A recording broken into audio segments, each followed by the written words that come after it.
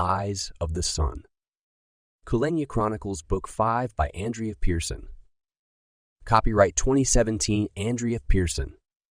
To receive a free box set of ebooks, join the author's newsletter by clicking the link in the description. We hope you enjoy this audiobook. Dedication: Tanny Lee, Marie Brock, Jensen Bean, for being the best, most enthusiastic readers ever. I love you. Chapter 1. Jacob knew he was supposed to be listening to Azariah. Not only was the guy his uncle, but he was also a Shingal and one of the most powerful men Jacob had ever met. Jacob was part Shingal, and he still had a lot to learn. He couldn't keep his mind from wandering, though. Only a month had passed since he'd been released from the hospital, and his insides still hurt. That was to be expected after getting stuck in the past, having poisonous blood injected in him, and then suffering from internal injuries that had to be corrected by several surgeries. At least he'd figured out how K2's, the Lorkon king, had become a Lorkon. Jacob shuddered, thinking about that concoction of diseased blood his grandfather, formerly Romantis, had willingly put inside his body and those of Jacob's two uncles.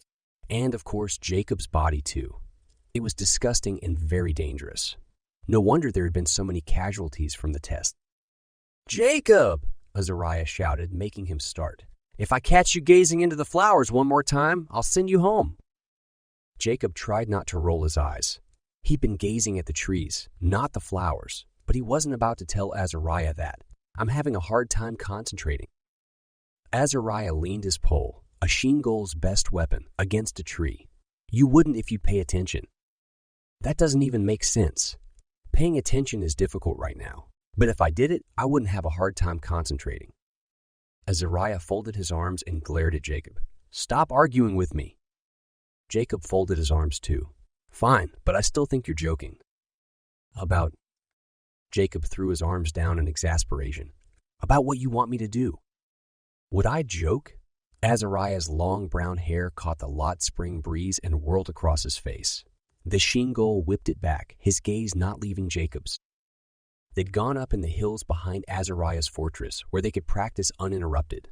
Jacob had been annoyed the whole way. He protested that he wasn't ready for that much physical exertion yet, but Azariah had insisted. Jacob snorted. No, he put his earlier thoughts away and squinted up at the sun, then quickly away. "Seriously, though, you want me to stare at it for 10 seconds? Yes, that's the first step. And if you've been listening, you would know that the next step is to picture in your mind the person or thing you want to follow through time, and they'll light up like a golden beacon. You know, they tell us never to look at the sun. It'll damage our eyes." Azariah flicked a leaf off his robes. "Jacob, you're not a normal human. If you were, doing this would be incredibly stupid and dangerous. But since you're part Shingal, it is not." Jacob still hesitated. "You're sure of this?" Azariah narrowed his eyes at Jacob again, his eyebrow raised. "Are you really questioning me?" Jacob lowered his gaze for a moment, then remembered that wasn't how a prince was supposed to act. He met Azariah's stare without blinking. "Yes." "Well, don't. It makes you look stupid." Jacob grunted. "Whatever. If I'm blinded for life, I'm totally taking you to court." Azariah looked skyward, clearly exasperated, then motioned for Jacob to begin. Jacob took several deep breaths. His great-great-uncle had been confident and then proven wrong about things before. But Jacob knew he wouldn't be able to continue with his lessons until he at least tried, regardless of the risks. And Azariah had been on target more often than not. That counted for something, right? Finally, realizing he'd hesitated long enough, Jacob looked up at the sky, slowly bringing his gaze closer and closer to the sun. When he locked on the brilliant orb, the familiar tingling in his nose and the burning in his eyes forced him to look away. "It hurts. It burns." "It will until your eyes open and accept the light. Do it again. Now." Jacob waited a moment, watching the trees, mentally cheering himself on. He could do this. He really could. It wasn't anywhere near as difficult as going back in the past to face his most dangerous enemy. He bit his lip, then looked and forced himself not to glance away this time. He wiped a couple of tears off his cheeks, still staring at the sun. Excellent. 2 more seconds. Ah, your eyes are starting to glow. Very good. Now look away and picture the person you want to follow. King Romantis, was it? Jacob nodded, resisting the urge to wipe away more tears that coursed down his cheeks. He saw to Trucinal. Finding King Romantis didn't take long, and even though Jacob mostly knew what to expect, he still jumped when the elderly man started glowing a brilliant gold. He pulled away from the vision somewhat, allowing himself to see the entire city. He made his vision slowly reverse, testing Azariah's theory. His eyes didn't lose their target, so he sped backward by several years. A smile spread across his face as everything around the king became a blur, while that golden beacon that represented the king was still very easy to find. Jacob returned to Azariah. It worked. Did you think it wouldn't? Yeah. Azariah shook his head. Will you never trust me? Jacob shrugged and was about to respond, but Azariah held up his hand. No more words. Do it again. Jacob hesitated when he heard a faint roar from farther up the mountain. What was that? The hairs on the back of his neck prickled. Ignore it. Jacob tilted his head. You're sure? Of course. And while you're practicing, figure out where K2s came from. Jacob nodded, looked at the sun again, then time. Saw, once more, finding Romantis wasn't difficult, and as soon as the king lit up like gold, Jacob put his ability on the fastest speed he could handle. Time flew by. After 60 uneventful years, he realized the king hadn't lived a very exciting life. Romantis didn't even physically change during that time. He was forever a 90-year-old man. Jacob continued speeding backward through time, watching Romantis live his life in reverse. Apparently, the king hadn't always been royalty. Before moving to Trucinal, he'd been employed for several years as a city dignitary in some small village. Because of this, Jacob was positive the man had done something immoral to get into the position of king. Finally, about 100 years before becoming a dignitary, the man changed drastically in appearance, becoming younger and younger abnormally fast until he was in his mid-30s, and then a boy. Jacob paused to think over what he'd just learned. Was Romantis even fully human? How was it possible that he aged to 90 in a very short period, and then stayed at 90 for over 100 years? Jacob tilted his head. Did someone just call his name? Did Romantis know he was watching? No, that couldn't be it. Who then? Maybe Azariah was the Shingol trying to get his attention. He returned to the present in time to see Azariah dancing around him, pole in hands, hair flipping. Jacob ducked, barely missed getting hit, but then he saw what had been roaring earlier. Bears, and he and Azariah were surrounded by at least 20. He yelped. Where had the creatures come from? While Azariah spun around a second time, Jacob noticed the human hands the animals sported. They were rogs, not bears. It had been a long time since Jacob had seen or heard about any of them. What can I do to help? He shouted at Azariah. Run. And leave you here? No, I'll be running too. Azariah took off then, sprinting through the trees, jumping over logs and dead bushes. Wow! He was serious. Aware of the danger he was in, Jacob scrambled to catch up with the Shingol. Rogs might not have claws, but they had huge, sharp teeth and were vicious. Jacob heard the rogs chase after him. His heart started beating like crazy, pounding rhythmically, and clutched his side, hoping none of his healing injuries would open again. Would he be able to outrun the beasts? Fear made his legs go faster than he thought possible, but still he didn't catch up with Azariah. Soon he couldn't even see the Shingol. They'd gone really far up into the mountains. Could Jacob even find his way back without Azariah's help? The one thing he knew was to run downhill. That had to lead to somewhere he'd recognize, near the graveyard or Azariah's fortress. He looked back. The rogs were gaining on him. Then alarm bells began pealing through the forest. Those were Taiga Village's alarms. Jacob veered right, toward the sound. He dashed around a large oak tree, then under a tall evergreen. The fortress and village gardens popped into view, and he nearly stumbled with relief. He ran to the back door of the fortress and, without knocking, threw it open and slammed it closed behind him. Azariah waited there, still gasping. Even though Jacob was panting from the exertion, he felt a smidgen of satisfaction, knowing the Shingol was out of breath too. What happened? Jacob asked, gasping. Azariah moved a curtain to look out. I defended us from 2 or 3 of them, but forgot that they hibernate in packs of 20 or more. We were quickly surrounded. Great. Now what? We wait for them to leave. Jacob slumped to the floor and leaned back, eyes closed. But then the doorknob jiggled. He looked over. Azariah's face had paled. They can't turn knobs, can they? The Shingle asked. Chapter 2. Jacob jumped to his feet, pushing his shoulder into the door. Yeah, they can. You didn't know that. They've got hands. Azariah didn't respond, but the moment the doorknob started turning, he grabbed it with both hands. Jacob could sense the Rogs on the other side, their urgency, searching for a way to enter. The doorknob kept turning, and Azariah slid his eyes, his hands going white. Can't keep this up. Wish I'd finished installing my locks. Azariah gritted his teeth. Go get Kenji. These things aren't leaving anytime soon. We have to find out what the Makalos do when this happens. Jacob ran down the hall to the kitchen and keyed to Kenji's place, calling for help as soon as the door was open. Ebony rushed into the room, eyes wide. What's going on? She asked. Kenji looked up from his books in panic. Jacob skidded to a stop at the table, motioning back the way he'd come. Rogs! Why didn't we hear the bells? Akeno asked, jumping to his feet. Just then, the bells began clanging. Kenji looked stricken. I wish Brojin were still here, he said. I'd forgotten about that part of the village. He raced to put on the light jacket Ebony handed to him. Take us there. As soon as the four were through the link, Akeno and Ebony rushed to help Azariah keep the door closed. We're fine up in the village, but those living around the gardens aren't safe, Kenji said. He turned to Azariah. The people could stay in your fortress until the Rogs leave. Azariah stared at Kenji. Apart from having no way to keep Rogs out, what makes you think I'll agree to that? Kenji cleared his throat. We'll have to wait them out either way.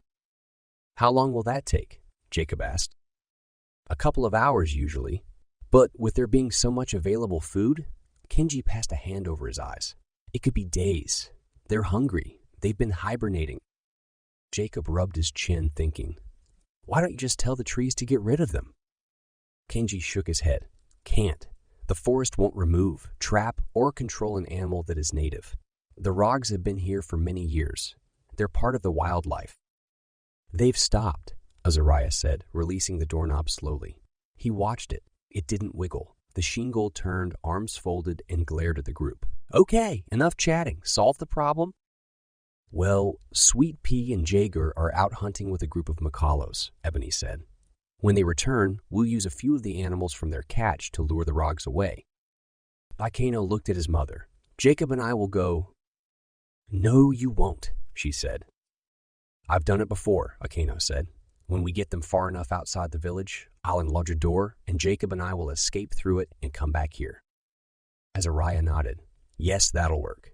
He looked at Ebony. When will the hunting party return? Ebony looked annoyed that Azariah had given Akeno permission to follow through with his plan, but she didn't argue. Soon, I'm hoping. They've been gone since before dawn. Jacob could tell this wasn't what Azariah wanted to hear. The Shingle wasn't going to wait patiently. Akeno and I can get ready now, Jacob said. He turned to his friend. What do we need? The Makalo shrugged. Just the meat. And a door. Oh, and the key. Jacob patted his pocket. Got it? You have a door? No. Let's go back to my house and get one. They weren't gone long, but when they returned, Ebony had swung the back door of the fortress open and Sweet Pea, Jaeger, and a bunch of other Makalos rushed in, carrying burlap bags that dripped blood. Rogs roared just a few feet away. Azariah shoved the door shut barely in time. One of the beasts almost made it inside. The Shingle raised an eyebrow at the bags resting on his floor, and the Makalos lifted them. You've got the meat, Azariah said. Get rid of the Rogs. Kenji explained the plan to the hunters. I'm surprised you even made it back with that much meat, he said. Sweet Pea grinned. It was fun. He made a fake pouty expression. And now we have to practically throw away our spoils. Not all of it, Ebony said. Sweet Pea, you and I will accompany Jacob and Akeno. Just follow me, Sweet Pea said. We'll run as far from the fortress as possible. And they'll come after us, Jacob asked. As long as we're carrying one of the bags, yes, Ebony said.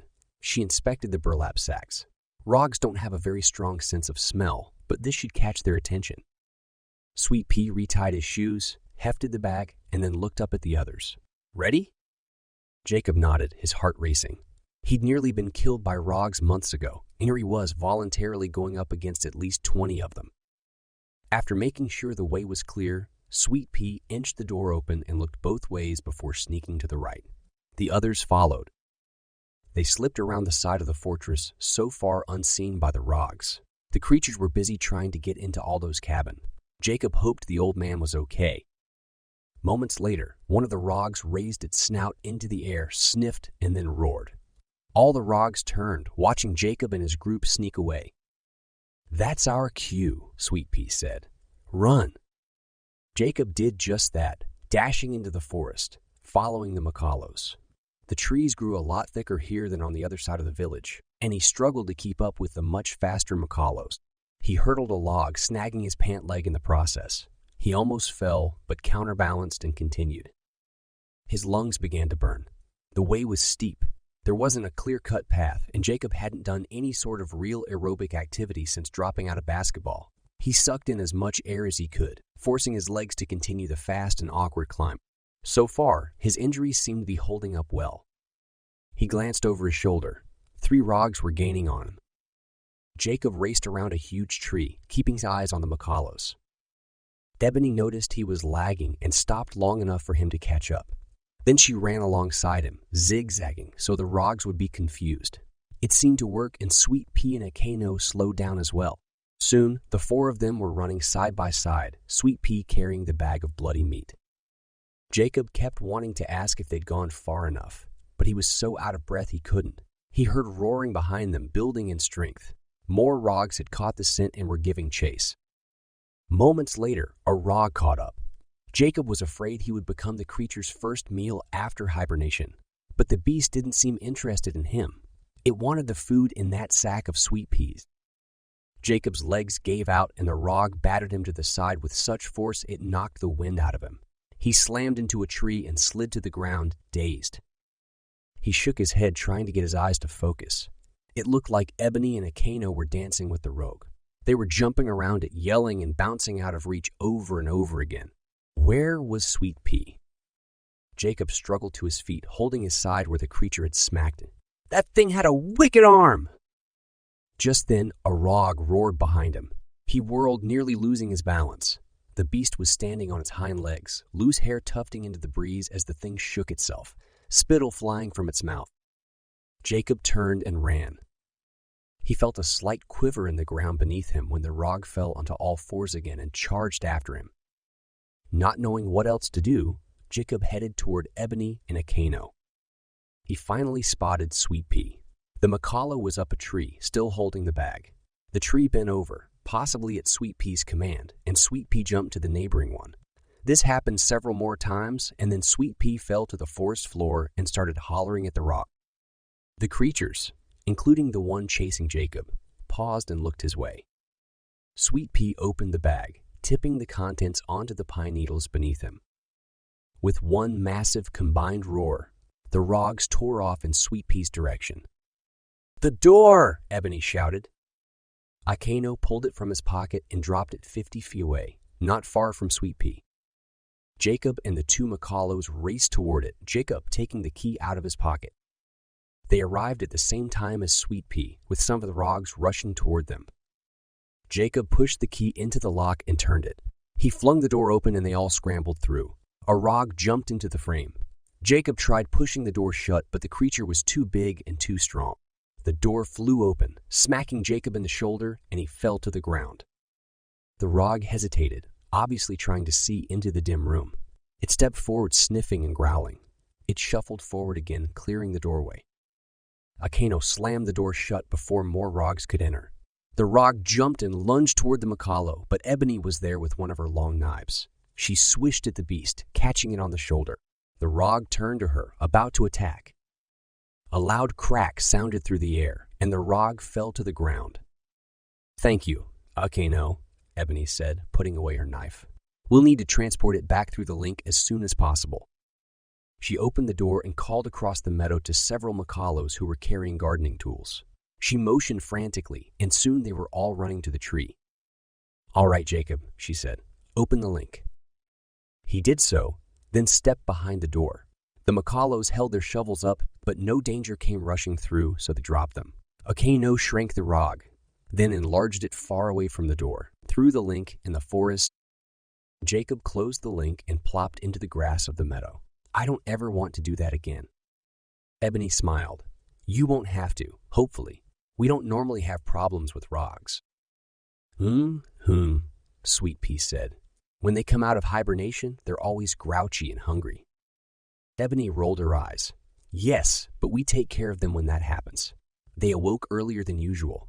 It caught us off guard." She pulled Jacob to his feet. "You'd better return to Azariah's fortress and see if he wants you to finish your practicing." He nodded and headed that way. Azariah didn't answer Jacob's knock, so Jacob went home. He could work on his own. Chapter 3.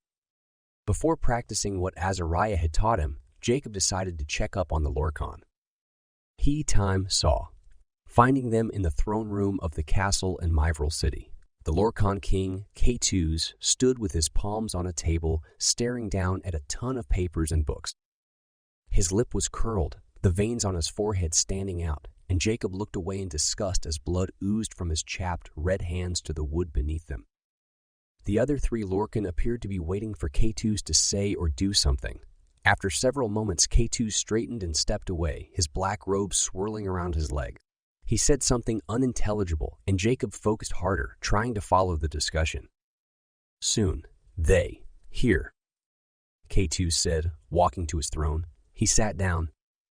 In the way the Lorkon king said they with such disgust and annoyance, Jacob knew he was referring to King Dimitri and his followers. But who was the her they were talking about? One of the other Lorkon pulled a book off the table, reading from it. Fire Pulsar, Royal Blood. He looked up at K2s and said, Lassia. K2s leaned forward.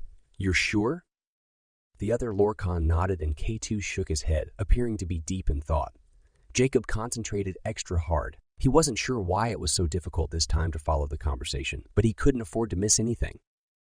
Especially when he remembered that Lassia was the name of a fire pulsar Dimitri and the others had buried, one of the elemental traps set to stop the prince from rescuing his princess.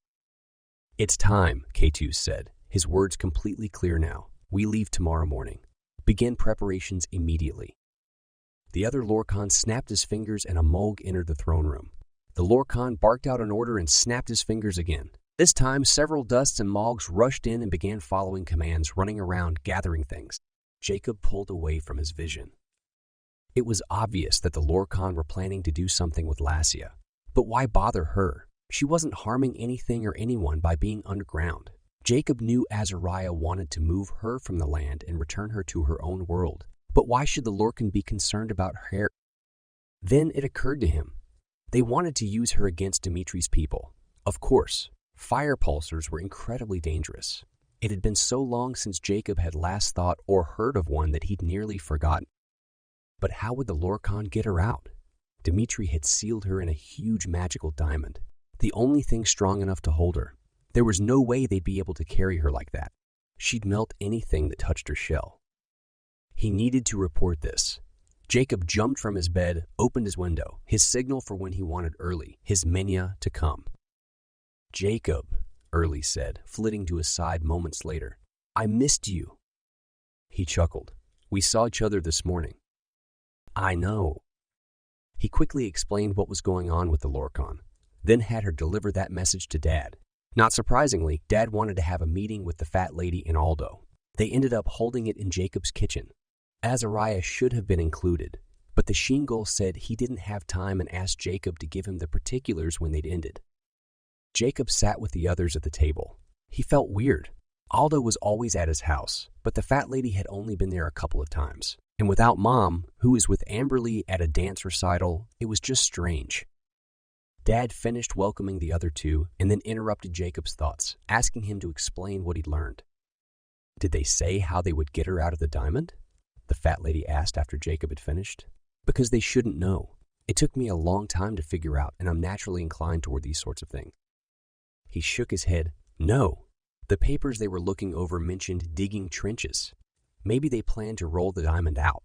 From what I saw, I think they were more concerned with how they'd contain her in Myverl City once they got her there. Aldo leaned forward. Fat lady, do you have a way to break that diamond and keep her bound? I do. My anti-stone would do the trick. But I think the best thing would be for us to move her to a different location in her current prison. We wouldn't be able to do that. Last time, from what we could tell, the diamond got far too hot, and it was incredibly dense and heavy, Dad said. Even with all the volunteers we're accumulating, we still don't have the manpower to move it. I'll have to think of something else. No one said anything for a moment. Then Aldo raised his hand. If the fat lady knows how to dissolve the diamond, we might have to do that. Then we could take her to August Fortress or somewhere near the lake by my old cabin. Somewhere where the Lorkon wouldn't suspect. Then put her in another diamond prison and bury it. The fat lady nodded. Yes, that would work. But if the Lorkon are getting her in 2 days, we'll want to go now, or as soon as possible. Have it all done before they're even near her current spot. 2 days? Jacob asked. They're leaving tomorrow morning. The fat lady raised an eyebrow. And you remember how long it took you to get to Myverl City from where Lassia is? He felt a blush creep across his cheeks. 2 or so days. Exactly. But they have access to Sindens. It won't take them nearly that long. Dad stood. That's a very good point. He put his hands on the back of an empty chair, the colors in the air around him showing he was concentrating. We'll leave at dawn and have Jacob key us to one of the doors left over from when Akena was destroying mold tunnels. That'll place us within a couple hours of Lassia's prison, giving us a few hours head start on the Lorkon. He turned to the fat lady. So you do have a way to dissolve the diamond? She nodded. Yes. And I've got plenty more of the diamond I gave you before. Putting her in another trap won't be a problem. Aldo shook his head. But something we haven't considered. How are we to transport her outside of her diamond without getting fried in the process? Jacob asked. Yes, she isn't likely to be very happy. Dad sat again, rubbing his chin but didn't say anything. The rest turned to the fat lady who held up her hands. Don't ask me. I have no experience with fire pulsars. They're not even from Eklaron. I only knew about the diamonds in the first place because of a book Aldo gave me a long time ago. One that talks about disasters. It told how to temporarily protect oneself from fire. I had no idea the diamonds would create an actual prison instead of a shield. We'll ask Azariah, Dad said. Jacob snorted. You mean I'll ask Azariah? Dad smiled. Precisely. They waited while Jacob keyed to the tree in Taga village and walked to Azariah's fortress. He scoffed, kicking a rock off the path near the Makala Gardens. How had it come to this, him being the only one who ever interacted with Azariah outside of meeting? Not even Mom approached Shingle. So stupid. After Azariah let him in, Jacob explained what they discussed in the meeting, then asked for Azariah's help in coming up with a solution. Azariah put down the orange he'd just peeled, his emotion colors showing he was irritated. Get her out of the thing, then knock her unconscious and transport her that way. If she's not awake and in control of herself, she won't be able to pulse fire. Jacob shook his head at the easiness of what Azariah suggested. Why hadn't they thought of it? How do we do that? Azariah looked at Jacob, an eyebrow raised. You should leave now. Jacob snorted inwardly. He knew what Azariah was thinking. That's a stupid question. Go figure it out on your own. He returned home where everyone was waiting. Well, Kenji asked. He says to knock her unconscious and carry her around that way. Aldo chuckled. Simplest answer, huh? We'll hold chloroform over her mouth and nose, the fat lady said. But we'll have to be quick. Chloroform is highly flammable. Dad nodded. All right, let's get our plan of action in place. They decided to bring everyone with them, but Mom, Kenji, and Eklaron. Jacob was shocked that the fat lady would be going on this trip. She'd never taken part in one of these excursions before. He was excited to see how things would go with her there. Akeno and Jacob would stand by with an enlarged door, ready to key everyone away as soon as possible. Sweet Pea, Gallus, Matt, and Dad would dig the top off the diamond. Aldo would put the fat lady's anti-stone on top of the diamond, thereby dissolving it, and then the fat lady would quickly reach in and cover Lassia's mouth with a chloroform, saturated cloth. They'd work out any potential problems as they came up. Aldo and Dad seemed fairly confident there wouldn't be any issues, but Jacob knew better than to think that way. There always were issues. He just hoped they wouldn't be huge. Chapter 4. Early woke Jacob long before he was ready to get out of bed. He grumbled his way to the shower, which, thank goodness, woke up his brain. Matt was waiting outside the door when Jacob finished, bright green swirling in the air around him. Dude, this is going to be so awesome. Jacob rolled his eyes and grabbed his things. After Jacob, Dad, and Matt had eaten breakfast, he keyed them to the tree in Taka village, where the Makalos waited. Then he rounded up the fat lady and Gallus and keyed everyone to a door Kano had left in the middle of what used to be the mud bubbles, another elemental trap for Dimitri. The Werbies and Makalos had completely flattened everything and then pushed all the debris to the side, creating a nice road through the depression. They got to Lassia's Valley around 8 in the morning. The sun was warming everything, removing the chill, and it gave Jacob goosebumps. He breathed deeply, enjoying the smells of late spring and early summer. The valley was beautiful. Tulips and daffodils spotted the hills, and Lassia hadn't yet sent out her negative and evil emotions. Jacob would never forget the first time he'd walked through this place, when the beauty had been ruined by her anger. His peace was short-lived. Moments later, he sensed her presence and shook his head. The gross feelings that Lassia created flooded over him, momentarily taking his breath away and making him feel like something was very, very wrong. She was still as angry as ever. The fat lady laughed loudly. "Oh, she knows we're here. Wonderful." Matt stared at the fat lady. "You're really weird." She only laughed harder, then patted him on the shoulder. His legs buckled under the weight of her hand, and he grabbed Jacob's bag for support, nearly pulling Jacob's down. The fat lady strode forward, unaware of the effect her pat had on the brothers. Kano had seen, though, and he and Jacob laughed about it while the Makalo enlarged a door. They situated it on the other side of a hill, away from Lassia, where her flames couldn't reach. After making sure the door wouldn't fall over, Jacob and Akano rejoined the rest. The guys were already at work, digging dirt off the top of a hill, and Jacob felt his spirits lift in excitement. He was about to see a real fire pulsar. He joined the others, watching each shovelful of dirt get tossed to the side. While watching, it occurred to him that they hadn't discussed what to do about her fire pulses before they knocked her out. Hopefully, it wouldn't get to that point. Just then, Akano yelled in shock, his scream getting cut off prematurely. Jacob spun around. Sanso, the Ember God, was holding Akano by the throat. He dragged Akano back until they were against an enormous granite rock. His dark eyes flicked around, checking everyone's positions. "Don't stop working," Sanso said. Ebony reached for her knife. "Get your hands off my son." "I wouldn't do that. He won't survive an attack from my flames." Sanso looked at Jacob. "Tell them who I am." Jacob swallowed. "This is the Ember God, the jerk, who burned me and broke Matt's leg." Sanso raised an eyebrow. "Yes, thanks. Next time you introduce me, please add a few more adjectives, like amazing or extraordinary." Sanso released Akano's neck, moving both hands to the boy's upper arms. "One wrong move from you and I'll scorch him." He chuckled. "I assume you saw what I did to the girl who stayed with Ekin." He was talking about Eklaron. Jacob and Matt both scowled, and Jacob itched to use one of his powers against Sanso. But which one?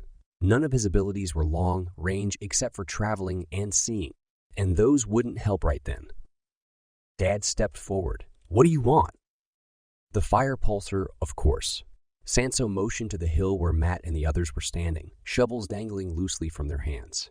"Continue. Once you've removed the prison, I'll take over." Matt glared at Sanso. "Dude, you don't know who you're dealing with. Half of us have fought you before, and these guys here," he waved his hands at Ebony and Gallus, "have already completely shamed you, like a little girl who's lost her doll." Sanso smirked. "But I didn't come alone. You're lucky I'm the one holding your friend." He looked over his shoulder, and everyone gasped when a Lorkon stepped out from behind the rock. The large creature was followed by several Malgs and the 2 wolves Jacob had seen a month earlier. He couldn't get how incredibly large they were. With a quick motion of his head, Sanso flipped his dark, greasy hair out of his eyes. "You see, I've got help. You might be able to fight me, and most of you would get away, but none of you would win against a Lorkon." Sanso nodded to the Lorkon. obviously expecting some sort of acknowledgement. But the Lorkon ignored him. "Get to work," he said to Jacob's group. "Now." Dad glowered. "Who are you? Het, Isan?" The Lorkon only laughed. "Your brothers are in the castle with K2s. They didn't feel it necessary to have a family reunion just yet." He took a step toward Akeno, holding a hand out as if to touch the Makalo. "Disobey me and watch him die." Dad motioned for the others to continue digging. "Aldo, are you ready?" He turned to the old man. "You'll need to drop the stone as soon as the hole is big enough." Aldo nodded, his eyes not leaving the Ember God or Lorkon. He put his hand into his bag and then pulled it out, fingers clenched around a bright green object. "Ready when you boys are." Matt, Sweet Pea, and Gallus finished clearing the loose dirt away, and then they chipped through the stuff that had hardened around the diamond. Jacob remembered Dad saying that Lassia had melted the dirt. Obviously, it had turned into a murky glass of sorts. This part was the hardest, and luckily Gallus had brought a couple of pickaxes. By the time they'd finished, there were sweat rings around their necks and arms, and dirt streaked across their faces where they'd wiped moisture away. They had to dig 5 feet down and 15 feet across. Quite a lot of dirt had gathered on top of Lassia's small hill. Gallus wiped his forehead and motioned for Aldo and the fat lady to proceed. "Everyone, step back," Dad said. Jacob wondered how he felt, giving commands and acting authoritative in front of his enemies. "She'll be very angry. She'll lash out as soon as she's free." Dad glanced at the fat lady. "You'll have to be quick." The fat lady grunted. Jacob looked at Akeno, trying to catch the Makalo's eye. If Akeno could shrink Lassia as soon as she was unconscious, the Lorkon and the Ember God probably wouldn't know what had happened. Akeno's eyes strayed to Jacob, and Jacob mimed shrinking. Akeno nodded, an almost imperceptible motion, and Jacob sighed in relief. He turned his attention back to the others.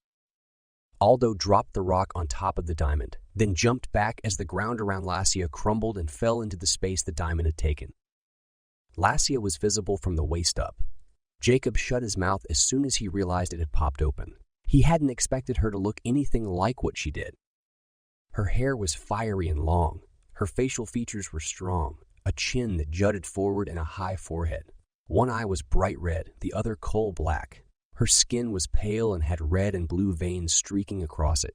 The vessels in her face were the biggest. They protruded at least 1/4 of an inch. Gross. The fat lady reached toward her, and Jacob barely had time for the details to sink in before Lassia's entire body began glowing bright red. "No!" Dad yelled. "Drop to the ground!" The fat lady tumbled away, and the rest fell as soon as they heard his command. Lassia turned brighter than the sun. Fire blasted from her, enveloping each person, whooshing past the Ember God and the Lorkon. Jacob put his arms over his head, thankful for Ebony's impulsive decision to have everyone wear protective leaves. He felt the leaves in his clothes swell, taking in the heat. The fire whirled around him, growing hotter and hotter with each second. How long would the pulse last? Dad said they never went more than 10 seconds, but the thought crossed Jacob's mind that she'd been contained for so long, she probably built up a lot of energy. And he was right. Before her flames died out, Jacob felt his leaves exerting their last push of magical energy. Things began to get very hot. Just as his skin started to burn, the fire stopped. Jacob jumped to his feet, preparing to make a dash for it. He and the others had to be out of range before Lassia pulsed again. Who knew how quickly she could regenerate under these circumstances? But before anyone could do anything, the Ember God tossed Akeno aside and dashed toward the fire pulsar. He grabbed her, swung her out of the hole and over his shoulder, and then raced toward the canyon that led to Mokarya and Sonda Lake, Lassia struggling to get free as he ran. The Lorkon laughed. It didn't surprise Jacob to see that the beast hadn't been harmed. "Our thanks for releasing the fire pulsar. And look at yourselves. You're more like Lorkon now than ever." He whirled, heading toward the canyon where Sanso had just disappeared, the wolves following him. Jacob glanced around. The Lorkon was right. They were all bright red, and by the expressions on their faces, dismayed, in pain, and frustrated. There were only piles of ashes where the Mulgs used to be, and Jacob was glad he was upwind from them. He was especially glad he hadn't seen the creatures get destroyed. "We didn't even have a chance to do anything," the fat lady said, throwing her rag on the ground. "That was ridiculous." "At least we were mostly protected. Dad started walking away, motioning for the others to follow. One more blast from her and we would have been dead. Matt shielded himself from the sun. I hate getting burned, he growled. And what do they want with her anyway? That's easy, Aldo said. They can't have her on our side. He gingerly patted his arms, then began fanning them. And it would appear that they planned this. It was a trap. Everyone looked at Jacob and he stared at the ground as they left the scorched earth and entered green grass. Whatever the others thought, it wasn't his fault. It wasn't his fault. Dad cleared his throat. Jacob, it seems the Lorkon know you're watching their moves. They used it against us. Jacob nodded. I'm sorry, I didn't even think about that. Dad put his hand lightly on Jacob's shoulder. It's not your fault. Don't feel bad, he sighed. And keep watching them, but we'll have to remember that their actions aren't going to tell us much anymore. Jacob and his friends arrived at Taga village cranky, tired, and wanting a lot of water and cool air. Mom, Kenji, Eklaron, and Kevin were waiting. Kenji jumped up from his chair as soon as Jacob opened the door. Good? No one hurt. More than the burns? Dad shook his head. Just burned and annoyed. Kenji nodded. Understandable. He pointed to the table. Everyone, have a seat. We will tend to your burns with aloha vera. Aloha vera? Did the Makalo mean alo? Jacob wasn't the only one who caught it. Aloha vera? Matt asked. Who's Vera, and why are we saying hi to her? He means aloe vera, Mom said. She smiled. It's new to him. Ebony plopped into a chair. Well, when you've got Kaede sap, you don't need anything else. And now that we don't really have Kaede sap, this is what we've got. While everyone was getting the greenish, liquidy gel slathered on their arms, faces, and, in some cases, heads, Dad filled the others in on what had happened.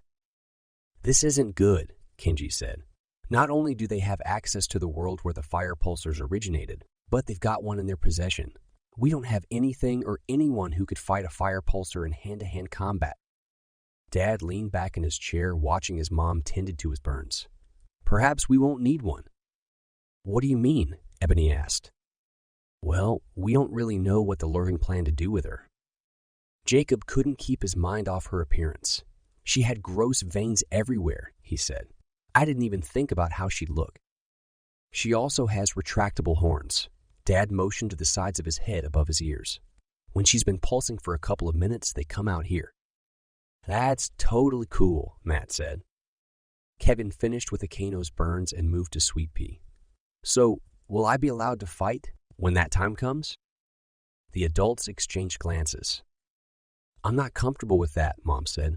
Your parents don't even know what's going on, and Coach Birmingham is one of Lee's best friends on Earth.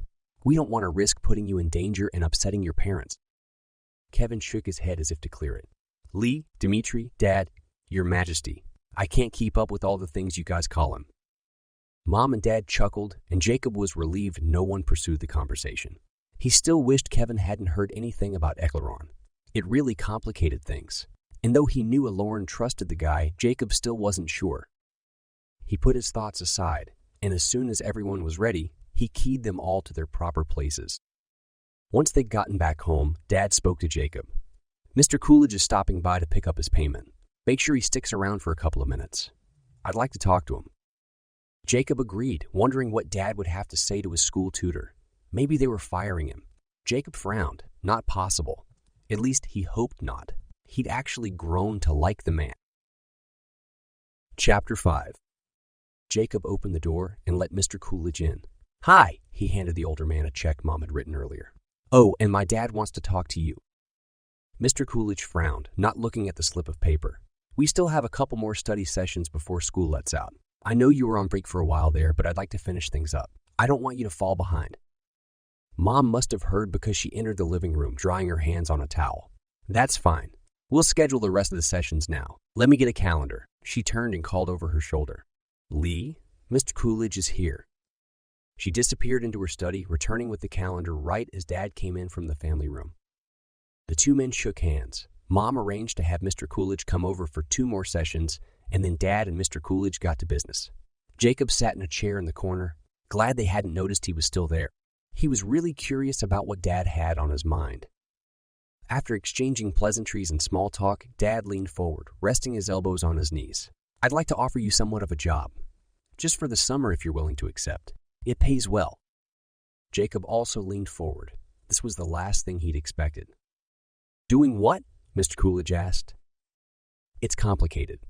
Dad took a deep breath. "I need to organize a group of people into levels of intelligence, understanding, and leadership. They also need to learn English, and I don't have anyone in my employ who is qualified." Dad continued, "I know you've been a teacher for a long time, but I also know you have management experience and have taught ESL before." Mr. Coolidge raised one of his dark, bushy eyebrows. "It seems you've done your homework." He rubbed his lips, thinking, "Where would this take place?"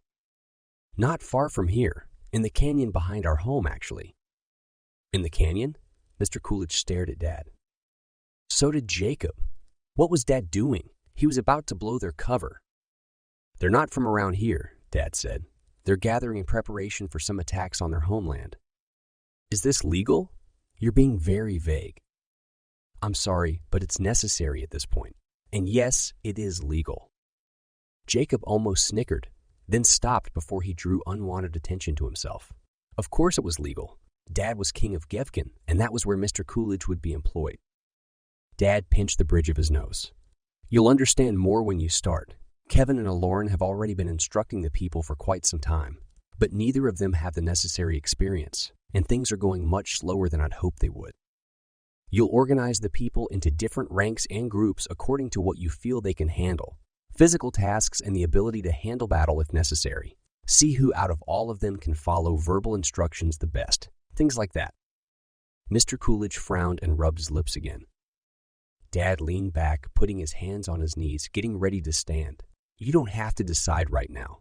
Why don't you give me a call tonight or tomorrow morning with your decision and we'll talk over the specifics." Jacob knew that was code for money.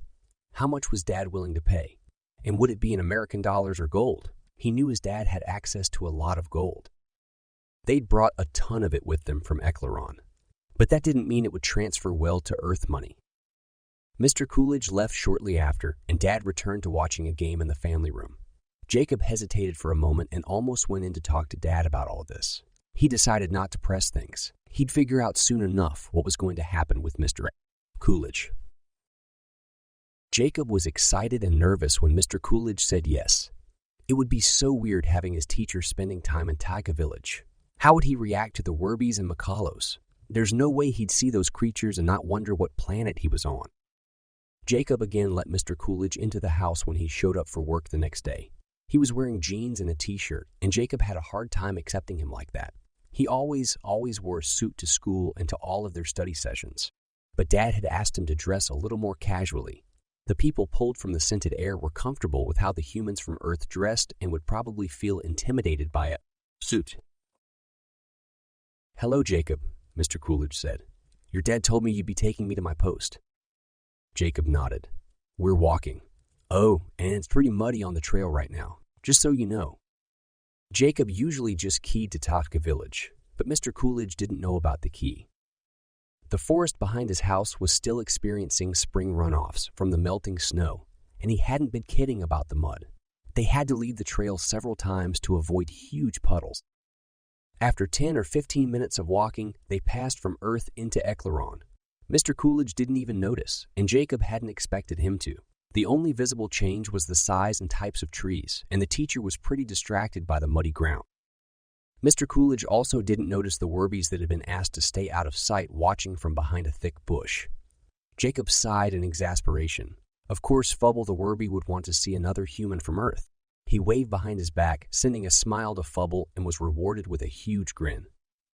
Jacob took Mr. Coolidge directly to the cabin where Kevin and Eklaron were teaching English. He opened the door and poked his head in. The two teenagers were at the front of the room near a whiteboard. "Mr. Coolidge is here." "Sweet," Kevin said. "Let him in. We'll get started right away." Jacob stepped to the side so Mr. Coolidge could enter. He was tempted to stay, but he had to finish practicing using the sun. He hoped his math teacher would be successful, and that he wouldn't freak out too much when he figured out the truth. As would eventually happen, there wasn't any way a secret this big could be kept from someone as intelligent and perceptive as Mr. Coolidge. Chapter 6. Jacob ate a fast lunch and went upstairs to his room. He stared at the sun for 10 seconds, then lay on his bed. his favorite place for time seeing. He went through the now. Familiar steps in the room around him disappeared, replaced by the last place he'd seen Romantis. Deciding he would figure things out better by going forward rather than in reverse, Jacob started his time seeing at the point where he'd left off, when Romantis was a boy. Romantis's childhood was unremarkable. He didn't do anything that Jacob would consider important. It wasn't until his early teens that something in him seemed to snap. He developed an urgency in everything he did.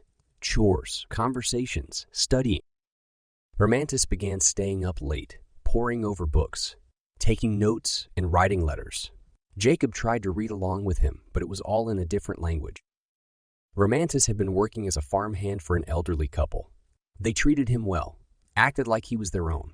When he first started there, the couple was in good health, but it didn't surprise Jacob that their health declined rapidly after employing him.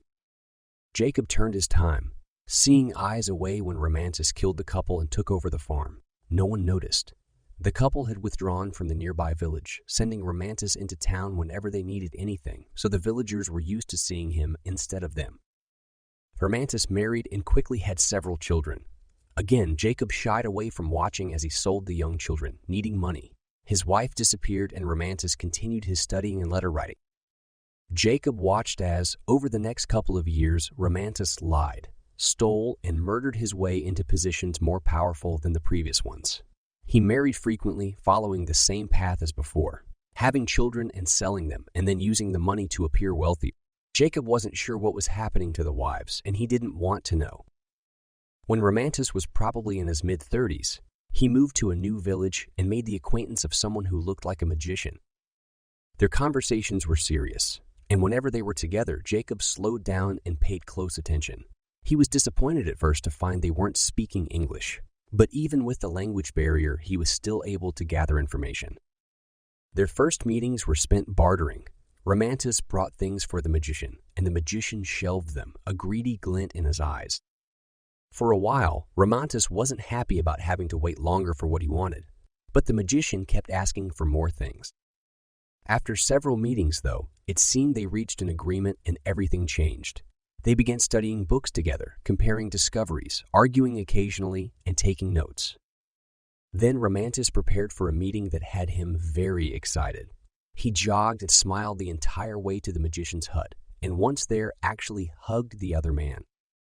They sat and made small talk before getting serious. The magician pulled a vial from a small oven and turned to Romantis, cradling it in his hands. He appeared to be protective of the thing. Jacob watched with interest as the man apparently tried to make sure Romantis really wanted it. Romantis was encouraging, the man doubtful. Then he sighed and returned to his seat, handing the vial over. "This is the answer for now," Romantis said in English. He held the small glass to his heart, eyes closed. "You're my path to freedom and knowledge." Jacob nearly popped out of his vision when he heard the English. It had been a while since he'd understood anything either man said. The magician acted confused. Obviously, he didn't speak the language. Then he motioned for Romantis to drink it. Romantis hesitated, surprising Jacob. For several long moments, he stared at the vial. He pulled out the cork and sniffed. Such a price for 200 extra years of life. He downed the contents. Jacob bit his lip, watching, waiting to see what would happen. Romantis seemed to be waiting as well, and when nothing occurred, he was severely disappointed. He began yelling at the magician in the other language and pulled out a knife. The magician held up his hands, begging, pleading, but Romantis didn't give him time to explain anything. He plunged the knife into the man's chest and whirled, storming from the place. Nausea made Jacob's eyes water, and he fought the bitter taste at the back of his throat. He looked away from the gasping magician and forced his vision to follow Romantis. Why would Romantis go through all that trouble, months of meetings, just to kill the only person who was helping him? Obviously, the potion hadn't done what he'd wanted, but couldn't the magician have figured things out? It didn't seem like the man was opposed to assisting. Surely they could have agreed on something. Jacob nearly stopped following Romantis when he noticed a change about the king. His hair was at least 2 inches longer and he now had a beard. Romantis hadn't noticed yet. He stumbled through the streets of the village, holding his hand to his stomach, acting like he'd just been stabbed. Then he bowled over and retched across the cobblestone road. Jacob nearly threw up himself, but forgot his nausea when he saw that the lines on Romantis's face had deepened. and not only was his hair lengthening, but it was graying as well. The king was aging. He'd gained at least 10 years since leaving the magician's place. Was this the reason for the potion? To get older? But no. Romantis himself had said the potion was supposed to give him another 200 years of life. So what was happening now? By the time Romantis reached his own home, he was hobbling, his face lined with pain. He gasped and fell before reaching the door, threw up again, and then lost consciousness. Jacob sped up time, watching in fascination as over the course of the night, on that front porch, Romantis aged until he looked at least 90 years old. Then it occurred to him, Romantis had given up youth to push death back. But why? Why would anyone want to live 200 years in a crippled, twisted body? The next morning, his wife screamed when she stepped out the door and found him. He tried to explain who he was, but she wouldn't listen. She grabbed a broom and hit him with it repeatedly. Wow, what a great way to treat an elderly man. Jacob shook his head. Things were really messed up back then on Eklaron. Romantis hobbled off, and Jacob followed him in normal speed for a while before realizing it would take a lot of time before the old man found what he was searching for, the recipe for becoming a Lorkon. Jacob sped up his vision and watched as Romantis spent a lot of time forcing his way up the ranks. Shop owner, city council member, each time gaining access to more and more secretive libraries and locations, cellars, dungeons, old ruins. Every time Romantis found a new place, he'd spend hours and hours, sometimes weeks and even months, poring over the books and scrolls. The old man learned of Earth as well as the world where fire pulsars originated. He found links to and from both worlds and to and from other worlds that Jacob didn't recognize but hoped he'd be able to see. During this period, Romantis learned about Trustnell, a kingdom on the verge of self-destruction. Finally, sometime after Romantis became the mayor of a large city, he gained access to a library with a deep, dark dungeon. On the shelves of the dungeon, surrounded by half-rotted corpses and a couple of nearly dead prisoners, Romantis found what he searched for, a scroll. It had dark brown fingerprints all over it. Romantis dropped everything he held, including his torch, eyes glued to the scroll. He slowly unrolled it, eyes widening, and then he crouched near the torch. Jacob zoomed in closer, slowing time down in order to see along with Romantis. The scroll was written partially in English and partially in other languages, which Jacob had only seen while studying with Azariah. But in English, the word disease was written all over the scroll near the word blood. It took Jacob a moment longer to realize what the recipe needed. Blood from many people with several different illnesses. The list was long, at least 20 diseases. As soon as he'd finished reading the scroll, Romantis left the dungeons of the library and hobbled back to his house. That night, he stepped down as mayor and moved. In his new city, Romantis began participating in social events. Jacob curled his lip in disgust when he figured out what he was searching for, a future wife. But which of these ladies would actually consent to marrying a withered, greasy, dishonest old man? Jacob began recognizing a pattern in the women Romantis sought after. All of them had a strong sense of self. They knew who they were. An inner moral compass seemed to guide them, and that was what Romantis apparently wanted. When it became obvious that none of the women in that village would have him, Romantis deserted the village and traveled to Trustnell. Through deceit, murder, and many actions that Jacob didn't want to watch, Romantis gained the support of the majority of the noblemen and women in Trustnell. The people decided they wanted him as their king instead. They were attracted to his darker nature and murdered the man who held the throne. Romantis was crowned. He started a friendship with the royal family of Gevkan, traveling to and from the neighboring kingdom many times a year. He also spent a great deal of time with a prominent Shangol family that lived in Myvril City. After many conversations, Romantis was able to plant an idea into the neighboring king's head. His son, Roylance, should marry a Shangol. Romantis and his friends spent a great deal of time deciding which daughter of the Shangol family should become the future bride. Of the 3 daughters, they chose Aralise. Jacob narrowed his eyes, waiting to see how Aralise and Roylance would fall in love, if it would seem genuine. He was surprised that they hit it off right away with what appeared to be a true friendship. This friendship deepened into love. Maybe Romantis had a gift for this sort of thing. After a couple of years, Aralise and Roylance were married. At that point, Romantis abandoned his friendship with the neighboring king and turned all of his attentions back to finding a wife. Even though Jacob watched every movement of King Romantis, he wasn't sure how the old man convinced a beautiful, innocent young girl to marry him. Her name was Edita, and she was as pure as he was foul. When their courting, wedding, and honeymoon periods were over, Romantis returned to Trucenol with his new bride. Over the course of several years, they had 3 sons and a daughter. Upon watching them as children, Romantis immediately rejected the older 2 sons. They were cruel and disgusting like their father, but his last 2, Dmitri and a daughter with blue eyes, were sweet-tempered and kind as little children, and Romantis obviously favored them. Having chosen his favorites, Romantis then began watching the family of the neighboring kingdom with interest. It soon became apparent that Roylance and Aurelice would only be able to have one child, a daughter named Ariane. Romantis changed course. He turned on Roylance and Aurelice, then went about making his wife believe he detested them. They were too good, too unwilling to do the things he wanted. As a result, she started secretly spending a lot of time with Aurelice, probably to rebel against him in some way. The seed had been planted in her mind. Ariane and Dmitri were perfect for each other, and it would upset King Romantis to see them wed. Therefore, that was what Edita would make sure happened. Unfortunately, Dmitri had started taking after his father, but as Jacob already knew, that would resolve itself in future years. What Jacob couldn't believe at first was the fact that K2's was right. He really had created Jacob. Jacob felt sick about this. He loved his family, and that they all came about because of Romantis made him tremble with anger. Chapter 7. The next day, Jacob reported his findings at a meeting with his parents, Kenji and Ebony, Aldo and the fat lady, and Azariah. After he'd finished, he took a deep breath. I saw it all happen. K2's was correct. He did arrange everything. Jacob leaned back in his chair and took a long drink from his cup of water.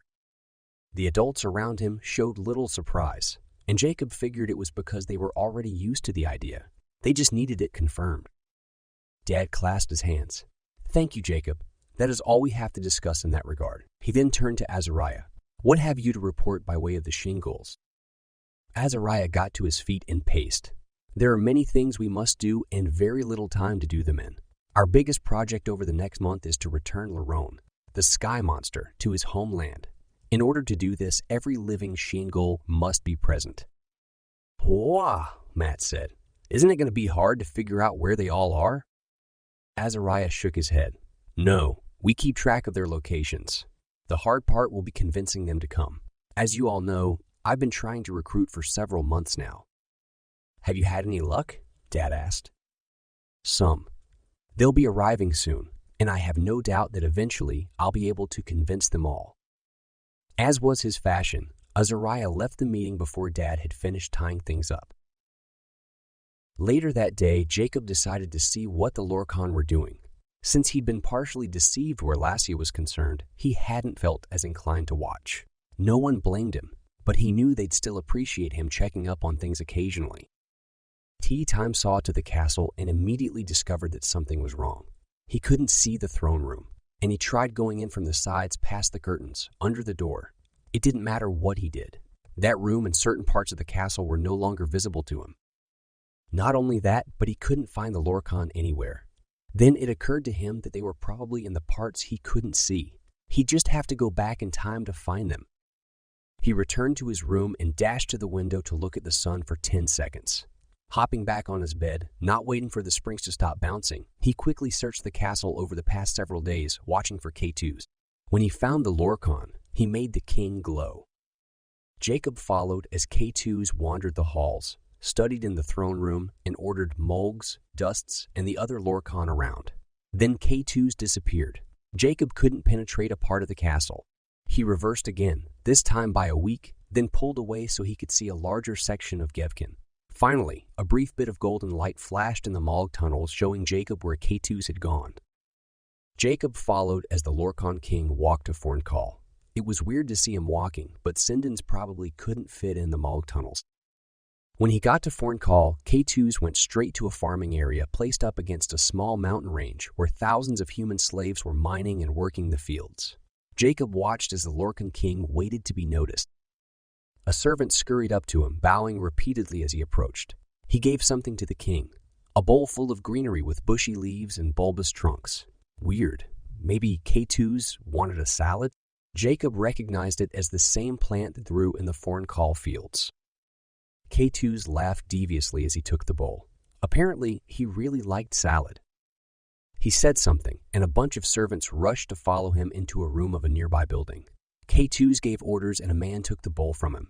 This servant and others started breaking open the plant trunks one at a time and dripping liquid from them into cups. It took only seconds for them to go through the bowl of greenery, and there was barely any liquid in the cups. Someone then brought in a barrel full of the plants, and they got to work again. After they'd gone through the huge barrel, they only had half a cup of liquid. "More!" K2s yelled, loud enough for Jacob to hear and understand, and the people rushed out and rolled in several more barrels. While waiting, K2s turned to a man and made another command. The servant dashed out of the room, and Jacob backed his vision up so he could keep an eye on K2s and watch what the servant did. The man ran through the fields as fast as he could, straight toward a mine shaft. He entered, and Jacob lost interest in K2s, wanting to follow the man.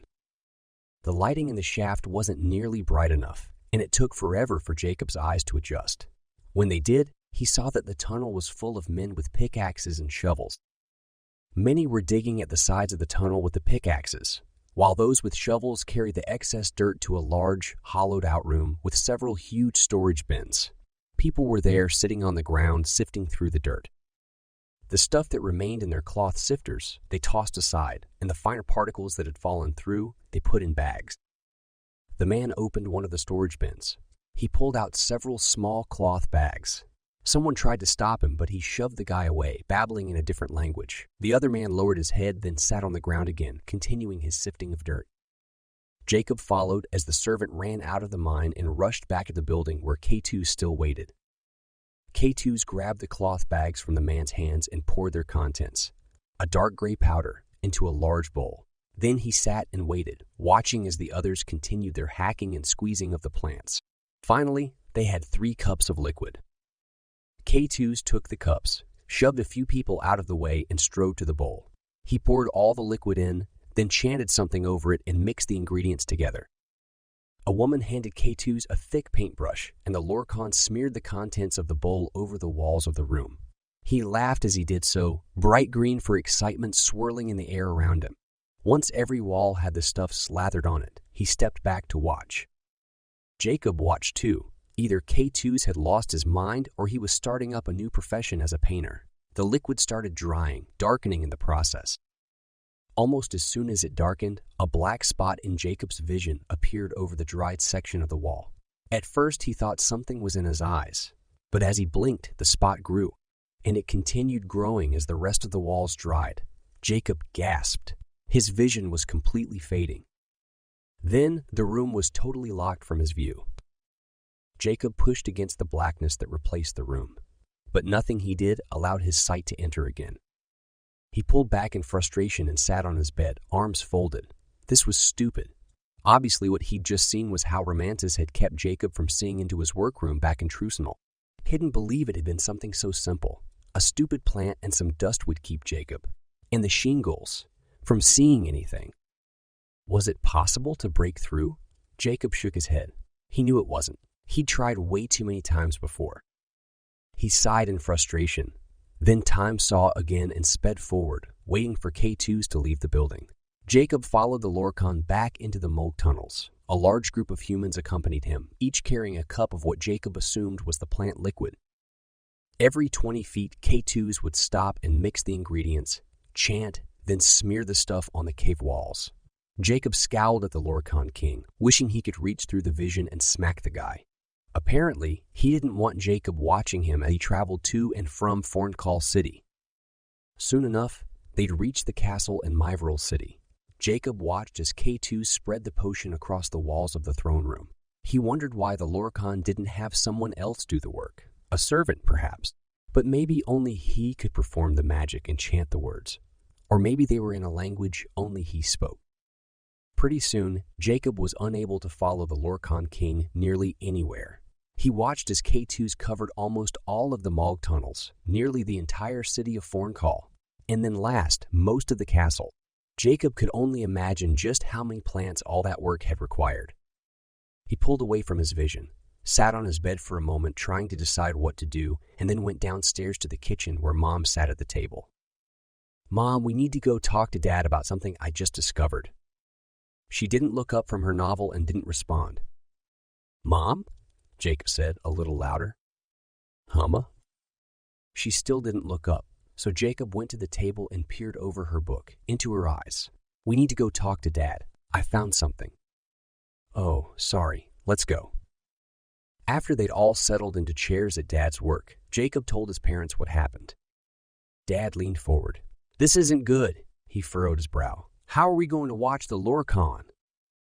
"At least we now know what they've been farming and mining in Forncall," Jacob said. Mom rubbed her face. "If that's all of it, they're probably going to be doing something they don't want anyone to know about." Dad straightened in his chair, then rested his eyes on Jacob. "I don't like this new development. It makes me feel vulnerable." "Yeah, no kidding," Jacob said. "Now what?" Dad slowly shook his head. "I don't know." Jacob stretched, avoiding looking at Mr. Coolidge. They just finished their last study session, and the man had been acting weird the entire time. While Jacob had been going over assignments and making sure he'd understood the instructions, he caught Mr. Coolidge staring at him several times, a concerned expression on his face. Finally, Jacob couldn't stand it any longer. "Are you okay?" He didn't look at Jacob, but kept his eyes on the desk in front of him. The colors swirling in the air around him, however, showed he was paying close attention. Of course. "Why?" "You're acting weird today." The teacher shrugged, but he leaned back in the chair, steepling his fingers, studying Jacob. "I want to ask you a question." The swirling colors changed to curiosity. Jacob felt his stomach drop an inch. He thought he knew what was coming. "Sure." Chapter 8. Mr. Coolidge rubbed his face and avoided looking at Jacob again. Several moments of silence passed. Jacob waited. He didn't like the quiet in the study. It was uncomfortable. Finally, Mr. Coolidge leaned forward, staring at Jacob. "Who are you?" That wasn't what Jacob had expected. "Who am I?" Mr. Coolidge gazed at Jacob with an eyebrow raised. "Jacob Clark." The older man shook his head in quick, jerky motions. No. What I mean is, what are you?" Jacob's mouth popped open. What was he? A human teenager. Duh. Then it occurred to him that he couldn't say that. He wasn't even fully human. He'd known Mr. Coolidge would figure things out. The guy was way too intelligent. Why hadn't Jacob prepared himself for this? "I don't." "Look, Jacob, I've seen you do some really weird things, and everyone back in that village treats you like you're someone special." Jacob fidgeted with his pencil. Mr. Coolidge had only worked in Taka village a couple of times, and each time Dad and Kenji had been careful to make sure the Werbies were out of sight and the Macalos stayed away. They hadn't wanted Mr. Coolidge to discover things too quickly. "I don't know what." "Don't give me that. Yesterday, a lady bowed to you. I saw. You can't hide that from me." Jacob took a deep breath. He might as well just tell Mr. Coolidge the truth. "I'm a prince. Danilo Leonti is my real name." "But a prince of what kingdom? I know there isn't anything on Earth where you could be." "I'm prince of a kingdom called Gevkin on a planet called Eklaron." Mr. Coolidge stared at him for several seconds. Jacob couldn't even tell from the man's emotion colors if he believed him. "And what about your powers?" He said the word as if it put a bad taste in his mouth. He obviously wasn't used to thinking in comic book terms. "My powers? Which ones?" Jacob didn't ask. There wasn't any sense saying more than was needed. "Yes, I've known for a very long time that you could change the shape of things. Did you actually think I didn't notice in math? You nearly destroyed those desks several times." He got up to pace behind the chair. "I've seen these Macalos and how they operate. They do strange things when they think I'm not looking. They help the gardens grow. Those plants shot up incredibly fast. They light areas later at night, and I met a really tall man with long hair. But I don't think he was human. He looked odd, and he was very impolite when I asked him a question." Jacob couldn't help but laugh.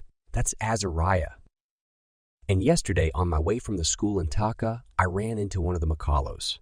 His name was Kenji. He seemed very uncomfortable that I'd seen him. Mr. Coolidge leaned over, hands on the desk, and stared into Jacob's eyes. The math teacher's expression and emotion colors practically dared Jacob to deny any of this. Okay, you're right. I've got magical abilities and can do stuff with them. Magic? Mr. Coolidge seemingly couldn't get past that one word, and it looked like he was trying not to reject Jacob's story right away. I mean, I've seen a lot, but magic? Jacob shrugged. He didn't have the energy to try to prove his powers.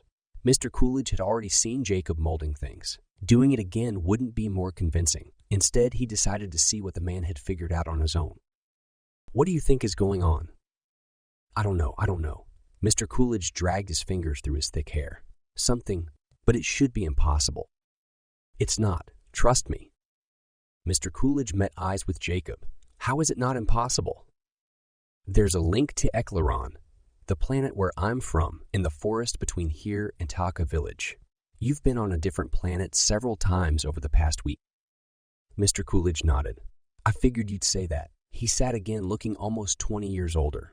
Well, for what it's worth and from what I've gathered, your cause is a good one, and I'm happy to be helping, but I'm going to need a lot of time to process this. I totally understand. Jacob stood. We're done here. Yes. Jacob had to take a break from studying. He couldn't concentrate. Despite all his arguments, Mr. Coolidge had insisted that he needed to take finals. So idiotic. He'd been studying for 2 hours and still couldn't shake the feeling that something was about to happen. But what? He scowled at the book and papers in front of him, then stood. He couldn't take it anymore. Jacob threw his pencil on his desk, grabbed his ball, and dashed outside to shoot hoops. Basketball always helped clear his mind. It had been a long time since he'd played alone. Over the past couple of months, every time he came out, Aldo, Matt, or Kevin would join him. But for once, no one else was home. Jacob took a deep breath, enjoying the smells of spring and the feeling of the sun on his face. A gentle breeze blew his hair back. Then he forgot all of that and put everything into his game. He pushed himself hard, and after only a moment, sweat was dripping down his back. When he felt like he couldn't go any longer, he pushed even more. But still, the feeling that something was about to happen stayed with him. It had to do with the Lorkon, he was sure. He couldn't watch them very well anymore, and he knew they'd hidden themselves from his view for a reason. They were about to do something and didn't want to be discovered. What was it? And was it somehow possible for Jacob to figure it out and stop them? He'd come to rely on his abilities far too much, and they were becoming a crutch. In this case, time seeing wasn't an option. He'd have to think his way through the problem. What did the Lorkon want more than anything, besides Jacob? Well, to break into Taga village. They'd been working on that for some time. In fact, just the other day, they'd sent more Ewans to the entrance. Jacob had tested it and again found that nothing had occurred that would disturb the integrity of the seal he'd put in place. What else did they want to accomplish? To gain unlimited access to all the worlds and all the things in them, right? In order to do that, they needed the key of Kilenya, but that came with Jacob, and they'd been very unsuccessful at keeping him in their possession. What about objects? What did they want for themselves? The key of Kilenya and the key of Ayunli. Jacob wiped the sweat off his face, then paused. That had to be it. They were going after the key of Ayunli and didn't want Jacob and his group to know.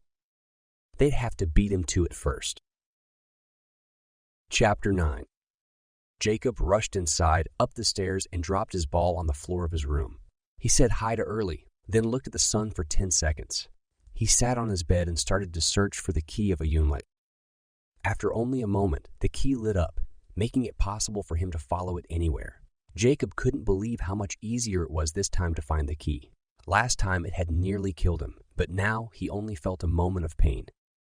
Over several years, the key made its way completely around the world of Eklaron and then to Gevkin. Then, in the early 1900s, a man in a cloak and robes took the key through a link to Earth. He destroyed the link behind him, though Jacob wasn't sure how. It was so weird that people on Eklaron knew all about Earth, while people on Earth had no clue about the other planet. The man gave the key to an elderly woman in a busy city. Jacob wasn't very well traveled, so he didn't recognize the place. It could have been somewhere in America or Canada or even Europe. The elderly woman passed the key down to her granddaughter, who watched over it for 40 years. She took it everywhere with her, wearing it on a chain around her neck. When she started to look frail and fragile, she gave it to her son, a tall, lanky man who always wore bright green sweats. Gross. Judging by the style of the sweats, Jacob figured it was the 80s or 90s. Mom would know better. The man only held onto the key for a while. Jacob watched as he fretted over it, pacing and mumbling. From what Jacob had seen, the man had no family and no close friends. He needed to hand it off to someone, but probably didn't know who. Instead, he hid it in the laundry room of a house in that busy city. Jacob sped up, making sure the key stayed there. It did. No one else found or touched it since the man put it in place in the unfinished wall behind the dryer. Still not knowing which city this was, Jacob backed up his vision so he could see better. A tall tower dominated the skyline, and the city had been built on the shores of a big lake. Jacob immediately thought of the Great Lakes. Was this Chicago? He pulled out of his vision and rushed to the family computer to do a search. He first looked up Chicago. Nope, the tower wasn't there, and the city's skyline didn't look like the one from his vision. Then he went through all the major cities that were on the shores of lakes and oceans on and around the east side of the United States. None of them matched what he'd seen. He broadened his search to cities on the West Coast, including Seattle. The Space Needle in Seattle looked sort of like the tower, but it wasn't tall enough. Jacob rubbed his eyes. It shouldn't be this hard to figure out. Then he remembered the Great Lakes bordered on Canada. Pulling up a map on the computer, he found all the big cities that had been built on a shore, starting in the west and moving east. Then he found it. Toronto. That was the city. Wanting to know more about the place, Jacob read about it and quickly became overwhelmed. It was huge. Millions lived there. And even though English was the dominant language, many didn't speak it or even French, which was spoken in nearby Montreal. And a gazillion different cultures, languages, and countries were represented in the city. Jacob envisioned himself wandering the streets, asking for someone who spoke English to help him find the place where he needed to go. He settled back in his chair, content that at least he knew where the key was, and he'd figured it out without anyone's help. Something Mom and Dad had been trying to do for years. A big grin spread across his face, and he put his hands behind his head. After taking a break, Jacob Time saw to Toronto once more. He knew where the key was. Which house, but he didn't know where exactly in Toronto it was. He'd have to figure that out first, and zooming in close, then pulling out just confused him. The place had all sorts of little streets and big streets, and it completely dwarfed Mendon. Jacob gave up on that approach and instead directed his vision to a street sign. Dimplefield Place. Wow! What a cheesy name. He imagined fields of little girls with big, dimply smiles. So stupid. Jacob pulled out of his vision. The next step was to get the key, especially since he was positive the Lorkon were trying to do the exact same thing. He looked at his watch. Matt should be home soon. He printed off a copy of a map that showed Dimplefield Place and the surrounding streets, then rushed to his room. Jacob grabbed his backpack and started shoving things in it. Early's container, a compass, some string, a lighter, anything the brothers might need. Then he returned to the kitchen and grabbed dried fruit and jerky from the pantry. As he was calling Early, he heard the front door open, announcing Matt's arrival. Jacob dashed into the living room, followed by Early. It didn't take long to convince Matt to accompany him. "Dude, I can't believe you found the key so fast." Matt jumped up from the couch where he'd been sitting. "We have to take Mom." Matt halted. "What? Why?" "Because the owner of the house is a woman. There's no way she's going to let us inside without another woman." "Oh, dang it." Matt slumped back on the couch. "And I'll bet she's gone, right?" "Nope, in her office. Come on." Like Matt, Mom was quick to agree to go. "But you realize that if the key is there," Mom said, "that means there's a link nearby, right?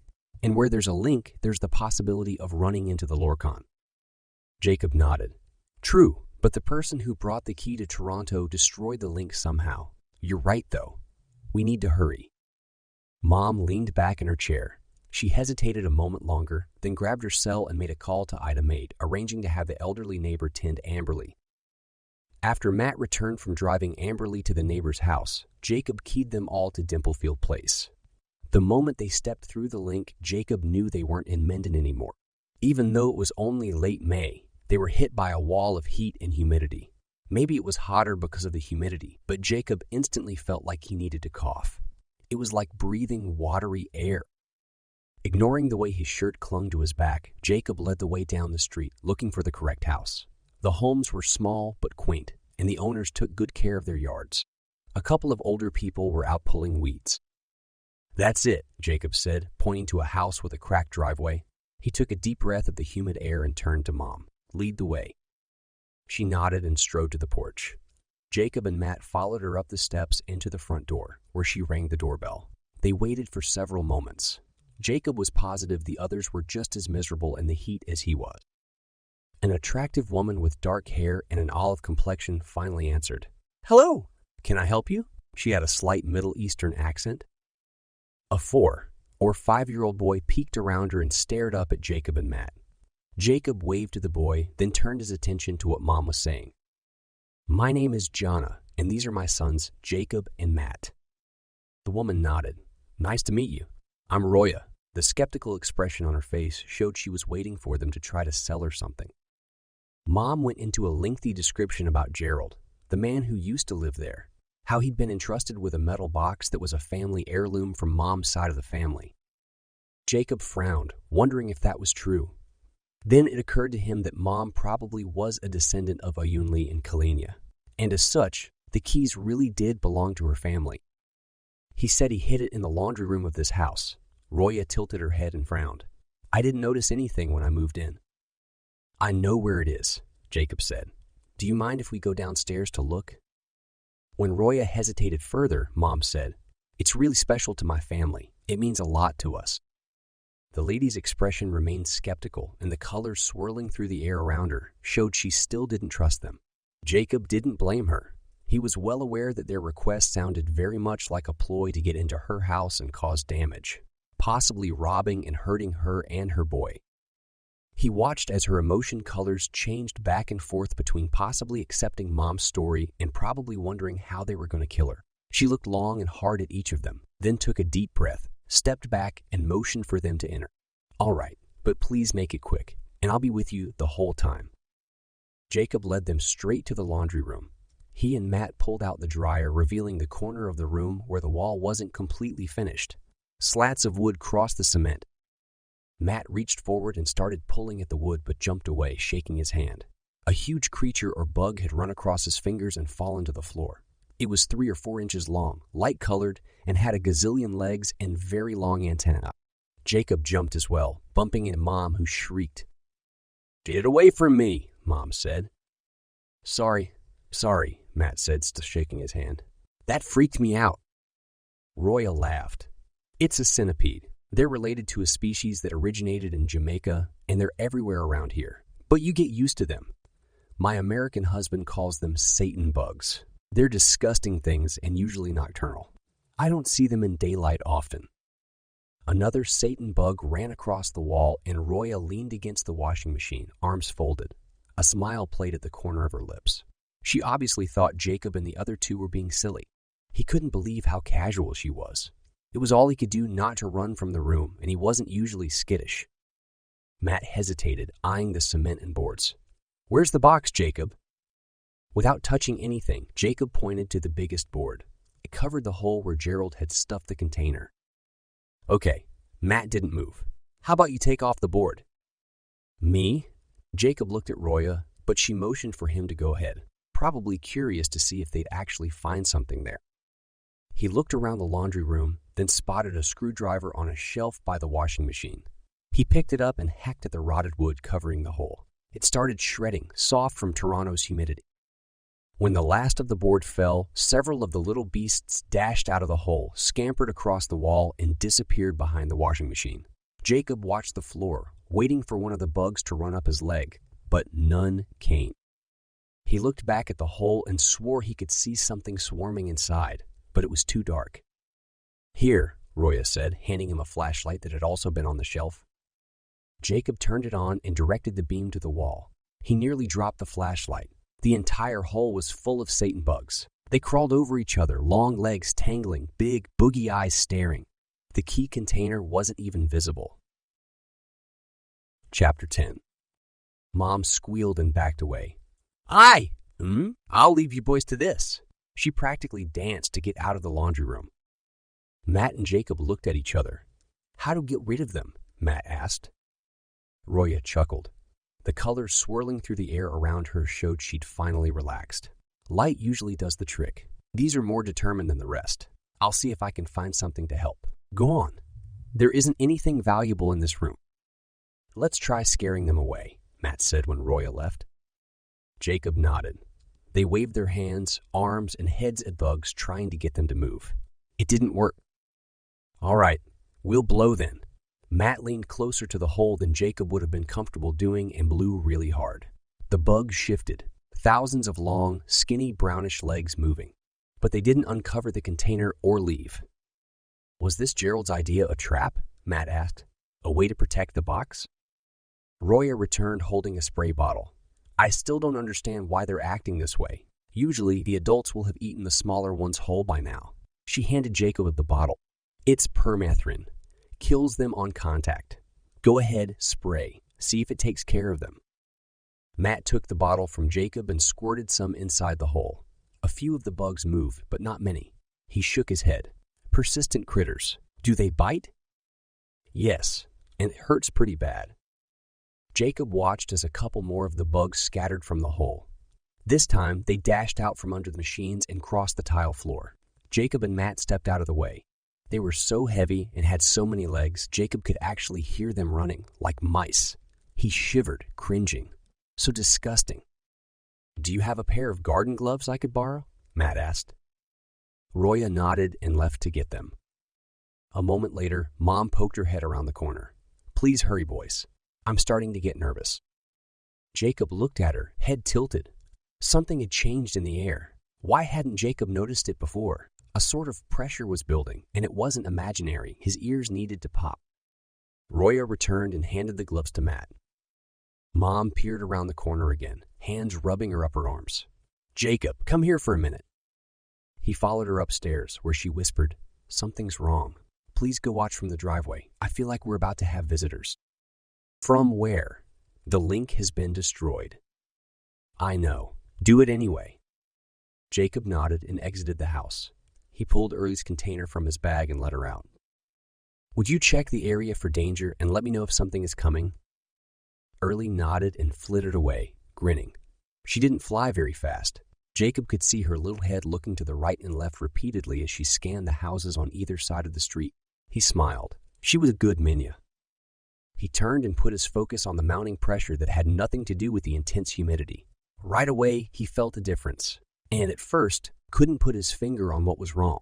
Then he realized it. Everything was still. There were no sounds, no chirping birds, no wind in the trees. Not even the noise of the cars rushing by on the nearby highway reached him as they had earlier, and the pressure was really increasing. The hair on his arms and neck prickled and he yawned several times, trying to get his ears to pop. Jacob stepped down the driveway, feeling every ounce of his body tense, concentrating.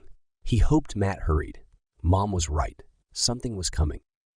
He stood in the middle of the deserted street and circled slowly. Early returned, reporting nothing suspicious. But still, Jacob knew better. The residents of the area must have felt it too. They'd all gone inside their houses. Then he felt a pull in the air. Not like wind, but more like a vacuum tugging at his skin and clothes. He couldn't tell where the source of the pull was, and he circled again. What was going on? He paused, narrowing his eyes at the tall stone wall at the end of the street. It looked different. Jacob focused on it, trying to discern what had changed. But the more he focused, the harder it was to see the wall. He felt like he was swimming in thick gravy that covered him head to foot, slowing all his senses. Then he realized what was happening. The stone itself was blurring. It wasn't him. A loud pop echoed off the houses in the neighborhood like someone clicking their tongue. A ferocious blast followed by an explosion rocked the street under Jacob's feet. He fell to the ground, covering his head instinctively. The stone wall pulverized itself, strewing rocks and boulders everywhere. Dusty wind whooshed past Jacob and down the road, swirling through his hair and around his clothes. He squeezed his eyes shut. Moments later, the wind died down, and Jacob got to his feet and shook his hair and shirt. He coughed as little puffs of dirt clouded the air around him. The dust finally settled enough for him to see the stone wall again. which now had a huge hole in it. And instead of the highway, there was a forest on the other side. A Lorkon was walking down a path in that forest, heading this way, followed by the two wolves. Jacob dashed back to the house, calling for Early. "The Lorkon are coming," he told her. "Be ready for anything." He flung the front door open, grabbed Roya's son, and charged downstairs to the laundry room, where Mom, Roya, and Matt were still working. He shoved the boy into his mother's arms. "Hurry, Matt, hurry!" The link just got opened, and there's a Lorkon coming. Roya frowned. "Link, what do you mean? What's coming?" Jacob pushed past to get to Matt. "Are you done?" Matt had cleared the bugs from the hole and was just pulling the box out. "It was like Indiana Jones," he said. "Bugs everywhere. They were crawling on my—" Jacob grabbed his older brother by the arm. "Did you hear me?" "Huh?" "A Lorkon. Coming." Panic raced across Matt's face. Just then, a boom echoed through the house, and a voice Jacob recognized called from upstairs. "Jacob, I saw you. I'll be taking that key, so you might as well deliver it to me now." Jacob turned to Roya. "Is there a back door down here? Any door, anywhere?" She shook her head. "No back door, and I'm in the process of remodeling and tossed all the interior doors. They were rotted." Jacob's heart fell past his stomach and rested somewhere near his feet. They were trapped. Heavy footsteps sounded on the staircase. Roya's face lit up. "But there's a window you can get through. Come." She rushed around the opposite corner from the stairs, down a hall, and into what must have once been a bedroom. A small 2-foot-tall window was at the top of the wall.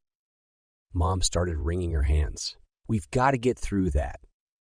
Jacob ran to the window, noticing how short the walls were. "We can do it. Matt, help me."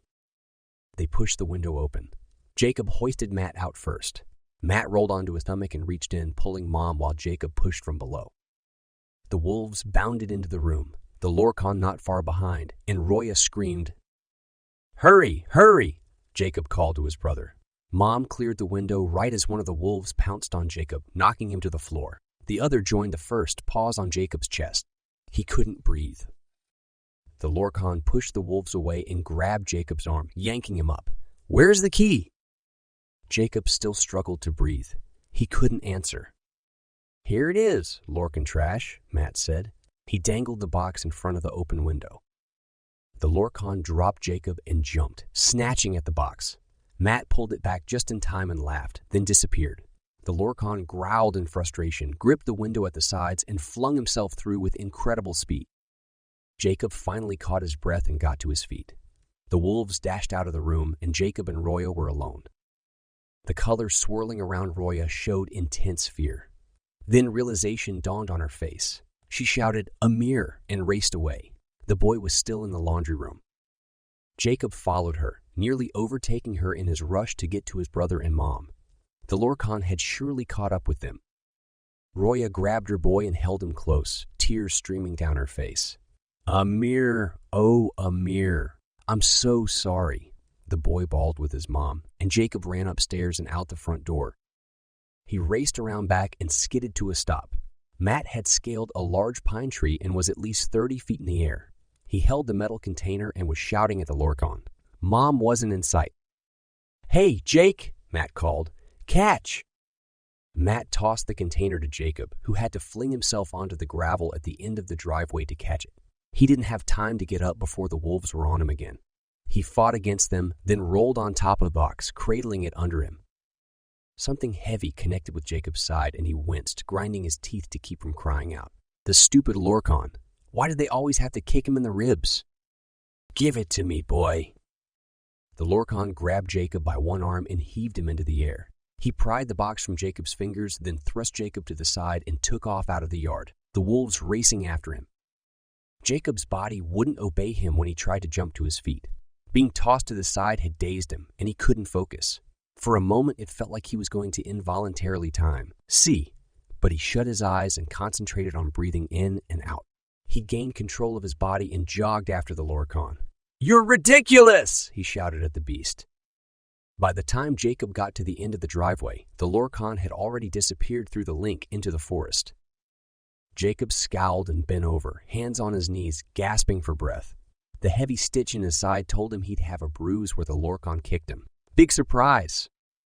Matt caught up to him. Come on, let's find Mom. Jacob waved off his brother. We should go after him. We might be able to catch up. We can't let them have the key. A smirk crossed Matt's face. That alone wouldn't have caught Jacob's attention, but the colors swirling around Matt showing extreme pleasure and pride did. What? He's going to get in huge trouble when K2s finds out the idiot was a complete failure. He failed. How? Matt pulled his hand out of his pocket and flipped a small metal object into the air. Yeah, so I took the key out of the box. Figured it would help us in the long run. Jacob grinned and punched Matt on the arm. Awesome! The brothers strode to the backyard again and found Mom crawling out from under a bush.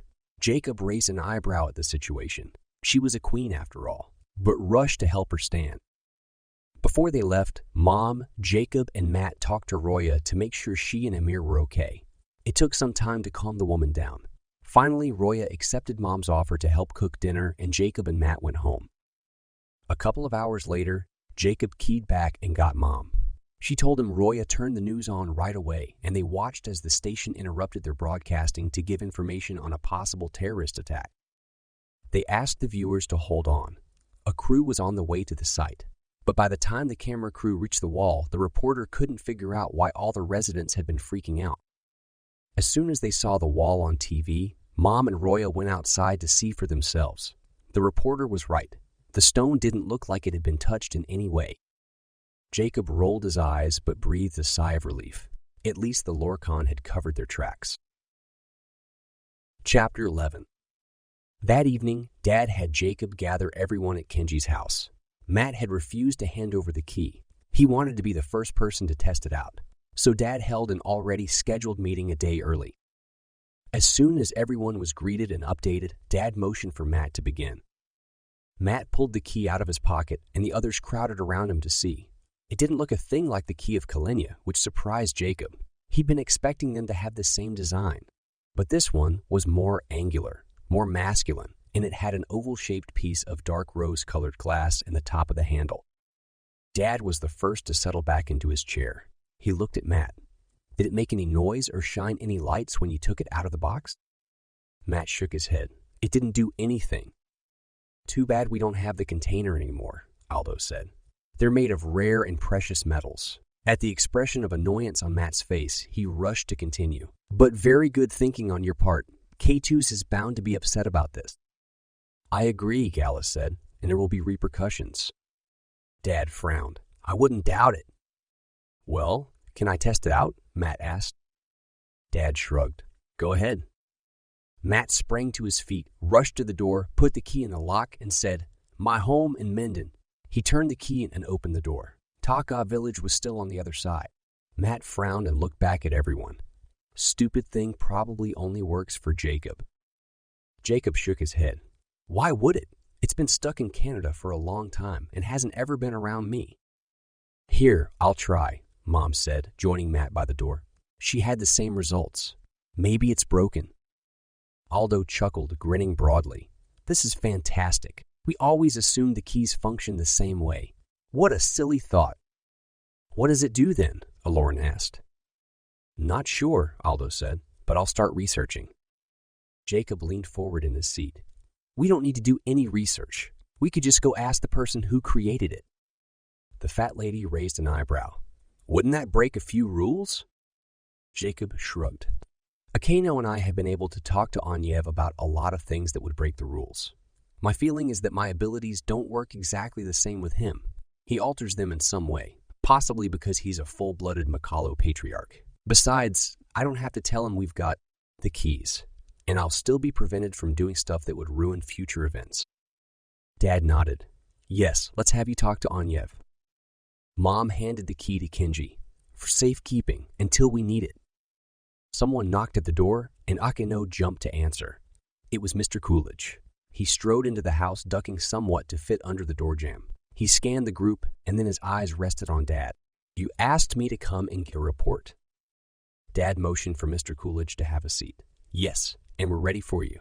Go ahead. Mr. Coolidge pulled his chair in close and leaned his elbows on the table, clasping his hands. The higher functioning people are doing really well and are eager to learn how they can help. It's become quite a challenge trying to keep things organized, and I'd like to know if it would be all right if I chose an assistant. I've already got someone in mind. That's perfectly fine, Dad said. Just then, a Minya flashed into the room. She zoomed to the table and hovered over the center of it. Message from Beza. Everyone looked at Gallus. Beza was his wife. He leaned forward. Go ahead. The Lorkon have sent runners to Mukaria, and Mukaria only, with a decree. Doors in that city from this point forward are deemed illegal. All citizens must destroy theirs immediately. Citizens have 24 hours to do so, or the Lorkon will ensure their destruction. The Minya flitted away, leaving a long silence after her. Jacob met eyes with several people in the room. Eklaron, Matt, Akano, Gallus. The colors swirling in the air around them varied from confusion to shock to anger. Gallus broke the silence by clearing his throat. This poses a problem. Only 24 hours. That's insane. He slouched back in his chair, folding his arms. I won't get rid of my trapdoor. I refuse to comply with their stupid request. Mom put a hand on his arm. But if the Lorkon end up killing everyone in your town, is it worth it? Gallus shrugged her off and pushed back from the table. I don't care. I won't be told what to do. He strode back and forth, the color red bright around him, and said some things that made Mom blush and look at Dad, her eyebrows raised. No one else said anything. Finally, he turned to the group. I usually keep it covered anyway. They won't know. The colors swirling around him showed he was calming down. After a moment, he returned to his chair and apologized. Dad motioned to Jacob. Where is Early these days? Have you been using her? Yes. She came with me to Toronto. We're going to need her to spy on the different cities of Gipkin. She won't be allowed in Myvril or most of Forncall. But Ridgewood and Mukaria, we want her to keep an eye on the people there. Have her spend most of her time scouting out those areas and watching for Lorkon spies. Also tell her to let us know when and where doors begin disappearing. The fat lady tucked a wayward strand of hair behind one of her ears. I suspect doors are already being taken down. We're going to have to act fast then, Dad said. Word will probably trickle to the other cities, and I wouldn't be surprised if people in those places also got rid of their doors, just in case. He released a long breath of air. We need to do something about this before every opportunity has been closed to us. He looked at Eklaron. Time to visit an old friend of yours. Chapter 12. Eklon awoke to the sound of the town hall's front door opening and closing. He raised himself to his elbows, wincing as sharp pain spread down his arms. He tilted his head, listening. No one had access to the town hall. No one but him. Voices drifted from downstairs. At least 2 men, maybe 3, and 1 woman. Or was that a girl's voice? Hello, Eklon, a man called out. Just a moment, Eklon said, wondering who it might be. He groaned, taking stock of his body. He was still sore after last night's session. He shook his head, then carefully rolled over and moved the bed covers. It took several minutes for him to slide his feet over the side of the bed. Then he focused on sitting, then standing. Mornings were the hardest. His body was never ready to move quickly. Eklon shuffled across his room to the bedroom door. He'd installed a lock there, hoping the extra barrier would keep the villagers out. It took him a few tries before he got his fingers around the thing, ignoring the searing pain that shot up his hand and along his arm. He twisted the lock a fraction of an inch at a time. Finally, he pulled the door open and moved across the hallway and slowly down the stairs. He nearly stumbled on the last couple of steps when he saw who'd entered the town hall. Jacob, the human boy the Lorkon wanted so desperately. The kid was surrounded by 3 other people. An elderly man who Eklon recognized from King Roylance's circle. He couldn't remember the man's name. Then Dimitri, the king himself. Eklon immediately dropped to his knees, ignoring the sharp resulting pain. He felt tears pool in his eyes, which surprised him. Why, when all these long years he had sworn loyalty to K2s, would he feel this way? Such embarrassment, such shame. King Dimitri clasped Eklon's hand and pulled him to his feet. Eklon, he said. There is time for sorrow later. Eklon nodded, wiping his eyes. Such silliness, those tears. Dwana would have been ashamed. Then he saw the 4th person. Eklaron? She nodded. Oh, Eklaron. He pushed aside the pain in his weary body and stumbled to her, putting his arms around her. I'm so sorry. She held him, then pulled back. It's all right, Eklon. Everything is fine now. The concern in her eyes magnified as she took in his current state. But what has happened to you? You're deformed? He said bitterly. Yes. The Lorkon don't take well to traitors. Sanso had some time with me. He meted out my punishment. But these burns are fresh. He nodded, and my sins against K2s were great. We have made a mistake in coming then, King Dimitri said. No. Their punishment only cemented in the choices I'd been starting to make, the changes that had already been occurring. Then you'll help us? Eklaron asked. As best I can. I only still live because the Lorkon have no way of controlling the villagers. Why do they need controlling? The older man asked. Because they've grown in aggression. They attack anyone who enters the village, aside from me. Eklon took a deep breath. He hated saying it, but King Dimitri and his people needed to hear what was going on. And I'm sorry, but I can no longer have anyone stay in the town hall for protection. Oh, that's okay, Jacob said, speaking for the first time. We only need you to do what you're already doing. Work with the villagers. Eklon cocked his head. What do you mean? King Dimitri turned. Aldo, why don't you tell him your idea? The elderly man strode forward, an excited expression on his face. I know that many of the villagers here are beyond use, meaning they're not mentally capable to help us. But I'm positive that some of them would, with medication, regain their memories and capabilities. And after everything the Lorkon have done to them, they'd assist us in the war. Eklon twisted one side of his mustache. He took his time responding. I don't think you'll find any support with them. King Dimitri sighed. I'm guessing that's correct. Nevertheless, we'd like to try. Eklaron momentarily touched Eklon's arm. Aldo and his friend are developing a medicine for the people in the city to make them whole again. It's important to note, however, Aldo said, that we won't be able to fix those who have physical problems. Eklaron nodded. But for the villagers who are only mentally deformed, it will work. King Dimitri paced in front of the door, hands behind his back. We'd like to assist you with finding people who would benefit from this. Eklon's heart flopped and turned against the Lorkon. Eklaron nodded. It'll be dangerous, very dangerous. Eklon backed up, pulled a chair close, then sat. He searched the eyes of the others in the room. They looked desperate, but eager and confident. He felt his mustache twitch and raised a hand to it again. Take your time, King Dimitri said.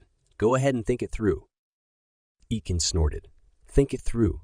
I don't need to. I already know I'll help wherever possible. I just have to recognize all the very creative ways in which the Lorkon will punish me. My death will be interesting. He glowered at the floor. They'll slowly skin me, then roast me alive. Feed me to the villagers. That doesn't have to happen, Aldo said. We'll pull you out of the city before they discover your treachery. Eklon didn't respond. A shiver crossed his shoulders, then went up his neck and across his scalp, almost making his teeth chatter. A part of him wanted to believe that was true, that he could trust these people.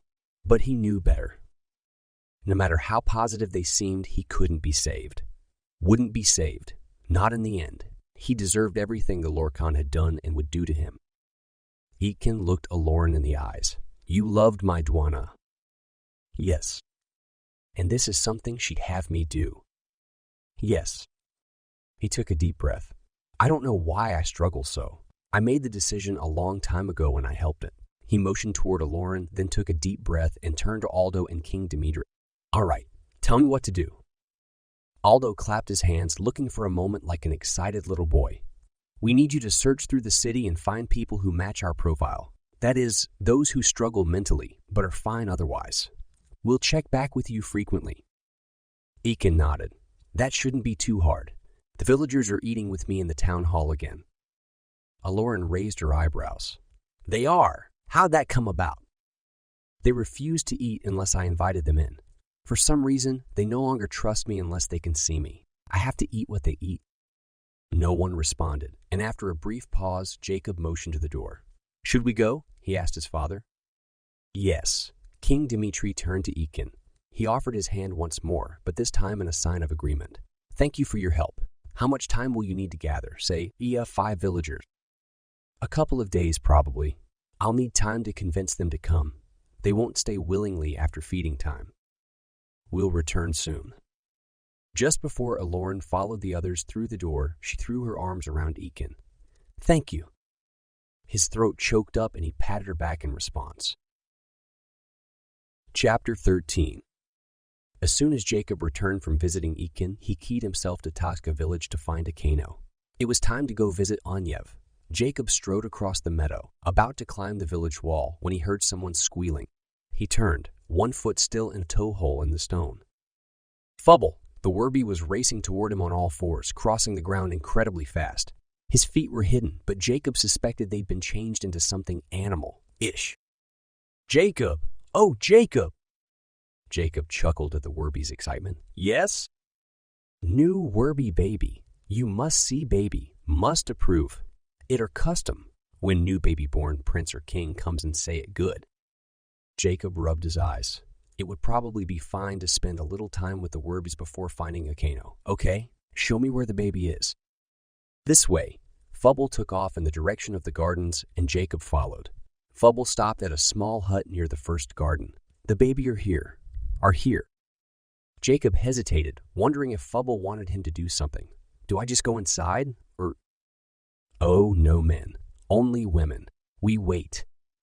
They stood there for what felt like several minutes. "Do we need to tell them we're here?" "I did." Jacob scratched his ear. "When?" I didn't." Fubble smiled sheepishly. He clapped his hands, and a female Werby stepped out of the hut with an angry expression on her face. "Fubble, you are be quieter." "I are." Fubble put his hands on his hips. "Woman, where baby?" She smiled broadly. Inside. She whirled, disappearing into the dark interior of the hut. She came out moments later holding a wrapped object. The female Werby handed the infant to Jacob without hesitation and without asking if it was okay. Jacob nearly dropped the creature right away.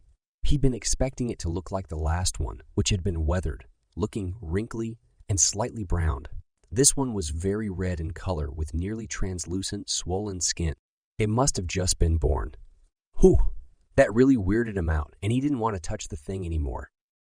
Luckily, Fubble seemed eager to take the baby and Jacob handed it over.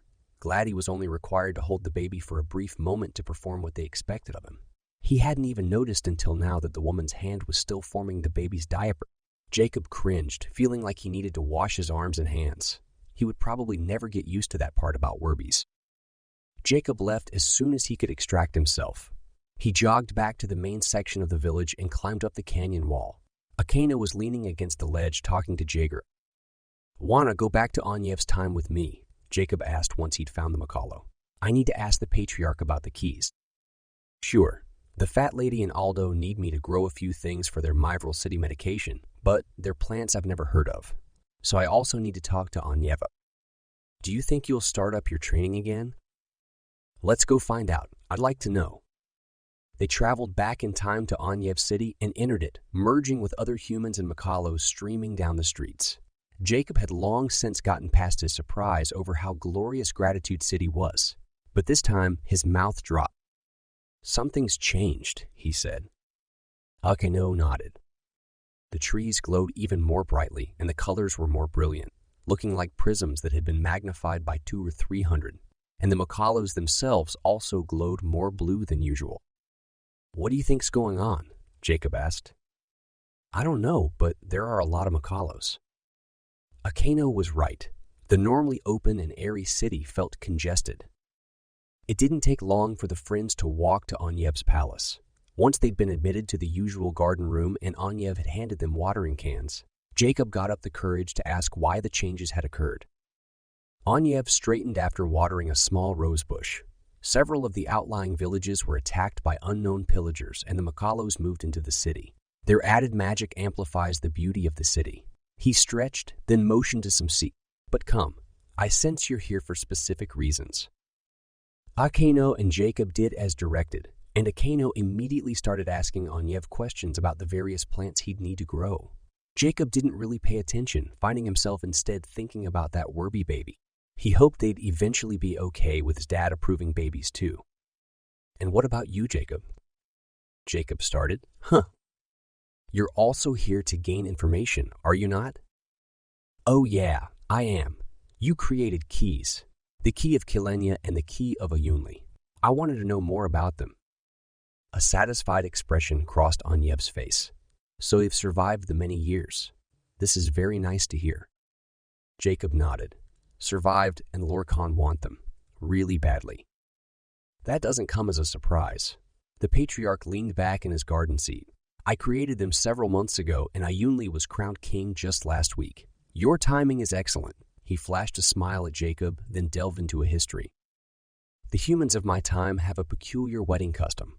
In order for them to marry, they must draw up paperwork, sign it, and keep it locked away from every living person for a full week. They aren't allowed to see each other during that time, not even a glimpse of the other person. When the week has ended, the couple is legally married. He smiled. It isn't a very romantic tradition, and the queens and princesses have tried to change it many times. They've been unsuccessful, as you can imagine. Jacob shrugged. He couldn't see why the women didn't get what they wanted, but he also didn't know the people of Anyev's time. Anyev continued.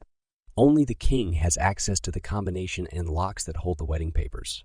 This is very good for people who get scared before marriage. Once you've chosen your mate, you aren't allowed to change your mind, since there isn't a way to retrieve the papers before the week is over. He shook his head. But it's bad for those who have no choice in whom they marry, as was the case with Kilenya. He looked at Jacob. How much of her story do you already know? I know that she and Ayunli fell in love, but that Ayunli's father, the king, had already chosen her to be his next wife. Anyev nodded. When Ayunli came to me for help, I didn't want to step into human affairs. Like the patriarchs before me, I've always allowed the humans to run things as they see fit. But Ayunli's father, Brault, was in the process of destroying the land and his own people. Yes, this has happened before, but in this case, he was very determined. He had no love for the people of his land. His subjects were uprising, plaguing the Shingols. Never a good thing. And with the Makalo magic waning, I realized that if I didn't resolve the issue early, while I still could, there would be centuries of war and terror, and not just for the humans. I wasn't willing to allow that to happen. He got to his feet, hands behind his back, and faced away from Jacob and Akeno. So I agreed to help the young couple. I first created the key of Kilenya. It allowed her the ability to escape any situation of danger or discomfort. The king was notorious for not keeping to the strict week of no contact. And for the prince, I created the key of Ayunli. It allowed him to open the safe box where the marital certificate was stored so he could steal it, thereby preventing the marriage from becoming legal. Safe box? Jacob asked. You have them here? Of course we do. We have all types of combinations and codes and boxes. Jacob frowned. He just figured Eklaron was like a medieval version of Earth. But had they invented combination locks long before Earth had? So the key of Ayunli opened safe boxes? Wouldn't the key of Kilenya do that as well? Yobi shook his head. The key of Kilenya will only work if the safe box has a proper door on it. The one used to hold marital certificates doesn't have a door or a traditional lock. It is sealed with a code that unfolds the entire box. So the key of Ayunli unlocked whatever the key of Kilenya doesn't. That's what I intended. It gives the person holding it the codes to any lock ever used or that will be used. Jacob rubbed his chin, thinking, does it also open doors? Certainly, it figures out the lock and combination used to seal the door. But it doesn't create links. It will only open the item directly in front of you. If you want to go anywhere, you'd need to use the key of Kilenya. Anyev looked sidelong at Jacob. The emotion colors swirling around the Makalo showed he was curious. Jacob's cheeks flushed. Anyev obviously knew more than he let on. What would the patriarch do or think if he knew the key of Kilenya only worked for Jacob? Something then crossed Jacob's mind. Combinations and such are very, very complex on Earth now. I doubt. Anyev waved his hands dismissively, sitting down again. It doesn't matter. The magic behind the key of Ayunli will figure its way into anything with a combination or lock. The complexity does not matter, nor does how or when the thing was created. But what about biological locks? Anyev tilted his head, confused. Biological? Yes. Some locks require you to look into something and it reads your eye, or to put your hand or thumb on a sensor. Fascinating. Anyev seemed to go off on his own for a minute, thinking about that. Then he returned to the conversation. I'm not sure how the key would approach such a thing, but it'll get through. As I said, it doesn't matter how complex your situation is. This was the purpose for which the key of Yunli was created. The magic is stronger than any pattern ever made. I'm positive that would include these biological locks. He looked at Jacob. They sound very interesting. Jacob shrugged. I don't know much about them. Anyev sighed, possibly disappointed. No matter. He got to his feet. Jacob, if you don't have further questions, I'd like to continue training, okay? No. Jacob also stood. No, nothing more. I'll leave you guys now. As he was returning home, Jacob couldn't help but doubt Anyev's confidence in the key of Yunli. How could it possibly get through all the things Jacob had seen in movies? He'd need to test it somehow. Chapter 14. The moment Matt walked through the door from his job at the grocery store, Jacob was ready. I talked to Kenji and he gave me the key of Yunli and told me to test it out. Wanna come? Definitely. Matt took off his work hat and ran his fingers through his hair. Where are we going? The school. We're going to test it first on your locker combo. Sweet. Let me change. A couple minutes later, Jacob keyed himself and Matt to Mountain Crest High School. The hall lights were on for off-season, summer activities, and Jacob and Matt had no problem getting to Matt's old locker. How does it work? Oh, Jacob said.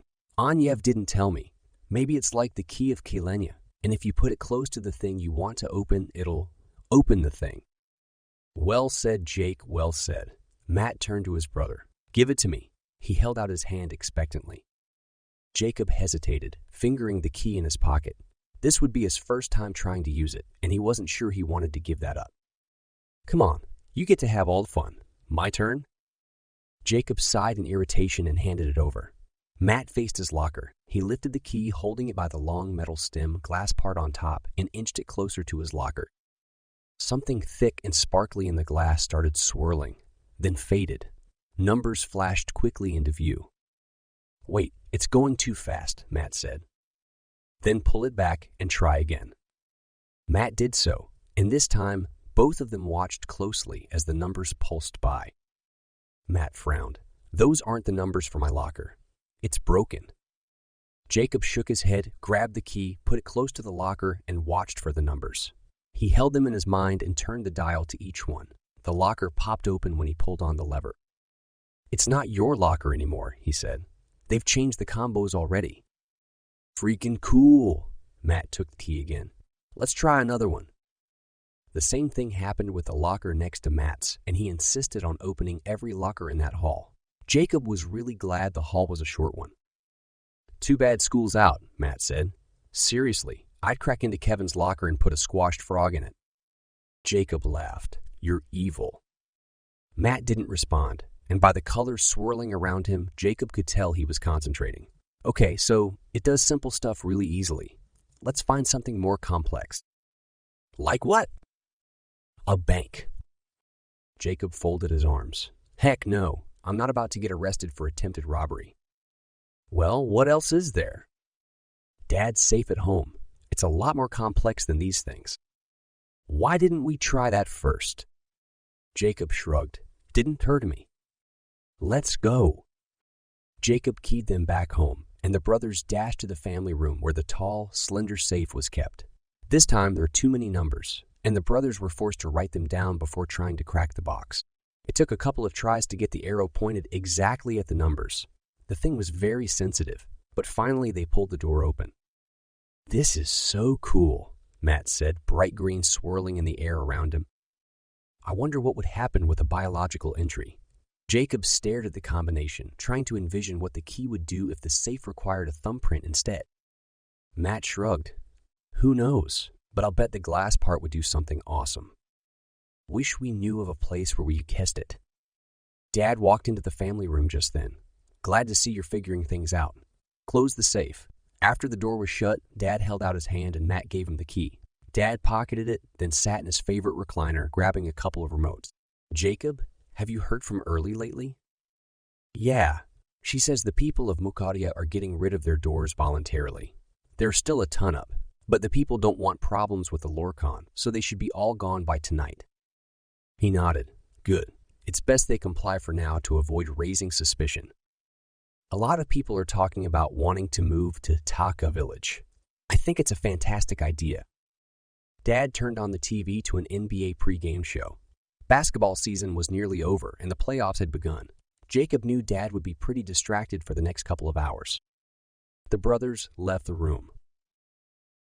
The next day, Jacob, Matt, and Sweet Pea helped Akano start digging a garden. The Werbies tried to help too, but Akano wouldn't let them. Fubble and his wife left, obviously disappointed. Hey, Fubble, Jacob called to the Werbie. He hated seeing the Werbie so sad. The Werbie turned around.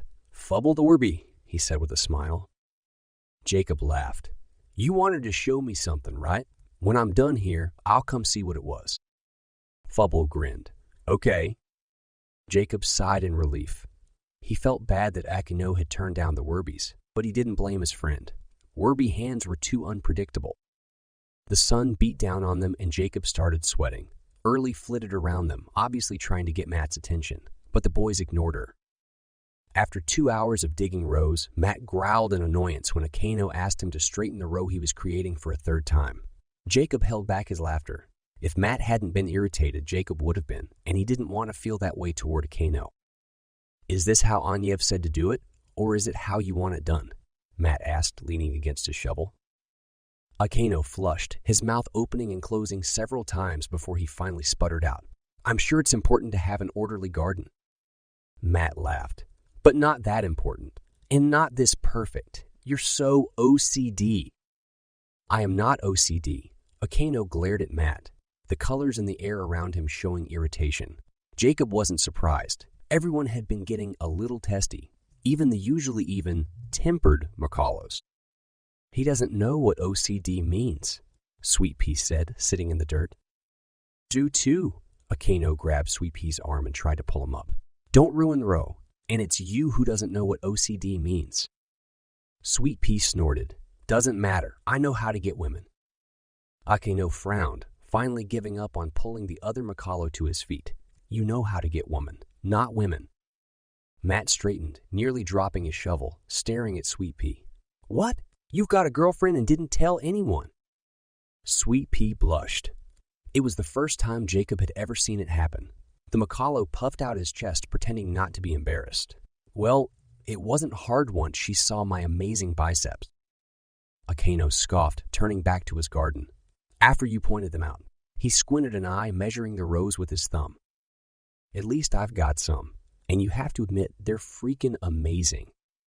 Akano raised an eyebrow. I don't have to admit anything, unless you want a guy Macalo to drool too. Male, female. They can't help themselves. Akano punched Sweet Pea in a very non-feminine way, and Matt cheered, laughing and clapping. He and Sweet Pea had spent a great deal of time a couple of months ago trying to teach Akano how to hit without looking weird. Jacob let a smile show at Matt's obvious pride in having taught someone to do something. Then he rolled his eyes.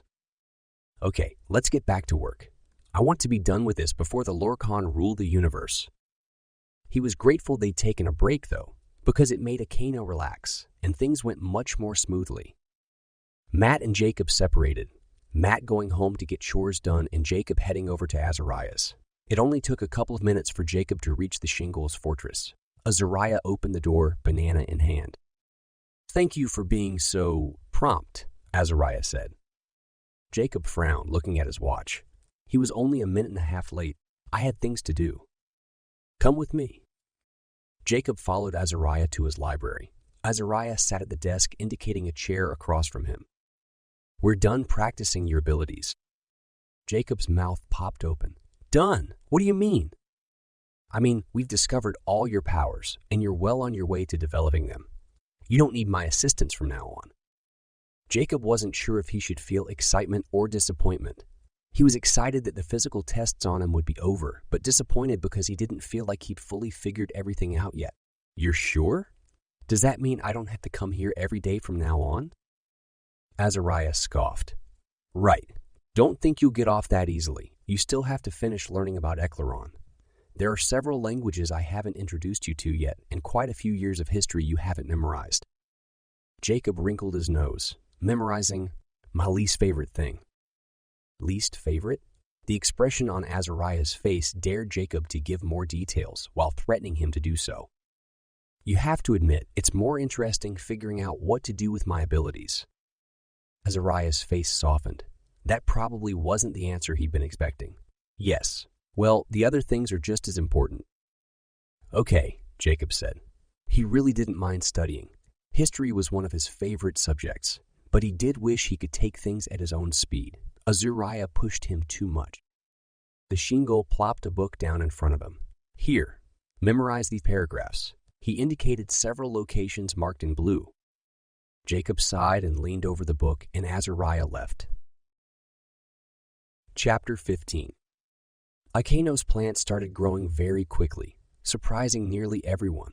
Only the fat lady seemed not to think anything about it. Vivid reds, greens, and blues sprang up along each nearly perfect row, and the spot became a favorite visiting place for many living in Taga village. Ikaino guarded it fiercely, only taking time away to sleep, eat, and visit Anyev to receive further instruction. Dad and Gallus started a difficult and dangerous campaign, going through all of Mukaria, recruiting. There was only a small handful of very well-concealed doors left, and every time Jacob keyed his dad and Gallus back to Mukaria, there were fewer and fewer options for where to take them. But the campaign seemed to be successful. Dad convinced many to move to Takia village to train for the upcoming war. Some families refused or didn't want to help. Morton, Gallus's old friend, included, and Gallus was forced to leave them behind. Jacob could tell how much it bothered him having to say goodbye to people he could no longer call friends. On their final trip to Mukaria, Jacob keyed himself to Eklaron's old tower, wanting to have one last look at the bleached, white city. He leaned against the stone and poked his head out the window, enjoying the sun on his face and the late spring breeze that rifled through his hair. Jacob sighed, looking at the city. The sun glittered on the white stone, making it a nearly golden color. For a moment he promised himself they'd be back soon, but shook his head. He was being naive. The Lorkon wouldn't be easy to beat, nor would they hand over control easily. It could take years to get Dad back in charge. The sadness that crept into Jacob's heart refused to leave, and finally he keyed himself to the trapdoor in Gallus's shop. Mukaria was his favorite city in Gevkin, far above Myvril City and August Fortress, and it was hard to desert. Mukaria was his favorite city in Gevkin, far above Myvril City and August Fortress, and it was hard to desert. The Lorkon will take care of the doors in the castle, Gallus said, apparently knowing where Jacob had gone. We won't have access to it or the tunnels anymore. Jacob nodded. He didn't move from the door after shutting it. He stared at the huge, empty room that had once been full of shelves and merchandise. Probably sensing Jacob's melancholy, Gallus put his hand on Jacob's shoulder. We'll reclaim what is rightfully ours. You, the kingdom, me, my shop, and city. Jacob nodded again, unable to talk. He hadn't expected it to be so difficult to help evacuate Mukaria, and it felt like a part of him was being left behind. So much had happened in this city. He'd nearly died several times and had lost a friend here. Satan, along with finding a friend in Gallus, who was intimidating at times but a rock-like figure in his life, and who could forget Kanish. Jacob hefted the jar of candy Gallus had given him. But Gallus was setting up shop in Taka village, and Jacob had no choice but to close the door to the old place forever. When they returned to Taka village, Gallus's eyes twinkled. I'm leaving my trapdoor intact in case of an emergency, of course. I'm sure it won't be around for much longer, but maybe the Lorkon won't find it, huh? While Jacob was helping Gallus take boxes to his new shop by the Makala Gardens, Early appeared next to him with a flash. The Ember Gods are in Mukaria. They just found Gallus's door. They're destroying it and all the rest. Gallus stared at Early. Whoa, that was fast. They must have been watching us. Jacob's skin tingled at that thought, but he ignored the sensation and the accompanying thoughts and turned to Early. Keep an eye on the place. Let us know if the Lorkon try to hurt or kill any of the people still there. She nodded. Will do. Oh, and how is Ridgewood? The Lorkon don't need to go there yet because the people hate you and your father. She twirled her hair around her finger. Why do so many people hate you? Jacob shrugged. I don't know. Well, I like you. Jacob smiled. Thanks, Early. She patted him on the cheek, then disappeared with another flash. Jacob shut the front door of his home behind him and jumped when it was immediately knocked on by someone on the other side. Warily, he looked through the peephole, then swung the door open, a smile on his face. Tanny! His friend from school burst through the door, wrapping her arms around him. Hi! He laughed, pulling away from her. I haven't seen you in a while. Tani nodded. Yeah, Mom made me stay away until school got out, and then she made me do start of summer chores. Start of summer chores? What are those? You don't do them. Weird. Tani didn't answer his question, though, but walked into the living room and fell onto the couch. I'm exhausted. I ran practically the whole way here. She sat up and stared at Jacob, the color green swirling around her face. I kind of told my mom that Kevin has been here working with Mr. Coolidge and Eklaron, and she gave me permission to help out. Can I? Please? Pretty please? Jacob raised an eyebrow. How'd you find out about Mr. Coolidge? Kevin told me.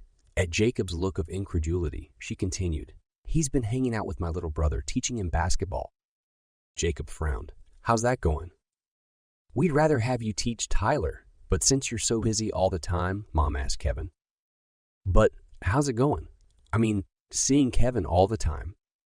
Tani brushed him off with a wave of her hand. Fine, the excited expression returned. But can I help out? We'll have to ask my dad and Mom. I don't see why not, though, since they let Kevin help. Tani jumped up from the couch. Yeah! She threw her arms around Jacob again, then bounced to the door. Okay, gotta go home now. Wait, that's all you came for? Yeah, I got more chores to do. Jacob grinned, watching her run down the driveway. She was such a funny, hyper person.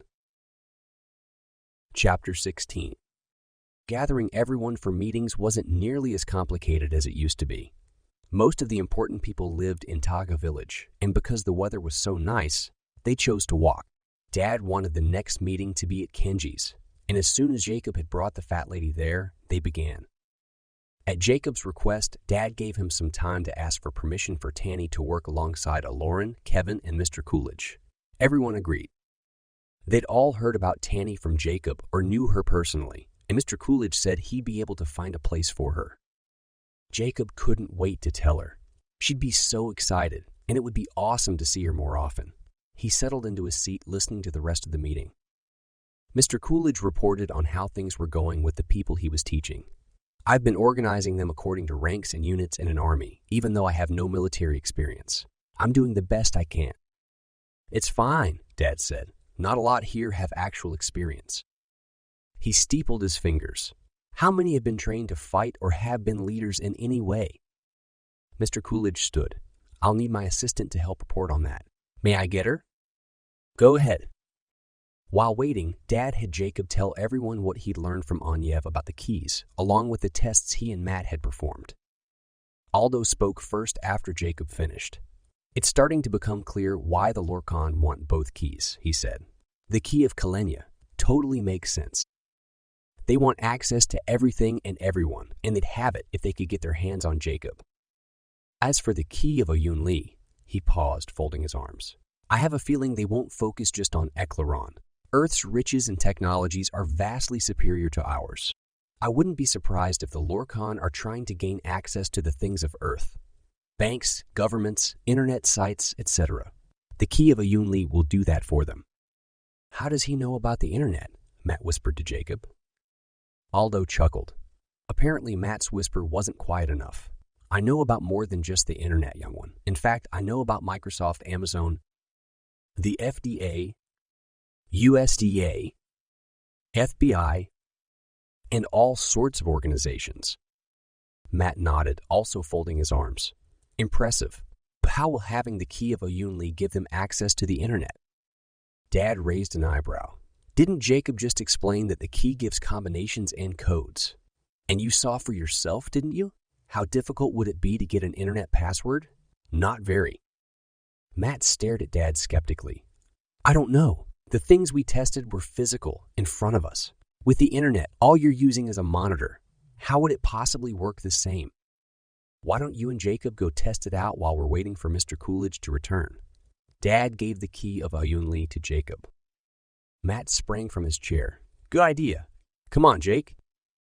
Jacob created a link to their home in Menden, and the brothers went through it to their family computer. Matt opened an internet browser and directed it to his Facebook login. He motioned for Jacob to go ahead. Jacob raised the key of Ayunli, but Matt stopped him. Wait, I don't want you to know what my password is. Jacob chuckled and handed over the key. Matt brought it up to the monitor, shielding it from Jacob's eyes. He hesitated, then exclaimed, No freaking way. That's awesome, he grinned at Jacob. We've got access to internet sites. Probably all of them. What are we going to do with it? Nothing. Let's go tell everyone. Matt rolled his eyes but followed Jacob back to Kenji's house. It worked, he said, returning to his seat at the table and passing the key to Dad. I figured it would. Dad tucked the key in his pocket. Mom frowned, a worried expression crossing her face. This is very dangerous information. We must not let anyone outside of this group know, especially not people from Earth. She looked at Eklaron. Not even Kevin. Dad nodded. Arian is right. The key of Ayunli is far too powerful to let news of it spread. He looked everyone in the eye. I must have your word that you won't mention it to anyone. Jacob noticed Eklaron flush, and the colors in the air around her showed she was feeling guilty. He figured she'd probably already told Kevin about the key of Ayunli, but she, along with everyone else, promised not to mention it again. There was a knock at the door just then, and Mr. Coolidge walked in, leading his new assistant. It was a woman with bright blue eyes and brown hair peeking out from under a red scarf. Jacob recognized her immediately as Liana, his first human volunteer back when he was learning how to transport people with him to the past. The moment Liana's eyes landed on him, she stumbled, then quickly looked away. He had a hard time ignoring her behavior, remembering that the first time he'd seen her, she'd been just as hesitant and a little stuttery. Matt noticed Liana's attention to Jacob, or avoidance of it actually, and elbowed him. Looks like you found yourself a girlfriend after all, he whispered. Jacob glared at Matt, then stared at his hands, wishing he could disappear.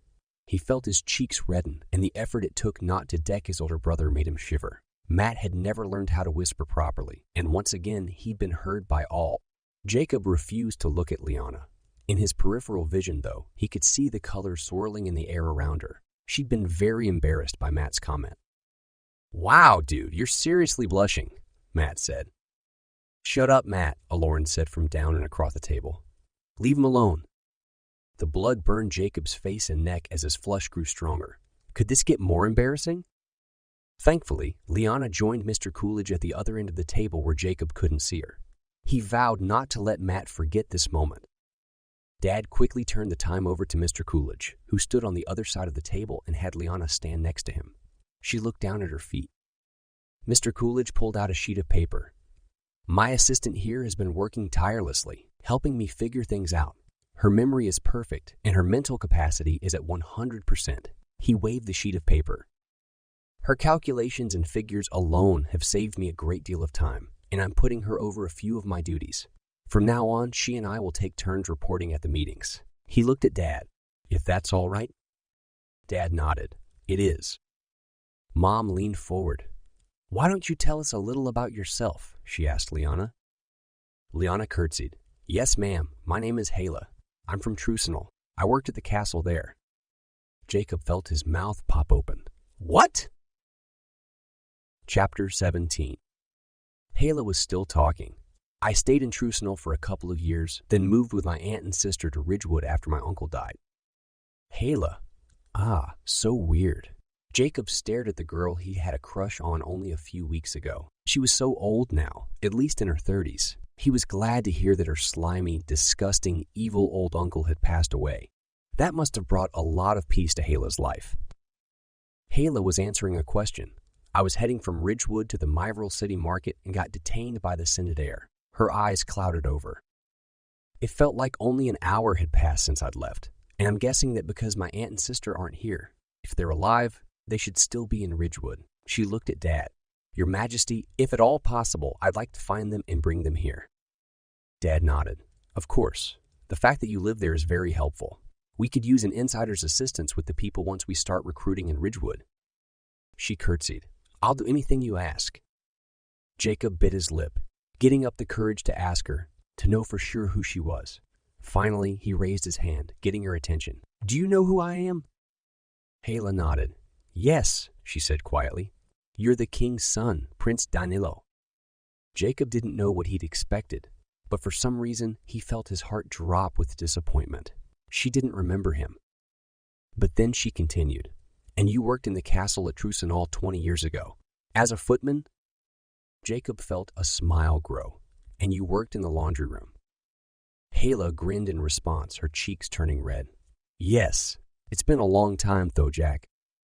"A very long time, Liana," he said. He wondered why she'd referred to herself as Liana, then figured she'd been caught off guard and didn't know if she should tell him her real name or not. They laughed together, and Jacob felt his insides warming. He still couldn't believe that the girl he'd had a crush on, had flirted with, was here in Taiga Village. It was so weird. Flirting was definitely out of the question now. Ew, gross. He couldn't believe that thought even crossed his mind. One look at Matt, though, and Jacob was sure it had crossed his brother's mind as well. Matt snickered. Jacob looked at Eklaron to see what she was thinking and was surprised to see red swirling around her. She was angry. Why? It didn't make any sense. He tried to meet her eye, but she refused to look at him. He snorted to himself. Girls. Later, when Jacob called Tanny to tell her everyone's decision, and after her very noisy, excited response, he explained what had happened with Eklaron, Hela, and Matt. Tanny chuckled. "Yeah, that's awesome." "Okay, why?" "It just is." She refused to say anything else, and Jacob ended the phone call somewhat annoyed. A couple of days later, Jacob was working with Akeno in the big gardens. He was there, instead of studying with Azariah, because the Werbies who'd originally been assigned to the garden had made a huge mess of everything. It took him at least an hour to fix it all. The Werbies had pulled weeds and vegetables. When Akeno tried to explain which plants were supposed to stay, the Werbies had gotten confused and replanted the weeds. Jacob couldn't understand how the small creatures had survived on their own. Luck? Miracles. Something must have helped them. He spent his time digging out the weeds and putting the vegetables back where they belonged. The poor plants. Jacob wasn't sure they'd survive. He spotted Eklaron and Kevin on the other side of the gardens, finishing up their English class. Eklaron glanced up and saw Jacob watching. He quickly dropped his eyes and resumed replanting and weeding his row, pretending not to notice as she walked over to join them. Eklaron plopped down in the dirt and started weeding. Akeno looked at Jacob with an eyebrow raised, and Jacob shrugged. He wasn't about to question Eklaron's sudden interest in gardening. After several minutes of silence, Eklaron grunted, tossing a handful of weeds to the side. "So, tell me about that Hela woman." Jacob stared at her. The colors swirling around her showed she was conflicted and not experiencing just one emotion. He had a hard time distinguishing the colors from each other. "Why? You knew each other in Trusenol?" He nodded. "Yeah, she worked in the laundry." She kept her eyes down, yanking out plants that didn't belong. Probably damaging good ones, too. Back then, she was a lot younger. "Yes. And attractive. I'm sure she was attractive. You flirted with her, didn't you? I could tell by how you acted earlier." Jacob's mouth popped open. He couldn't think of something to say, so he didn't reply.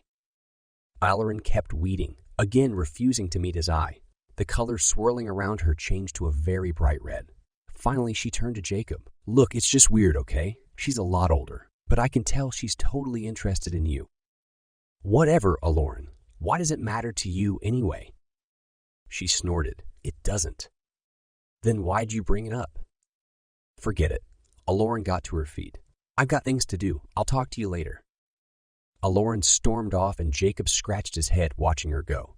Kevin watched her too and put his arm around her when she reached him. She shrugged him off, putting her hands up, palms facing him, obviously not wanting him to bother her. "What's up with her?" Kano asked. Jacob only shook his head in response. At this rate, he'd never figure her out. "Come on, it's time for your next training with Anyeva." When Jacob picked up Akeno from Anyev's time, Akeno surprised Jacob with his excitement. He practically bounced as he walked next to Jacob through the streets of Gratitude City. "You'll never figure out what Anyev and I discovered today." "What?" He said he was looking at things from the wrong angle, the same one we were looking from. We don't need to get rid of them for now if we can slow them down completely. Jacob glanced at his friend. Ooh, them who? The Lorkon? The bugs. Jacob, the bugs. You know, the ones that affected the Kaede trees? Jacob snorted. Right, of course. How could I not know what you were talking about? He shook his head. It had been a long time since anyone had mentioned those. Okay, so start again at the beginning. What do you mean we don't need to get rid of them for now? There are a couple of plants that, when added to magical or medicinal potions, double the efforts of the potion. So, the stuff Aldo and the fat lady make will last for 4 months instead of 2. And since the bud grows every 3 months, they'll soon have a potion that is completely effective. Will the plants heal the Kaede trees? Akeno's grin faltered. No. He took a deep breath. Nothing will, not until we can kill the bugs off completely. Which means figuring out how to kill the Lorkon, since the critters were basically Lorkon bugs. Exactly.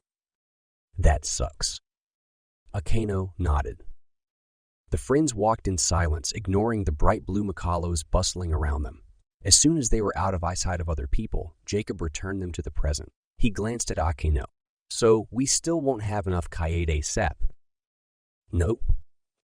Jacob sighed in discouragement. No one had been seriously wounded lately, but it was hard not to forget what would happen without the healing sap. Chapter 18.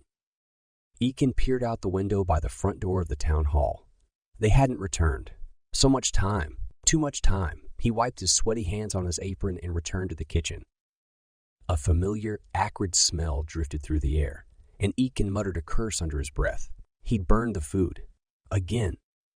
If those stupid people didn't come soon, more than just dinner would get burned. There were now 5 villagers trapped in the cellar, and the last time Sanso had come, he'd heard one of them. It had taken Ekin nearly 5 minutes to explain his way out of that situation. At least he'd had the forethought to instruct them to needlessly reshelve the entire cellar. Pointless, but it kept them busy and kept Sanso from getting too suspicious. Ekin would have to find something else for them to do, and soon. Why hadn't Dimitri at least tried to contact him?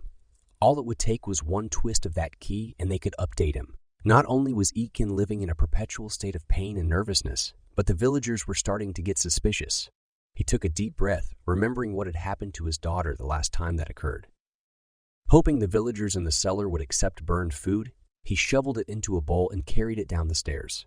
They peered up at him through the bars covering the window door, and he motioned them away.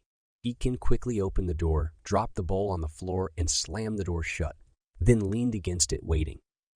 Shuffling sounded on the other side. Ekin. He clenched his fists, trying to control his irritation. Yes, Smiler. Burned again. Why? Ekin swore once more. Because I've got other, more important things on my mind. Myler cackled. Sure, course, like Sanso's visits. Just eat your food. He turned and climbed the stairs, taking an occasional break to give his sore legs time to recover. King Dimitri and his friends had better come soon. Ekin was exhausted from always playing this double role, and those villagers were getting grouchy. He rounded the corner at the top of the stairs and ran into a tall black man. He yelled, raising his hands to protect himself, and stumbled backwards, starting to fall down the steps. The man reached out and grabbed him, causing Ekin to wince at the pain in his joints as he jerked to a stop. There you are, Ekin. King Dimitri stepped around the black man and extended his hand. The black man helped Ekin right himself, and after several awkward seconds passed while Ekin carefully shuffled away from the stairs, he finally shook the king's hand. Why hadn't he heard them enter? Jacob stepped around the black man as well, grinning at Ekin. I expect you're here to retrieve the villagers I've collected? King Dimitri nodded. Did you have any problems? A few. They're not happy to be held against their will, especially not for such a long time. Ekin tried to keep the frustration he felt from leaking into his words. I expect not. How many? 5. Ekin eyed the black man. You don't have enough to help. The people I've gathered are dangerous and angry. They're not happy being held in one place for any amount of time. Take us to them, King Dimitri said. Ekin sighed. Follow me. He led the way around the corner, but paused before going down. Glancing back, he whispered, I'm not going to tell them who you are. I don't know how they'll respond, and I think it's best if we don't find out now. He turned and looked down. At the bottom of the stairs, the villagers leered behind the bars. They were done with their food already and were probably curious about the voices they'd heard. As soon as they saw the people above them, Myler and another man started shouting. The rest ignored the newcomers, either rocking back and forth or sucking their fingers, staring at nothing. King Dimitri nodded, then began discussing something with Jacob. Ekin wasn't paying attention, however. He just noticed for the first time how similar Dimitri and Jacob were. Same dark hair color, same body build, taller and somewhat muscular, same tan skin. The only obvious difference was the eyes, with Jacob's being bright blue and King Dimitri's dark brown. Ekin should have known who Jacob was the very moment he'd seen the boy months ago. The only thing the Lorkon had told him was that a human boy of 16 years might be approaching him, possibly looking for assistance, that this boy was important, that he'd be searching for a magical object, and that Ekin was to be as helpful as possible. Ekin tuned back to King Dimitri, who was asking his son to go get more help and to station a guard at the link to the village. Jacob left and a silence followed. Ekin rubbed his mustache, watching the other two men. King Dimitri stared at the wall opposite him, hands behind his back, his position showing that he wasn't stressed at all. His confidence was admirable. The black man's eyes kept darting back the way Jacob had gone, and Ekin nearly chuckled. He didn't blame the man for being nervous. Jacob, with his magical key, was their only way out. Under similar circumstances, Ekin would feel and act the same. An urge to report these people to the Lorkon hit Ekin, and he struggled to overcome it. He was so used to going to them anytime something happened that they'd want to know about.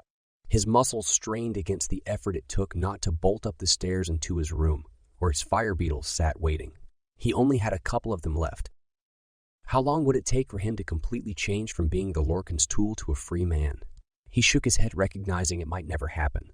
The hold they had on him, the drugs they'd used to help persuade him, might never leave his system.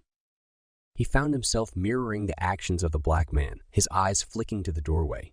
He felt Dimitri watching him and resisted the urge to wipe sweat off his forehead. King Dimitri's gaze felt like hot pokers, and sweat dripped down Ekin's back as he tried to ignore him. King Dimitri was a good man, through and through. Ekin seriously doubted he'd ever done anything dishonest. Finally, Jacob returned. A few humans followed him. Ekin unlocked the bars at the foot of the steps, then flattened against the wall, expecting the villagers to rush upstairs. They didn't, however, and Ekin raised an eyebrow. Myler was the first through the door. He halted and glared at Ekin. "Back to inflict more of your terrible cooking on us." Ekin glowered. "Your actions over the past several months have erased any feelings of sympathy I might have toward you. You do realize my daughter did the majority of the cooking, don't you?" Myler snarled. "Keep your stupidity to yourself." He bit his hand, drawing blood, eyes flitting between the men in front of him, obviously watching for a reaction. Ekin ignored him, but King Dimitri and the others gaped in apparent shock. Ekin chuckled. "You did ask for the ones with mental problems, didn't you? Well, good luck. Myler is as crazy as they come." King Dimitri half smiled and took Myler by the arm. "This way, sir." Myler looked back at Ekin as he passed. Someone has better manners. Ekin waited until they were out of sight and then blew out a breath in relief, feeling his shoulders sag. Myler was one of the most difficult villagers he dealt with, and he wasn't sorry to see him go. The black man retrieved a frail woman with wild eyes and even wilder white hair. She clawed at the man, shrieking and kicking as he carried her up the stairs. He didn't bat an eye and continued anyway. Ekin watched as others took the rest of the villagers from the cellar. He shut the door, then followed them all back upstairs. Jacob created a link to the inside of what appeared to be a dungeon, and they took their prisoners through the door, then returned to say thank you. King Dimitri put his hand on Ekin's shoulder, and Ekin hid the cringe that nearly overcame him. He almost asked the king not to touch him, but held back. King Dimitri couldn't possibly understand Ekin's feelings of worthlessness. He pushed his thoughts aside and nodded when King Dimitri thanked him. "Are there others?" King Dimitri asked. "Yes. It's difficult to gather them without causing suspicion, however. Since, he motioned to Jacob. "Well, the Lorkon don't trust me as completely. They've hired other spies, and I'm guessing you don't want them being alerted to what you're doing here." King Dimitri shook his head. "No, indeed we do not. Thank you for your help. We'll return when we're ready for more." Ekin nodded, then closed the door behind the king and his people. He waited a moment, then checked outside. Just the city. No ember gods. No king. No Jacob. He shut the door and sank into a chair. King Dmitri was lucky that this sort of thing came more easily to Ekin than it would to others.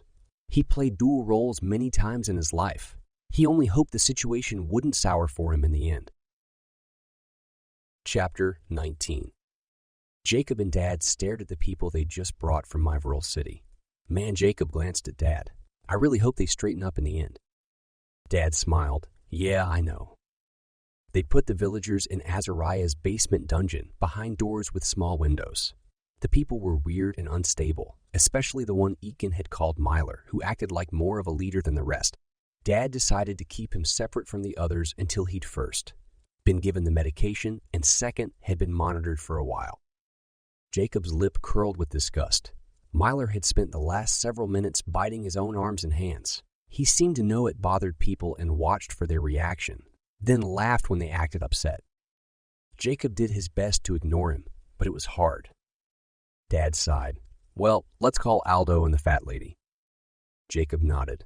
He pulled a container out of his pocket and opened it, releasing Early. Tell Aldo and the fat lady we're ready for them. Okay. Early disappeared with a flash of light, then reappeared moments later. They're on their way. Good. Jacob turned to Dad. Can Early go play now? She's been stuck in her container a lot today. Yeah, sure. Early did somersaults in the air, patted Jacob on the cheek, then flitted off again, and Jacob pocketed her container. About 5 minutes later, Aldo and the fat lady entered the dungeon carrying a table between the two of them. On top of the table were cups, bowls, and a wooden spoon. We'll finish mixing the medicine here, Aldo said as they maneuvered the table to the center of the room near Dad and Jacob. He and the fat lady combined powders and liquids in the biggest bowl, using the spoon to mix everything, then poured the stuff into the small cups. Aldo rubbed his hands together. We're ready, eyes twinkling. He looked up at Dad. Who goes first? Myler, right? Jacob asked. Dad shook his head. No, I think we need to try it on one of the calmer villagers first, just to see what happens. They picked a man who hadn't acknowledged anyone or seemed to have even noticed he wasn't in the same place anymore. Using the key, Jacob opened the cell. Then he and Dad entered, helping the man out. The fat lady held him down on the floor with one beefy hand, while Aldo swirled the contents of a cup. Jacob, take one of his legs and Dmitri the other, he said. They complied, getting to their knees, and as soon as everyone was ready, Aldo poured some of the medicine into the man's mouth. All of it dribbled out, staining his cheek green as it ran down his skin. Aldo frowned. That didn't work. He reached to pour more in, but just then the man spat at Aldo and started thrashing, knocking Jacob and Dad away. Hold him tight, Aldo shouted. This isn't going to be fun.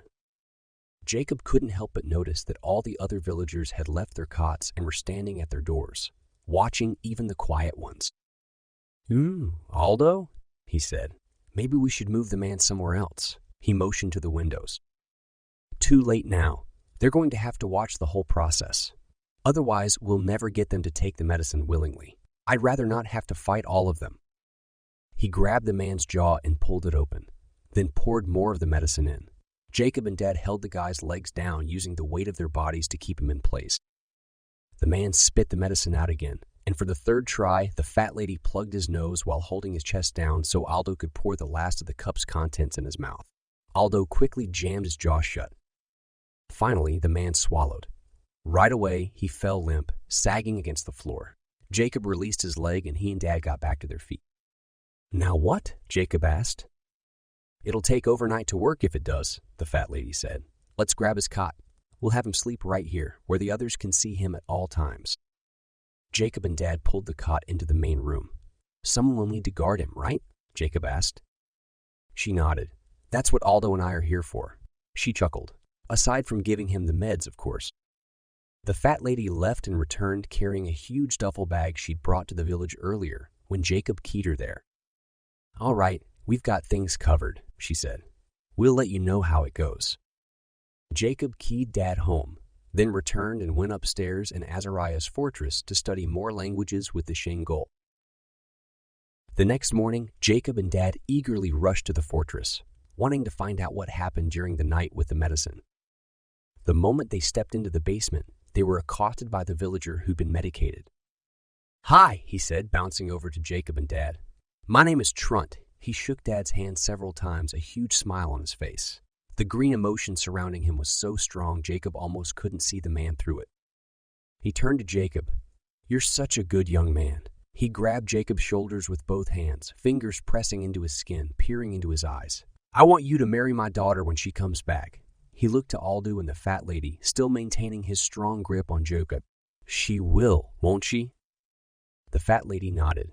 "Yes, honey, she will." She motioned to Dad and Jacob to follow her and Aldo into another room. It took some work, but Jacob was finally able to pry the man's hands off him. Once in the room, the fat lady turned to Dad. Dad stroked his chin. "Well, he's different." "Yes, very." Aldo paced the small room. "How do we know if this is his real personality, or if we overdid the medication?" "We could ask the other villagers," Dad said, "though they're still off, so might not answer correctly." The fat lady nodded. "It's worth a try." She led them out of the room and over to Myler's cell. "Yo, Myler, come here." Myler got off his cot, red eyes darting around his cell. He put his scarred and bloody hands against the window frame. "What?"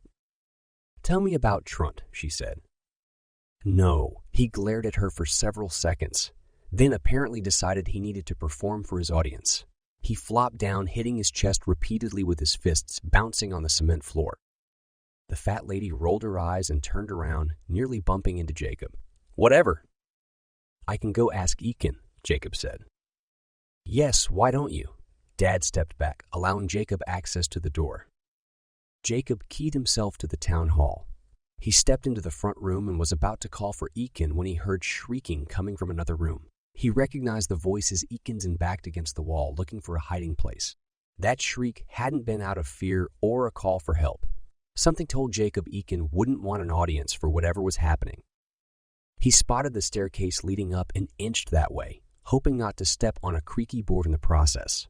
The screams originated from a room next to the stairs. "That will be all for today," Sanso said, his voice drifting out of the room. The hair on Jacob's neck rose. He was 10 feet away from the stairs.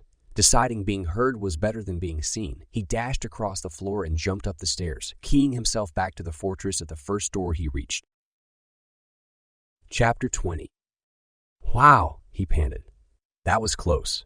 He leaned against the door, holding his chest. "We've got to find a better way to contact Ekin than just walking into that place." An alarmed expression crossed Dad's face. "What happened?" Apparently, Ekin was receiving one of his punishment sessions with Sanso. He was screaming, and they finished right when I got there. I barely made it to a door before Sanso saw me. Dad lowered his face into his hands, rubbing his eyes.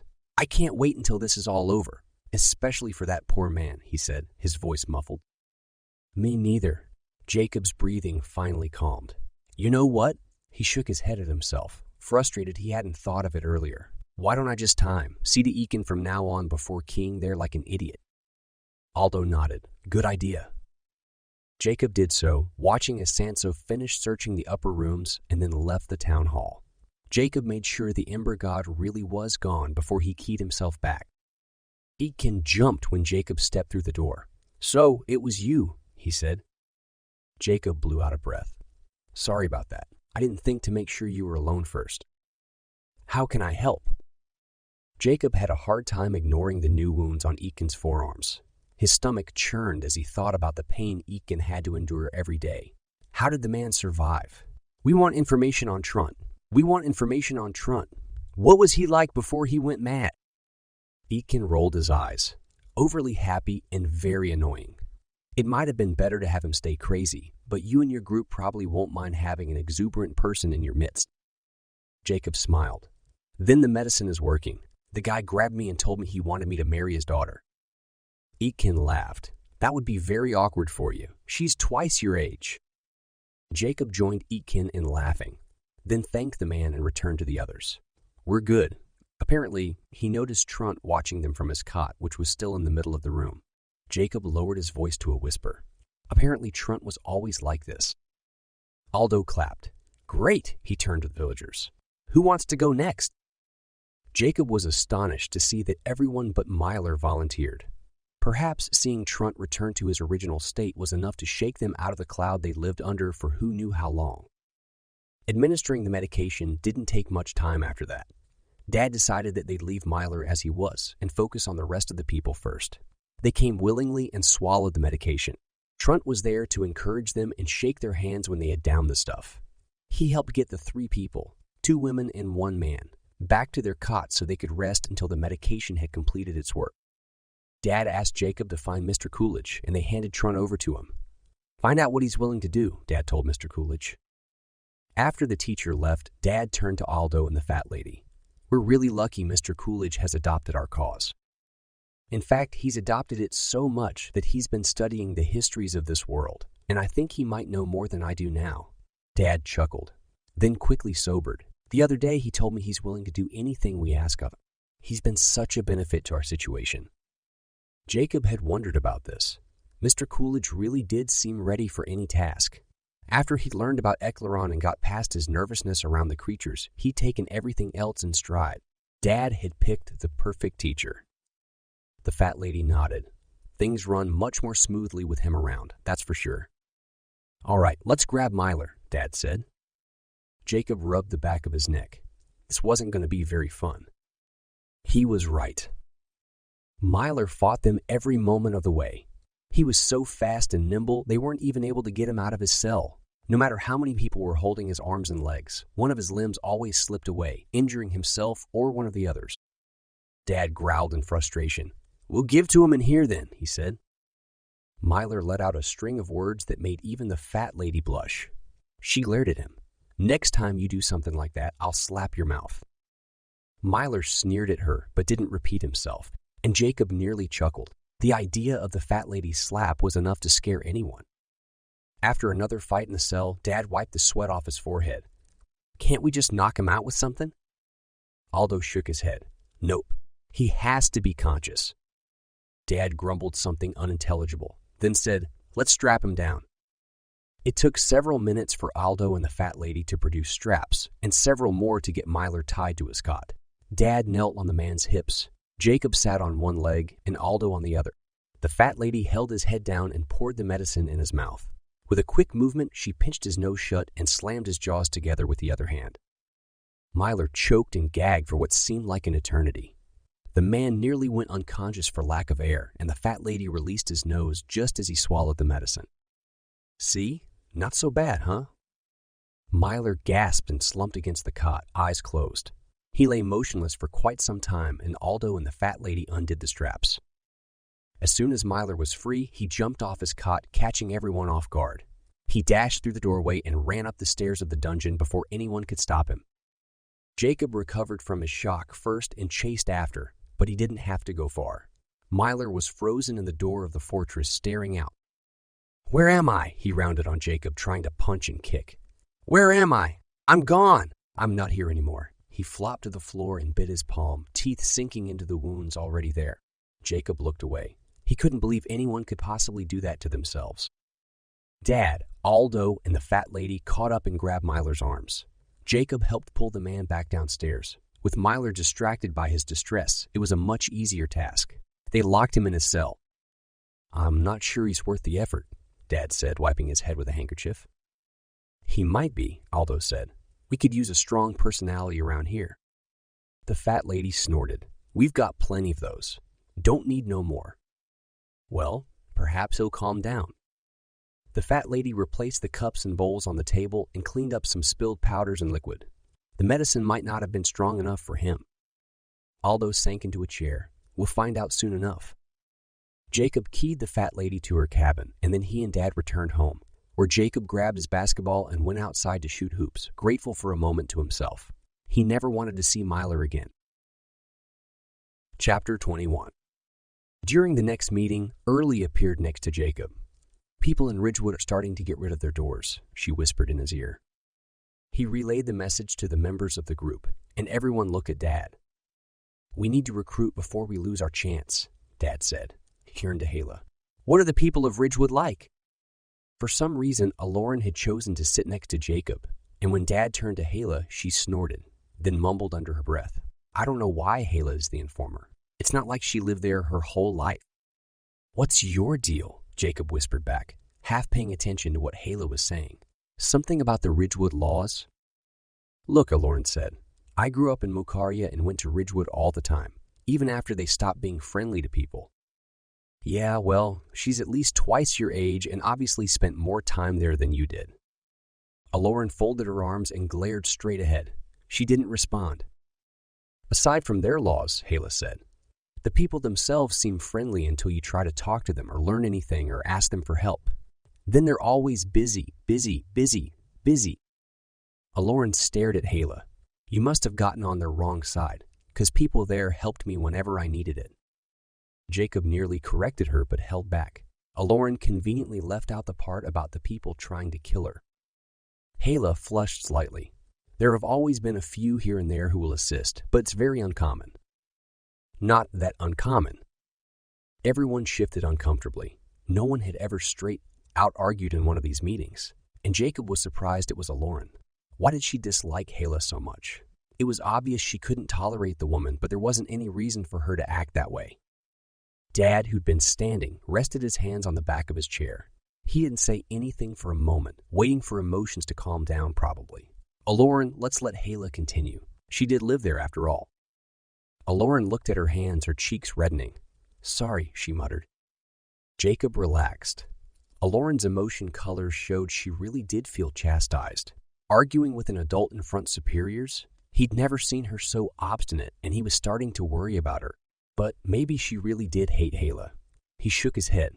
It was ridiculous, and there was no reason for it. He'd have to ask her about it later. Dad motioned for Hala to continue. "I'll accompany whomever the group decides to send. I'd like to recommend Jacob since he has the key, but it shouldn't be more than him.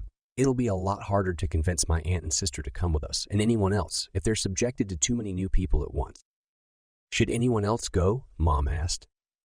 Everyone looked at Hala. She appeared to be thinking over the question. "Well, over the last couple of years, the people of Ridgewood have become very prejudiced against anyone from Mokaria.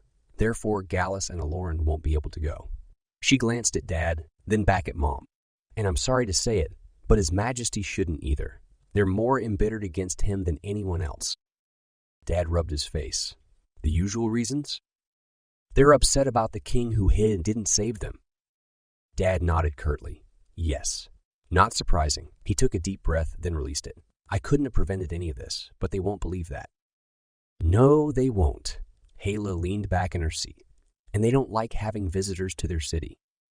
No one said anything again. Then finally, Ebony raised her hand. "I suggest that only Jacob go." She looked at Hala. "Would I be correct in assuming they'd hesitate to hurt a child?" Jacob snorted to himself. He wasn't a child. Hala nodded. "Yes, it'll be much easier to encourage the villagers to join us if the group is small." Dad approved the idea, and the meeting ended. Everyone started getting up to leave. Eklaron grabbed Jacob's arm, stopping him. "Wait." He shrugged her hand off. "I have to go to Ridgewood now." She glared at him. "Hala only wants to be alone with you. Don't you see that? She's chasing you." Jacob laughed. "Are you serious? Look, she's at least 20 years older than me. Would you just calm down?" "No, I will not." She jumped from her chair and stalked out of the room. Jacob stared after her. He couldn't keep up with her mood swings. It only took a couple of minutes for Hala to be ready. They met at the tree in Taga village. Hala tied her scarf around her head, then nodded at Jacob. "Where do I key us?" "Through a door to one of the streets and not into a building. You can do that, right?" Jacob nodded. "Of course." He put the key in the lock and opened a link to the street outside of Hala's old house. After following Hala through, he shut the link, then backed off, letting Hala do her thing. Hala straightened her scarf, tucking some hair up into it, hands shaking. She took a few deep breaths, then knocked on the door. After several moments, an elderly woman in a wheelchair answered. Jacob recognized her immediately, not by her face, but because she didn't have legs, and one arm was missing. It was Hala's aunt. The woman raised an eyebrow, pushing her wheelchair forward. "Yes, may I help you?" Jacob jumped when the woman started speaking. When he'd seen her with Hala back in Trusenal, he'd assumed she couldn't speak, but here she was talking. Weird. Hala hesitated. "Don't you remember me?" The elderly woman peered at Hala. "No, I don't. What do you want?" Jacob was surprised when Hala started sniffling. "It's me, Hala, your niece." "My niece is dead. Get off my doorstep." The woman rolled backward and slammed the door. Hala took a shuddering breath. "That didn't go how I expected." She wiped her eyes and gave Jacob a shaky smile. "But I'm not surprised. I have been gone for a long time." "What about your sister?" Hala chuckled. "She's actually my adopted daughter, but things get hard to explain when I tell people I have a child, even if she isn't my own." "Whose is she?" "My best friend's who is too young to be a mother. She foolishly joined Dimitri's little renegade group and got herself killed." Hala put a hand over her mouth. Your father's group was full of valiant, courageous people, and it really wasn't a foolish thing." Her face reddened. "Please don't take my words for disrespect. I am only bitter about my friend dying." Jacob shrugged. He really didn't want to get into that conversation. "You're fine." He glanced at the house in time to see a flash of light brown hair before a girl left the window. He didn't get a good look at her and turned to Hala for confirmation. "Was that her?" Hala nodded. "Yes. Let's see if we can get her to talk to us away from my aunt." They followed the street around the side of the house, taking care not to be seen by Hala's aunt, looking through the glass, tracking the girl's position. Finally, the girl stopped near a window in what appeared to be her bedroom. She peeked out, then shut her door and opened the window all the way. Jacob's jaw dropped as he saw her for the first time. She was cute, very cute. Dark blue eyes, long hair, and nice skin. "Mother," she whispered. "I knew you'd come back. I knew it." Hala put her arms through the window and hugged her adopted daughter. "My dear, sweet Annalie, of course I've returned." "Let me get my things. I'm coming with you." Annalie backed away and started throwing clothes and books inside a burlap sack. She tossed the bag out the window and followed it feet first. "What about—" Hala started as Annalie straightened on the ground next to her. Annalie put a finger to her lips and grabbed her bag. "She most definitely won't agree to coming, and she'll alert the town that you're here." Hala hugged her daughter. "How does she not recognize me?" "Oh, she does." Hala's arms froze. "But I don't understand." Annalie rolled her eyes. "Believe me, you don't want to. She's changed a lot since you left. Even before you left, she was changing." Hala nodded. "Okay, let's go then." Jacob cleared his throat. "We need to find out if anyone else wants to come." Annalie started seeming to notice Jacob for the first time. The colors in the air around her showed her embarrassment. She looked at Hala. "Oh, sorry. This is Jacob. He's King Dimitri's son." Annalie's face changed to a deep red, and she curtsied. "It's a pleasure to meet you." Just then, Hala's aunt entered Annalie's room and saw them through the open window. "Anna, what are you doing? Get back in here." "Time to go," Annalie said. Jacob shook his head. "We need to see if anyone—" "I'm sorry, Your Highness," Annalie said, not meeting Jacob's eye, "but you won't find many interested people here." "We have to try, at least." "Looks like we're about to get the opportunity," Hala said, pointing. A couple was walking down the street holding hands. Expressions of fear and hatred were on both their faces. "What are you doing here?" the man asked Hala. "You left! You were forbidden to enter the city," he turned and shouted. "Intruders! Alarm!" A piercing siren erupted through the air. Chapter 22. The man glared at Annalie. "What have you done bringing outsiders here?" Hala stepped forward, talking over the alarm. "It's not her fault. I came of my own accord." The man shifted his glare to Hala. The woman let go of his hand and dashed to the nearest door, knocked on it, then continued on to any other door that hadn't been removed yet. "Then it is you who shall endure punishment," the man said. Jacob straightened his shoulders. "Please, just let us explain ourselves." "There will be time for that later." The man turned to the growing crowd. "What shall we do with these intruders?" Jacob growled, nearly losing his temper. "Idiots," he mumbled under his breath, then raised his voice to a shout. "We only want to rescue you from the Lorkon, to give you the opportunity to fight against them." The man scoffed. "What have we to fear from the Lorkon? They've protected us and given us food. They've permitted us to continue living in our beautiful city." Jacob was tempted to tell the man that Mukaria was more beautiful, but held back his retort. "They've outlawed doors. Don't you deserve privacy?" Don't you deserve a king who won't threaten to kill your people every time you make a mistake? King? King? The man's eyes narrowed. You're here on a mission from Dmitri himself, then? Jacob held himself tall. I am Prince Danilo, Dmitri's son and heir to the throne. And yes, I am here because he asked me to come. There were several gasps in the crowd, and many people backed away. Jacob shook his head. That must have been the wrong thing to say. Please. We only want to help, not hurt. The Lorkon aren't what you think they are. They're dirty and evil and have been trying to kill the people of Jevkon. The man spat on the ground. What would you know of these things? Because K2's is my grandfather, and he's the king of Truzinal. He doesn't care about Jevkon. He only cares about power and money. More people gasped, shaking their heads. He lies. It isn't true, one woman shrieked. Throw them in the lake, another called. No, burn them. Hala turned to him. Let's get out of here before something awful happens. He nodded. The crowd had grown to over 100 people.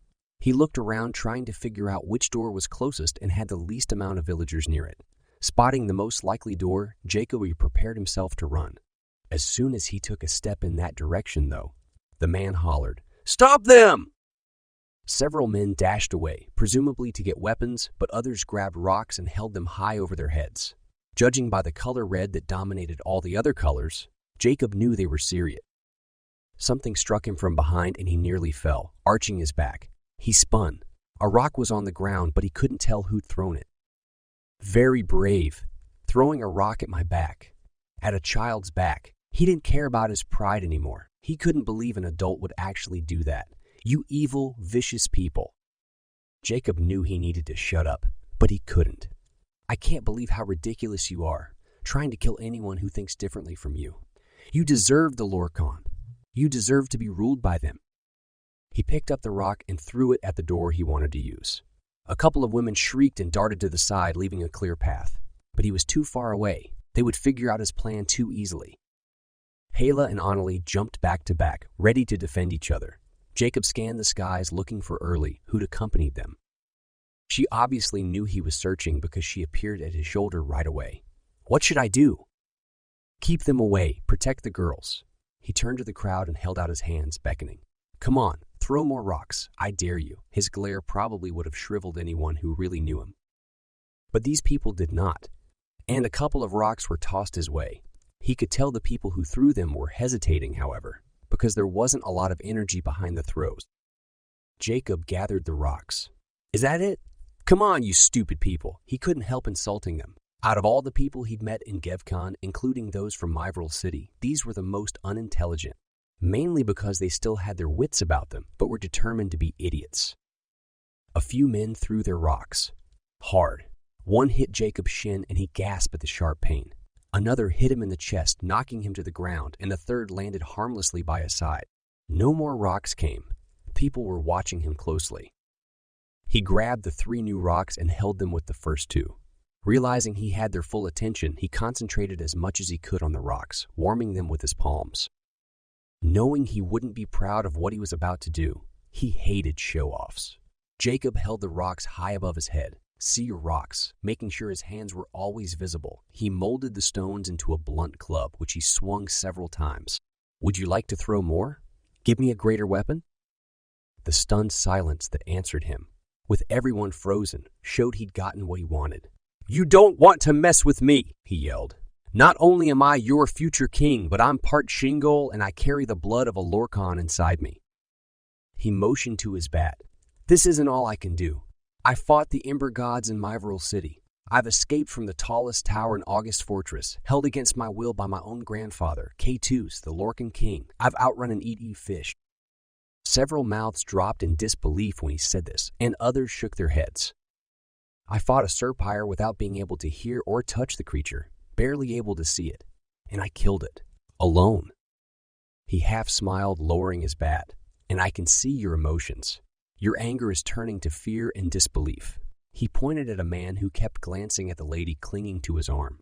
You want to kill me, but aren't sure how she would feel about it. He pointed to a woman. You're feeling sympathetic toward me, but are determined to stay with your people. He rounded on the man who'd started the scene. "And you were afraid. You've never seen anyone like me before." Jacob lowered his bat. "With or without your permission, I'm leaving, and I'm taking Hala and Annalie with me." Chapter 23. He strode toward the door, put the key inside it, and opened a link to Aldo's cabin, the first place that popped into his mind that wouldn't reveal too much to the villagers. Then he turned and motioned for the other two to come. "If any of you are interested in joining my father in the Makalo village, I'll return in an hour to this very spot." He glared at the people, and using my time-seeing ability and my ability to see emotions, I'll know if any of you plan to betray me. I'll know if anyone plans to ambush me when I return, and I'll know how to destroy those who try to harm me or the people I care about. With that, Jacob stepped through the door after the others and slammed it shut behind them. He leaned against the cool wood, eyes closed, and took a deep breath. When he looked at Hala and Annalie, they were staring at him. No one said anything for several moments. Jacob avoided their gaze and sank down in front of the door. "I'm surprised they didn't just toss us into the lake as soon as they saw us." Annalie shot a glance at Jacob before looking at her mom. "They haven't acted that rashly for a while. Lately, they like to make sure they've got the majority of the people to back them up." Hala sat on the ground near Jacob. "Were you serious about time-seeing to make sure no one tries to turn us in when we go back?" Jacob nodded. "Yeah, I'll look in a bit."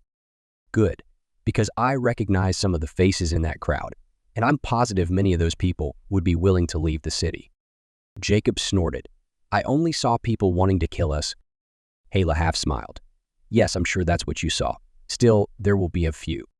She and Annalie cuddled and started updating each other on their lives. Jacob tuned them out and time-sawed to Ridgewood City. Hala was right. Several people waited outside the door for Jacob. Their emotions showed they were contrite and nervous. That would have to be enough. He returned to Aldo's old cabin. "How long will it take for word to spread?" he asked. "A little more than an hour, if it hasn't already," Hala said. "Unless things have changed?" Annalie shook her head. "No, they all love gossip still." Jacob leaned against the door again and looked at Hala. "Tell me about Trucinol. What happened after I left?" "After?" Hala chuckled. "I'm sorry to say it, Jacob, but I didn't even notice that you'd gone. There was too much happening in my life at the time." Jacob tried as hard as he could to act nonchalant, to show that what she said didn't bother him. He'd assumed she'd felt the same way about him. But of course his magic didn't allow him to do anything that would cause problems for the future. She wouldn't have fallen for him. Otherwise, he would have been stopped from flirting with her. She probably treated every guy who entered that stupid laundry the same. Batting her eyelashes, acting coy and shy. No wonder the other footmen were so rude to Jacob. They most likely thought she was only interested in them. Hala was still talking, and Jacob tuned back in. "It was really hard. People were fighting on the streets, killing anyone who crossed their territory, eating other pee. I can't even say it. It was so awful." Jacob nodded. "I'm sorry." Hala sighed, undid her scarf, and then tied it up again tighter. "What did you mean back there that K2's is your grandfather?" Jacob explained how Romantis was Dimitri's father and how he'd taken a blood potion to become K2's, the Lorkon king. That actually makes sense. We all thought Romantis had been killed by K2's, but looking back, their actions were far too similar. "Yup, and he's my grandpa. Pretty awful, huh?" Hala chuckled. "Well, I wouldn't necessarily be proud if it were me." Neither spoke for several moments. "Jacob," Hala said, "I need to apologize for how I treated you back in the Trucinol castle." "What are you talking about? You were nice to me." She nodded. "That's the problem. I was engaged to another man who was higher in the ranks than you, and I had a couple of other suitors. I wasn't a very good girl. I flirted with anyone and sought the attention of everyone. Sarah did say you were the good one. Compared to the others, I was. Believe me, I was." She put her arm around Annalie. "I've wanted to apologize since I found out who you were." She fell silent, then chuckled. "I still can't tell you how much it surprised me that you look exactly the same." She grabbed her bag. "Oh well, the past is the past. Are either of you hungry?" Jacob and Annalie both said yes, and Hala pulled out food, handing it to the others. Jacob smiled to himself. It was as if he was spending time with his mom rather than a girl he used to have a crush on. He was glad they'd ended up going to Ridgewood. A lot of weird feelings had been taken care of, and he knew things wouldn't be awkward any longer. After the hour was over, Jacob time-sawed to Ridgewood to make sure things were clear, then keyed there. They rounded up the 7 people who wanted to go to Taga Village. Making sure no one was watching, Jacob opened a link to the village, stepping through after everyone else had gone ahead. Chapter 24. Jacob grabbed his new pole from his closet and keyed himself to Taga village. From the tree, he set off for Azariah's fortress, admiring his pole along the way. Azariah had given it to him yesterday and was going to teach him how to fight with it. It was 4 inches in diameter, heavy, long, and topped with the usual shingle spearhead, the trident with a sun on it. Jacob felt powerful just holding it. He wondered if there was magic in the wood, or if it was just the fact that he was holding a shingle weapon. He checked his watch before knocking on Azariah's door, and was glad he did. He was 20 minutes early. Azariah hated it when he was early and hated it when he was late. Rolling his eyes, Jacob leaned his pole against Azariah's doorframe and decided to go see how Mr. Coolidge was doing. It had been a while since he'd visited the school. He walked past Aldo's cabin to the huge building where English classes were taught and where Mr. Coolidge and Hala had their offices. The moment he entered the place, he could tell something was wrong. And by the amount of shouting and screaming, he knew it would be something he didn't want to get involved in. He was about to turn around and leave when Kevin called his name. "I'm so glad you're here," Kevin said, jogging up to him. Jacob rubbed the back of his neck. "Yeah, I was about to leave. I don't like drama." "Tell me about it," Kevin muttered. "What's going on?" Kevin shook his head. "I really have no idea. Eklaron's been off lately, and the new girl, Hala's daughter, well, come see." Jacob followed Kevin down the hall and into the back of a large room where students sat at desks. Eklaron was at the front of the classroom holding chalk and an eraser. She was shouting at Annalie, who was shouting back. The other students were either frozen in shock or had joined the yelling match. "Wow," Jacob said. "What started all this?" He was tempted to cover his ears. "They just rub each other wrong," Kevin said. "You know how girls get sometimes? It's like they were born to be enemies." Then Annalie rose from her desk and walked up to Eklaron. Jacob was afraid she'd hit Eklaron and so started toward the front of the room. But Annalie only said something short and belligerent, judging by the look on Eklaron's face, flipped her hair and turned from the desk. She saw Jacob and relief spread across her features. "Jacob, glad you're here." The room fell silent as soon as everyone saw Jacob. He felt the hairs on the back of his neck prickle and realized he was prince over these people. He needed to act like it. He ignored Annalie and looked at Eklaron, who also appeared to be relieved. "What happened?" Eklaron took a deep breath, apparently calming her frazzled nerves. "Annalie decided to take over teaching for me. Apparently, she's a genius when it comes to math." "Math?" Jacob looked at Kevin. "When did you guys start teaching math?" "When children started to arrive, we began teaching all the basics. It's why Annalie is here in the first place. Hala requested that she join our school." "And I hate it," Annalie said. "I've got better things to do with my time than sitting around listening to her." She reached out and grabbed Jacob's arm. "I'd rather spend time with you." Jacob felt his cheeks color. How was he going to get himself out of this without hurting Annalie's feelings or making himself look like a jerk? It was important that these people respected him.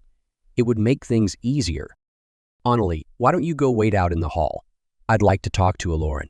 Then I'll come talk to you." Annalie nodded and released his arm, then strode from the room. Jacob looked at the students. "What are you supposed to be doing right now?" he asked, using his most authoritative voice. "They should be readying themselves for the quiz we're about to take," Eklaron said.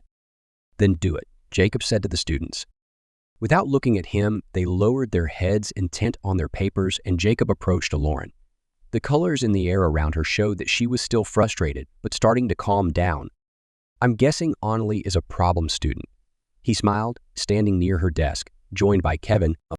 "Totally and completely," Eklaron said. She ran her hands through her hair and then massaged her temples, "and I can't handle her one more minute. She ignores me, argues, and talks to the students around her." Eklaron looked up at Jacob. "The biggest problem, I think, is the fact that I'm only a couple months older than her." Jacob nodded. He could see why that would bother Annalie. "But she should still be respectful." "Yeah, well, she totally has a crush on you," Eklaron said. "She talked about you several times, said you two were really close, that you defended her the other day, that you'd do anything for her." Eklaron glanced at Jacob and then rested her eyes on the desk. Kevin shifted uncomfortably, and Jacob didn't say anything. He didn't know what to say. He'd never told Annalie he would do anything for her. That was silly. But he didn't want to make things worse by calling her a liar. Eklaron continued. "I know she's lying about everything, but I don't need her impudence right now. I need order. Jacob could tell she was about to start crying. What if I have Annalie spend time with Hala and Mr. Coolidge instead of being in class with you? Lauren looked up and wiped her eyes. Oh, would you? I'd really appreciate it. Sure, anything to help you guys out in here. Jacob faced the class. The behavior you've seen today from a student is very inappropriate. If I hear that any of you have treated Miss Eklaron or Mr. Kevin in a similar manner, He hadn't thought beyond that point, so wasn't sure what to say. He didn't want to leave empty threats, though. I'll have them report it to me, and I'll speak with you personally. He looked at the students, watching their reactions, along with their emotion colors, and was satisfied. There were more adults in the room than children, and he figured Annalie was the only one who'd ever given Eklaron and Kevin any problems. Jacob smiled a goodbye to Kevin and Eklaron, then went out into the hall to deal with Annalie. I can't believe you agreed with her. Annalie glared at him. She is a horrible teacher. She hates Ridgewood and thinks my mother is an idiot. Eklaron said all that. And he scuffed her foot on the floor. Well, no, but she's still a horrible teacher. Jacob had heard only good things about Eklaron's skills. However, he did recognize that not everyone would learn in the same manner. Either way, you shouldn't have shown her disrespect in front of the whole class. Annalie didn't respond, and Jacob's thoughts drifted from their conversation as he led the way to Hala's office. He felt weird having to act like an authority figure, especially with kids his own age. Annalie threaded her arm through his, bringing him back to the present. Jacob froze, unsure of what to do. The only person who'd ever treated him like this was Shirley from school. Annoying Shirley? Thanks for not making me go back in, she said. Jacob swallowed a few times, then extracted his arm. He paused outside Hala's office and turned to Annalie. I can't check up on you all the time. Just be nice to the people here. They've all been through a lot. She nodded, then gave him a quick hug. Jacob felt his cheeks redden. She was cute, she was his age, and she obviously liked him, right? That's what her actions were saying, weren't they? But what did she expect of him? How was he supposed to act? Annalie danced into her mom's office and shut the door. It took Jacob a moment to remember he was supposed to be somewhere else, and soon. He walked through the halls of the education building, trying to figure out how he felt. He liked Eklaron more, but she had made it obvious she wasn't interested in him. Annalie, though, wasn't dating anyone, and she liked him. And she was cute. He sighed, deciding to figure things out later. Chapter 25. When Jacob got to the fortress, Azariah let him in, pole in hand. He motioned for Jacob to follow him to a large stone-floored gym area at the back of the building. As soon as they entered the room, Azariah swung his pole at Jacob's spearhead, whistling as it sped through the air. The staff section hit Jacob in the side, flinging him across the room. With a grunt, he landed on the stone, scraping his arm. He glared up at Azariah. That wasn't fair. You attacked without warning. That's the point. Always be on your guard. Even around friends. Azariah raised his eyebrow. Am I a friend? Jacob's mouth popped open to answer, but nothing came out. He growled and jumped to his feet. I guess you aren't. He swung his pole, remembering and applying the sword-fighting lessons his dad had given him. Things would be different with the poles, but some of the techniques should be the same, right? No, not at all. And even after teaching Jacob some defensive and offensive moves, Azariah bested him again and again. This is so dumb, Jacob said, throwing his pole down. You've been doing this for how many years? And you expect me to pick it up just like that? Of course I do. You've got plenty of talent. You're just directionless. Whatever. Even if I am, so are you. I got it from you. Azariah rolled his eyes. Impertinence. The fat lady strode into the room. Jacob thought I heard you. You need to come downstairs? Does this have to happen now? Azariah asked. I gave you an hour. My turn to have the boy now. The fat lady grabbed Jacob's shoulder and twisted him around, pushing him out the door. She didn't need to force him. He was ready for a break from training. What do you need me to do? Jacob asked as they walked through the halls. We don't know how to help Myler. The fat lady huffed, breathing heavily. He didn't heal? No, he did. But things have been difficult. She led him down the stairs, then paused at the bottom and whispered, he's not exactly normal. Not like the others. There might have been permanent damage. He says he won't talk to or cooperate with anyone but Dimitri, and we're hoping he'll accept you since you're Dimitri's son. A man started shouting from one of the cells, and Jacob recognized the voice as Myler's. Aldo dashed out, slamming the door behind him, frowning. But his eyes lit up when he saw Jacob. Oh, good. Your turn to talk to Myler. Jacob raised an eyebrow. Okay, what am I supposed to say to him? Just introduce yourself for now. We'll work out the details later. Aldo motioned for Jacob to join him, and together they peered through the window at Myler.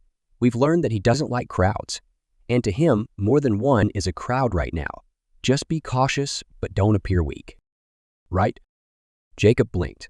How was he supposed to know what Myler thought was cautious but not weak? He wiped his hands on his pants and took mental stock of the situation, making sure he knew what would surround him and what he could use as a weapon if he needed one. Then he nodded at Aldo, who opened the door. Jacob stepped inside the cell, and Aldo shut the door behind him. Myler looked up. You. I remember you. He frowned, the colors in the air around him showing annoyance, and turned his face away. My name is Danilo Leonti. I'm King Dimitri's son. Myler nodded. I know. A long silence followed. Jacob became acutely aware of his need for a shower after fighting with Azariah. He could practically hear the seconds ticking away, but didn't want to say anything or push himself into Myler's space. I guess I'll talk to you later, Jacob said. He turned and left the room. Well, Aldo waited by the door. Jacob shrugged. I only introduced myself, like you said. I think he just needs more time. It's already been several days. Yeah, he has to get used to having people around him. Jacob pulled the key from his pocket. Let me know if he does anything or if I can help in any way. I'm heading home for a shower. I'll come back later. Not waiting to hear what they had to say about that, Jacob keyed himself to Minden. He took a quick shower, then helped Hala retrieve 7 more people from Ridgewood who wanted to help fight. Just 7. Jacob knew it wasn't much, but the more they had, the better the outcome would be in the war against the Lorkon. Myler proved to be fairly difficult to work with. He did, however, allow Jacob to speak with him, and after some time, Jacob was able to learn the man's history. He'd been engaged when the Lorkon took over Myberville City and had watched as they performed tests on his fiancée that eventually rendered her immobile, unable to speak, and without any of her memories. She died 5 years later. The two of them hadn't been able to communicate once her tests started, and she'd rejected all Myler's attempts to help her. Myler was so angry about the Lorkon, he'd resorted to trying to take his own life, but the Lorkon had injected him with something that took away his ability to concentrate. After the injection, he couldn't remember what had angered him so much. Once he'd been healed, though, and all of the Lorkon influence had left, he remembered the reason behind his anger. He was nearly impossible to control. His desires for revenge blinded him against reason, and he was aggressive and hurtful to the people around him. Jacob was positive they'd be able to use the man in some way, that he'd be good for their group, a leader or something. But no one agreed with him. It got to the point where Myler couldn't stay in Taga Village anymore. But Jacob and his group didn't have many choices. The Lorkon had destroyed every door in Ridgewood, Macaria, and the ones Jacob had used previously in Forncall. They even took Aldo's door, along with the random ones surrounding August Fortress. The only doors untouched were a couple at the manor in the infected forest and the door in August Fortress itself. After meeting with everyone, Dad decided to have Jacob take Myler to the fortress, along with all the people who were against helping or who didn't care either way. We can't have them wandering Eklaron, Dad said, especially Myler. He's too volatile, and it would be dangerous if news of what we're doing reached the Lorkon. The others agreed that August Fortress was the best place for the people to be held, since the Argots still surrounded the fortress and prevented escape. Maybe that was why the Lorkon left the door intact. They figured no one would be able to leave from there anyway. Dad had Hala accompany the people, helping them start farming and cultivating the available land around the fortress. Jacob transported food and other necessary items to them as needed, and after a few weeks, they reached enough independence to where Hala was able to return to Taiga Village. The time for the first major harvest had arrived, and Kenji teamed Jacob Sweetpea and Eklaron to work together. Because there were so many people living in Taiga Village, many of whom weren't able to do a lot for themselves. All able-bodied people were required to help, but Jacob didn't mind. He'd always enjoyed garden work, didn't mind getting dirty, and was excited to start. The sun had just barely risen when he grabbed his gardening gloves from the shed and jogged to Taiga Village with Matt, who'd been assigned to work with Akino, Jagar, and Tani. Tani had been working one-on-one with Annalie. Jacob was glad about that. Annalie wouldn't have the chance to offend Eklaron, and apparently Tani worked really well with the girl. They'd quickly become friends. Jacob took a deep breath of the summer morning air, enjoying the fresh smells of the forest. He knew he should feel differently about Eklaron. but the idea of spending several hours with her only made him more excited about gardening that day. But Oren was distant and stiff. Sweet Pea tried to get her to talk and laugh and joke with them, but nothing worked. Jacob brushed her off, deciding not to let her sour attitude affect his enjoyment. He pulled a couple of weeds, then started picking green beans, enjoying the sound of the other gardeners conversing and a few people singing as they worked. Sweet Pea wasn't about to let Eklaron off the hook so easily. After teasing her about her hair that morning, she hadn't even attempted to do anything with it. He turned the conversation to Kevin. "So, how's the boyfriend?" Eklaron flipped her hair out of her face. "What boyfriend?" Jacob's heart started beating quickly. Had they broken up? Sweet Pea's eyes twinkled. "You know, lover boy?" "What are you talking about?" she snapped. Who am I talking about? Kevin? What about him? She viciously attacked the green beans, pulling them roughly from the vines.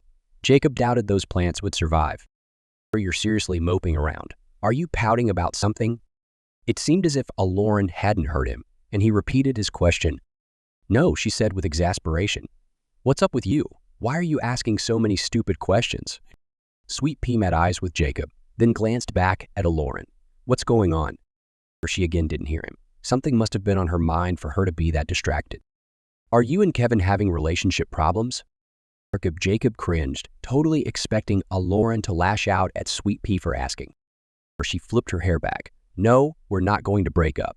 Why would you even think something like that?" Sweet Pea's jaw dropped. "I didn't." He looked at the plants, obviously mortified. "Okay, so I only asked if you were having problems. I didn't think about you guys breaking up. I'm sorry. Look, I don't want to talk about it, okay?" Sweet Pea held up his hands, meeting eyes with Jacob again. He didn't say anything, though, and Jacob bit his lip, definitely wanting to be invisible so Eklaron wouldn't snap at him too. Chapter 26.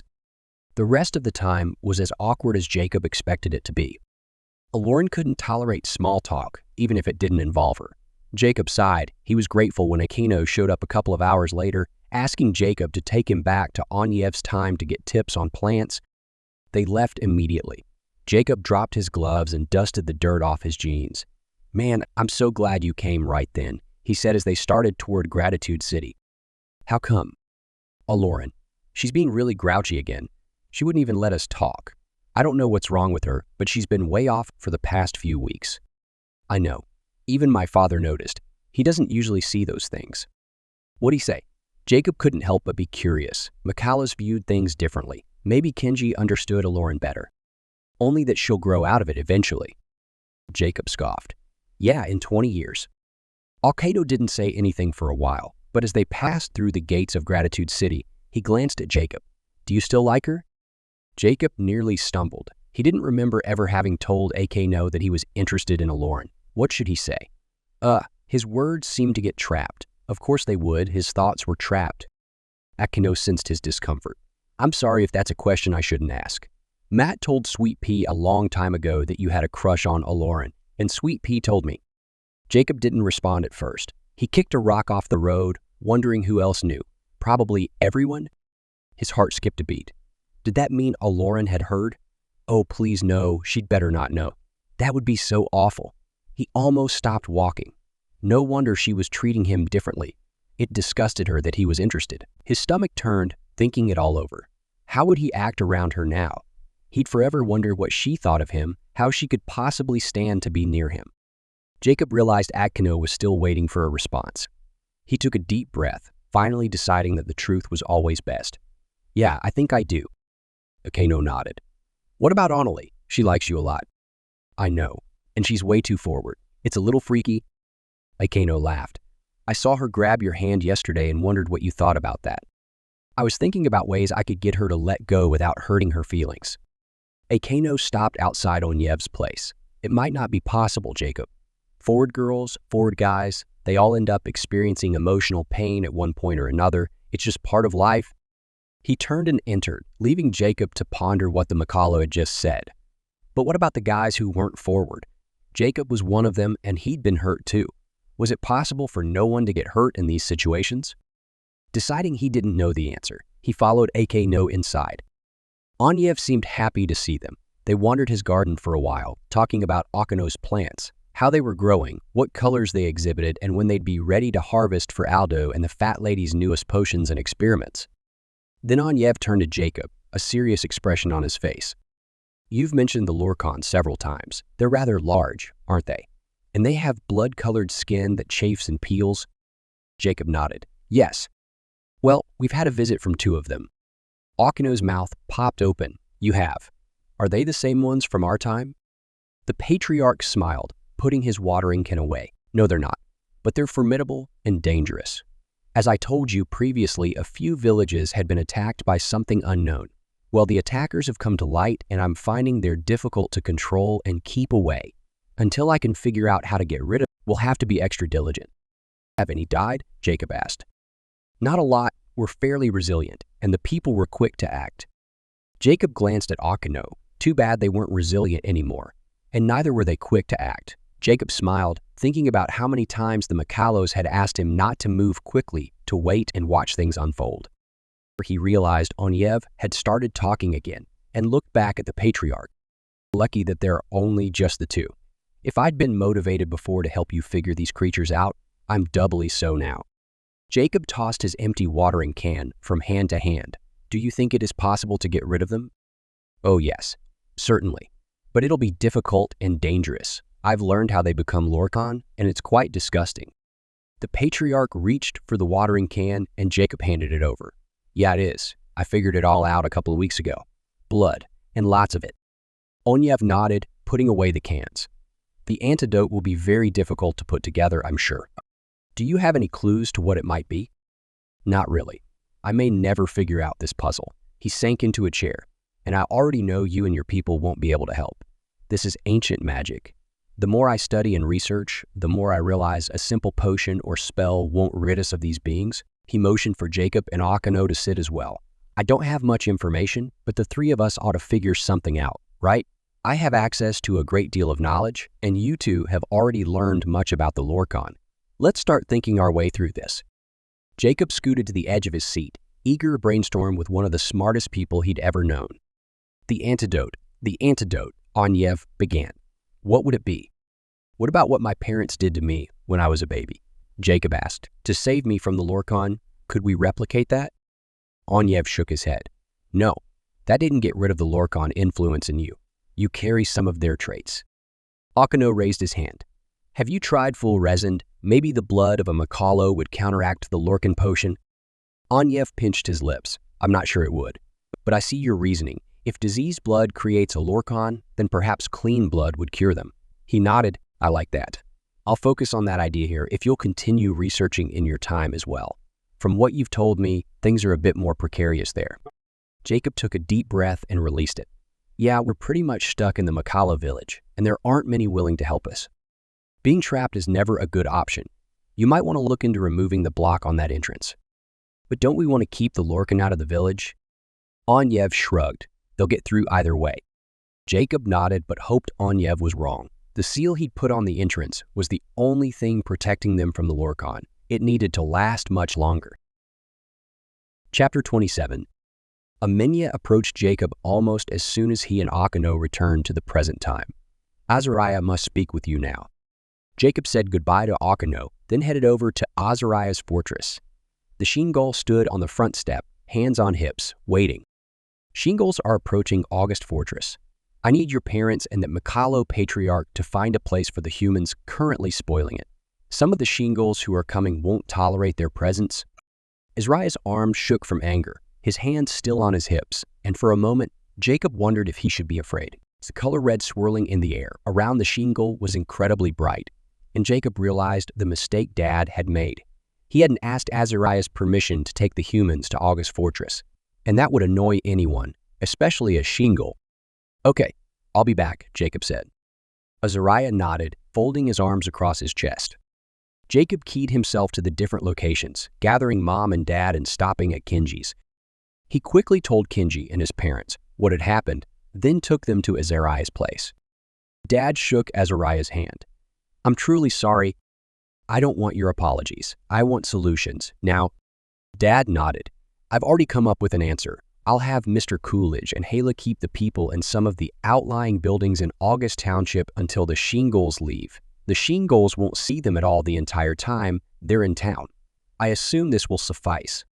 Jacob couldn't help but smile at the irritation swirling in the air around Azariah. He'd most likely expected Dad to take a long time to come up with a solution and probably even expected Dad not to be so commanding. Dad knew Azariah was a powerful being, but Dad, not Azariah, was the king of Gevkin, and no one was going to tell Dad what to do. Azariah must have had the same thoughts. He turned his face away. "Get it done then?" Jacob ran out of Azariah's place, searching for Mr. Coolidge and Hala before anyone asked him to do so. While searching, Annalie found him. Yet again, she threaded her arm through his and held on when he tried to get her to let go. "Why are there so many Werbies here?" she asked. "They were getting attacked by the Lorkon. They live here now." "I figured that, but why? What good will it do to have them around?" Jacob barely glanced at her. "I used to feel the same, but have found that they're actually very good at things. They've completely taken care of themselves. We don't need to provide food for them or materials for their buildings." "Yeah, I can see that." Annalie scrunched up her nose, staring at the part of the village where the Werbies lived. "What are you doing right now?" "Finding Mr. Coolidge and your mother." Jacob opened the door to the school and walked inside. "Oh, they're not in their offices," Annalie said. "They went to the tree to go through books." For once, Jacob was glad Annalie was around. She just saved him from searching. They didn't say anything while walking to the tree, and Jacob found his annoyance with her leaving. She was clingy and a little smothery, but at least she didn't talk non-stop like some girls he knew. "Well, I'll see you later," Jacob said. She smiled, then gave him a quick hug and danced away. Her walk was so different, almost a skip. Dancing was the only way he could describe it. He watched her leave, wondering how he was ever going to give her the message that he wasn't really interested. He shook his head, turning to the tree, but found he had two audiences. Hala watched from the doorway with a smile, and Eklaron from the trail to Minden with a scowl. Jacob resisted the urge to roll his eyes. His life was perfectly fine back on Earth, where all he had to deal with were girls who liked him because he played basketball well. Mothers never got in the way, and Eklaron. "Moody Eklaron," he sighed and entered the tree. Jacob told Mr. Coolidge and Hala what was going on with Azariah, and the three walked back to the fortress. From their colors, Jacob could tell they were antsy. It was probably because of Azariah. Dad greeted Hala and Mr. Coolidge, made sure they knew what to do, and then had Jacob open a link to August Fortress. They all stepped through into the huge stone building. The moment they were through the doorway, a feeling of déjà vu overcame Jacob. He was momentarily blinded by the sheer number of Sheen-Gull eyes that turned their way. "Close your eyes," Azariah said. The room immediately darkened. "Where is Renforth?" Azariah asked. "He hasn't arrived yet, my lord," a blue-robed Sheen-Gull responded. "Let me know the moment he does." "Who else isn't yet present?" "First Renforth and his company," the same voice said. "They'll be here shortly. Within a day or two." "Good." Azariah took a deep breath. "We'll take care of the human problem, then leave you to situate yourselves until it's time to go." The blue-robed Sheen-Gull nodded, and Azariah turned to Dad. "Get those people out of here. I'm going home." He stepped through the link back to his place, and an awkward silence fell over the group. Many of the Sheen-Gulls opened their eyes, causing the room to lighten enough for Jacob to see the humans huddled in a corner. Myler was in front of them, maintaining a protective stance. His lips curled in disgust and fear. Hala rushed through the group of Sheen-Gulls to her former students. "Oh, my poor dears. Let's get you out of here." It didn't take long for Hala and Mr. Coolidge to convince the people to leave the fortress and to occupy a handful of small buildings near the edge of the Argots. The people were so frightened, Jacob wondered if they'd ever recover. Sheen-Gull still made him nervous, and he was pretty much one of them. After making sure things were settled, Jacob keyed everyone to their proper places and then returned home. He followed Matt up the stairs and plopped on his bed, glad to finally get a break. He'd just barely closed his eyes, however, when he heard Matt call out in shock. Jacob jumped up and dashed down the hall to Matt's room. His jaw dropped when he saw what had made Matt yell. Lauren sat on Matt's bed, holding his pillow, sobbing. Mascara streaked down her cheeks. She looked awful. The girl saw Jacob and sobbed even more, falling to her side on Matt's bed. Matt rubbed the back of his neck. "Let's get Mom." The brothers backed out of the room and ran downstairs, where they found Mom in her study. They told her what had happened, and she went upstairs alone, making the boys wait in the living room. "Why was she in my room?" Matt asked. "I bet she and Kevin are having problems, but why my room? Is it because I'm her brother? He slumped into the couch. Oh boy, I'm her older brother. It's like in the movies. Girls think the main reason to have older brothers is so they have someone to take care of them. I don't know how to take care of anyone. Jacob almost laughed at the expression on Matt's face. Obviously, he wasn't ready to have that sort of relationship with Eklaron. He was still in the mode of, my little sister is only 8 and isn't dating boys yet. Even though Amberly wasn't technically his sister, Matt still felt that way toward her. And even though Eklaron is my sister, I don't know, I just don't like it when girls cry. It's weird. And awkward. Jacob completely agreed. They waited in silence. Eventually, Mom came down the stairs, with Eklaron following. The two went into the kitchen, and Jacob and Matt stayed where they were on the couch. Jacob tried not to listen, but couldn't help overhear their conversation as Mom made hot chocolate for Eklaron. I mean, he wasn't even mad at me, Eklaron said. He just nodded and said he would always love me. Always, she snorted. We're just teenagers. How could he possibly always love me? Mom made some sort of comforting noise, and Eklaron continued. What bothers me the most is I didn't really have a good reason to do it.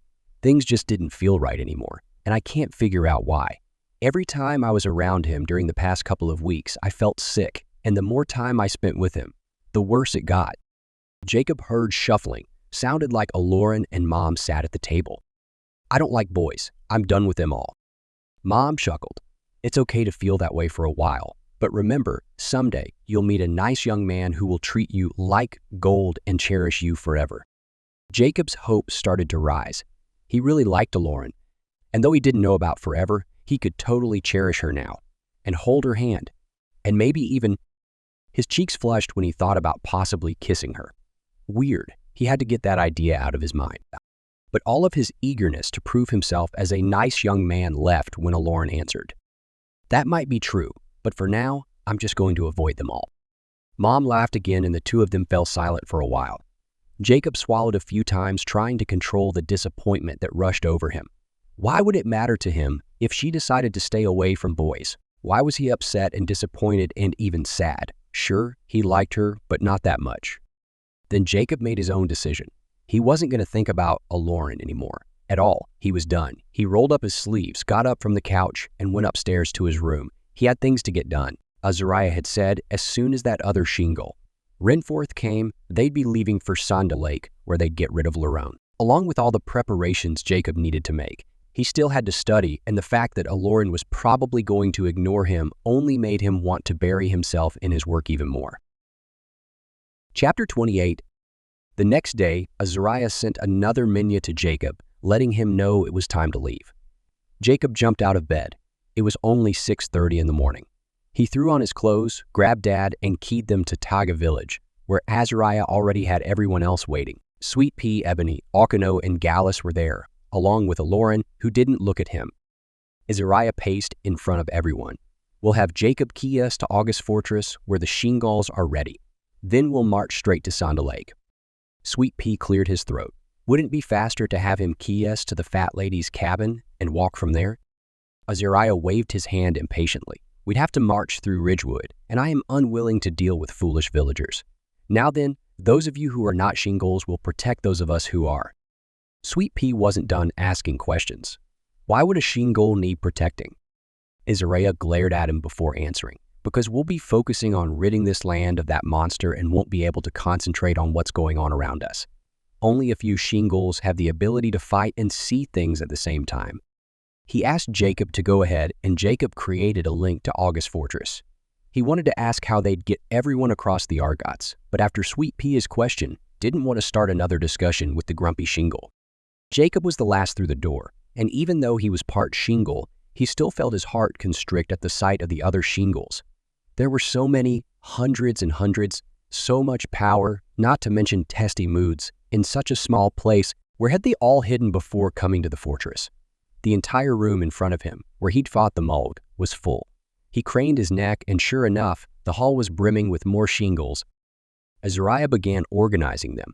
He put himself and his wife and children. Azariah had kids, with Dad, Jacob, and the other humans. The rest were organized in groups of 20.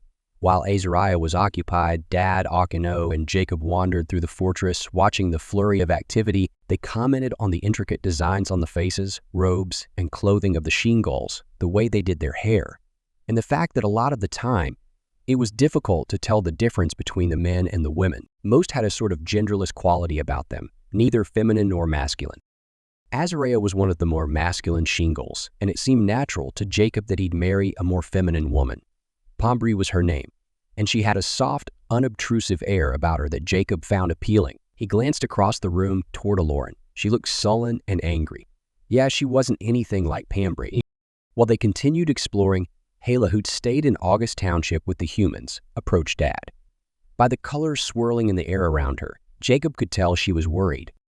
"Did any of you see Myler Intog a village last night or this morning?" she asked. Dad shook his head. "No. Is he missing?" "I'm afraid so. The last I saw him was right after you left yesterday, so I thought perhaps he'd followed you through the link." She glanced at Jacob.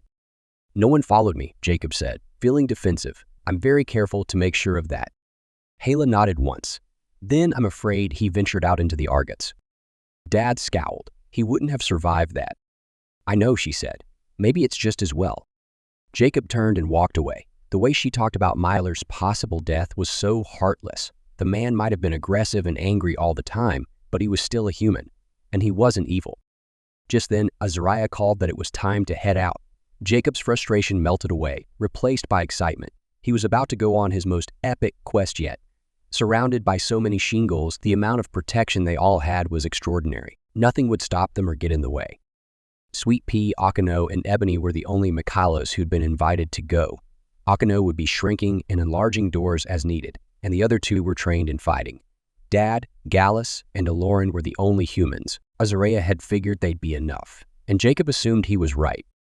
The humans and Mikalos, along with Jacob, gravitated toward each other as they followed the river of Sheengulls, making their way through August Township. It felt weird walking in the city. The last time Jacob had been there, he couldn't see or feel.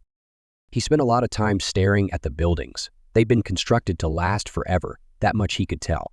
Most of them looked brand new, even though they couldn't possibly have been. The stones were thick, solid, and so well put together. Barely any cracks were visible. A decoration similar to the one the Sheengulls wore around their eyes and on their robes had been etched into the stones. It was very awe-inspiring, especially when Jacob remembered this was part of his heritage. Just about 15 minutes after leaving the fortress, the group reached the arch. At that point, Jacob was walking near the front, not far from Azariah, who was leading. He couldn't help but wonder again how they'd crossed the Argots, and he felt a cold sweat shiver over him when he thought about the possible problems they could encounter, including getting eaten alive. But Azariah hadn't been worried about it, so Jacob figured there was a solution that would be fairly simple. He was right. As soon as the Sheengulls reached the Argots, they glanced at the sun, then down at the odd-colored ground that marked where the creatures began. The moment their eyelight hit the ground, the Argots started glowing. The lines dividing them brightened. The Argots must have sensed that something was different because many of them started growing, long teeth appearing around gaping holes. Jacob froze, refusing to follow the Sheengulls as they stepped onto the Argots. But the strangest thing happened. The Argots began shriveling. Their teeth quivered. It looked like they were trying to reach the people who were crossing them but were afraid to do so or were being stopped. Jacob was sure that if he could see their emotions, if they had emotions, the strongest one would have been frustration. After watching for a moment, he figured he was safe. He joined the throng and stepped onto the squishy ground that made up the Argots. The creatures stopped quivering and shriveling. They stopped growing and decreasing. It looked like they'd been frozen in place. Jacob ran ahead, catching up with Dad and Azariah, and followed the white line that marked the division between Argots. He could still sense that the Argots knew something was going on. He felt them pushing and reaching, trying to break through the invisible barrier that kept them from completing their growing stage. They were so hungry. Looking at the humans and Mikalos, Jacob knew they sensed what he did. Even though they were probably safe, he was positive no one would fully relax until they'd crossed this Lorkon trap. He was right. Most of them, including Jacob, exhaled loudly when they left the Argots behind. Azariah led them through the forest and then up and over the hill. He completely bypassed the road that would have taken them through the infected forest, instead following a worn-out path that went much farther east from the manor, where the female Lorkon ruled. Jacob was glad of this. Azariah only allowed breaks every 3 hours. They slept the first night by a little lake on the other side from Aldo's old cabin, and the second night near Makaria. It took them 2 full days, but finally they arrived at their destination near the caves of Dunsany Mountain by Sonda Lake. Jacob hadn't believed how deserted Makaria was when they'd walked through. If it had felt like a ghost town the first time he'd been there, it did even more so now. The white buildings were still charred in some places from Liron's attack a few months earlier, and there wasn't a single person in sight. Without doors, the city felt even weirder. Some places had blankets hanging in the doorframes, and Jacob couldn't help but wonder what happened to the people who'd refused to go with Gallus to Taga village. Had they moved to Ridgewood? Unlikely, given Ridgewood's temperament where strangers were concerned. Or perhaps they were still in Makaria. Jacob had a hard time believing this, however. The city couldn't possibly feel more vacant. Then another idea occurred to him. The Lorkon had recruited them for their own army. That had to be the solution. The people who wouldn't fight with Dimitri were determined to fight against him, and the Lorkon had figured this out quickly. Jacob pushed his hair back from his forehead. It was only early June, but the heat of the day had been awful, and Azariah had kept them at a brisk pace. He slumped down next to the fire Sweet Pea had lit and watched as the Mikalo prepared dinner. "Want help?" Jacob asked. Sweet Pea shook his head. "Nah, didn't you know, Mikalos enjoy cooking." "No, but it makes sense." Neither said anything for a moment, but Jacob could tell by the colors swirling around Sweet Pea that he was happy and excited. After several minutes, they were joined by Dad and Akano. Eklaron, Ebony, and Gallus kept to themselves, discussing who knew what, probably something along the lines of defense. True to her word, Eklaron had totally and completely avoided Jacob. He tried not to take it personally. "Are you guys ready for tomorrow?" Dad asked. "What do we need to be ready for?" Sweet Pea said. "I still have no idea what's going to happen." Azariah says we'll wait for the sun to be at its most powerful position, which means we'll start a little before noon. At that point, those of us who are acting as protectors will surround the group of Shingles. "Am I a protector or a Shingle?" Jacob asked. "From what I understand, you're a Shingle. I don't know that Azariah feels you're ready to act as a protector." Jacob nodded. He didn't feel he was ready for that. The being a Shingle part was really awesome, though. "So, how are we going to get rid of Liron?" he asked. Dad shrugged. "I'm not sure.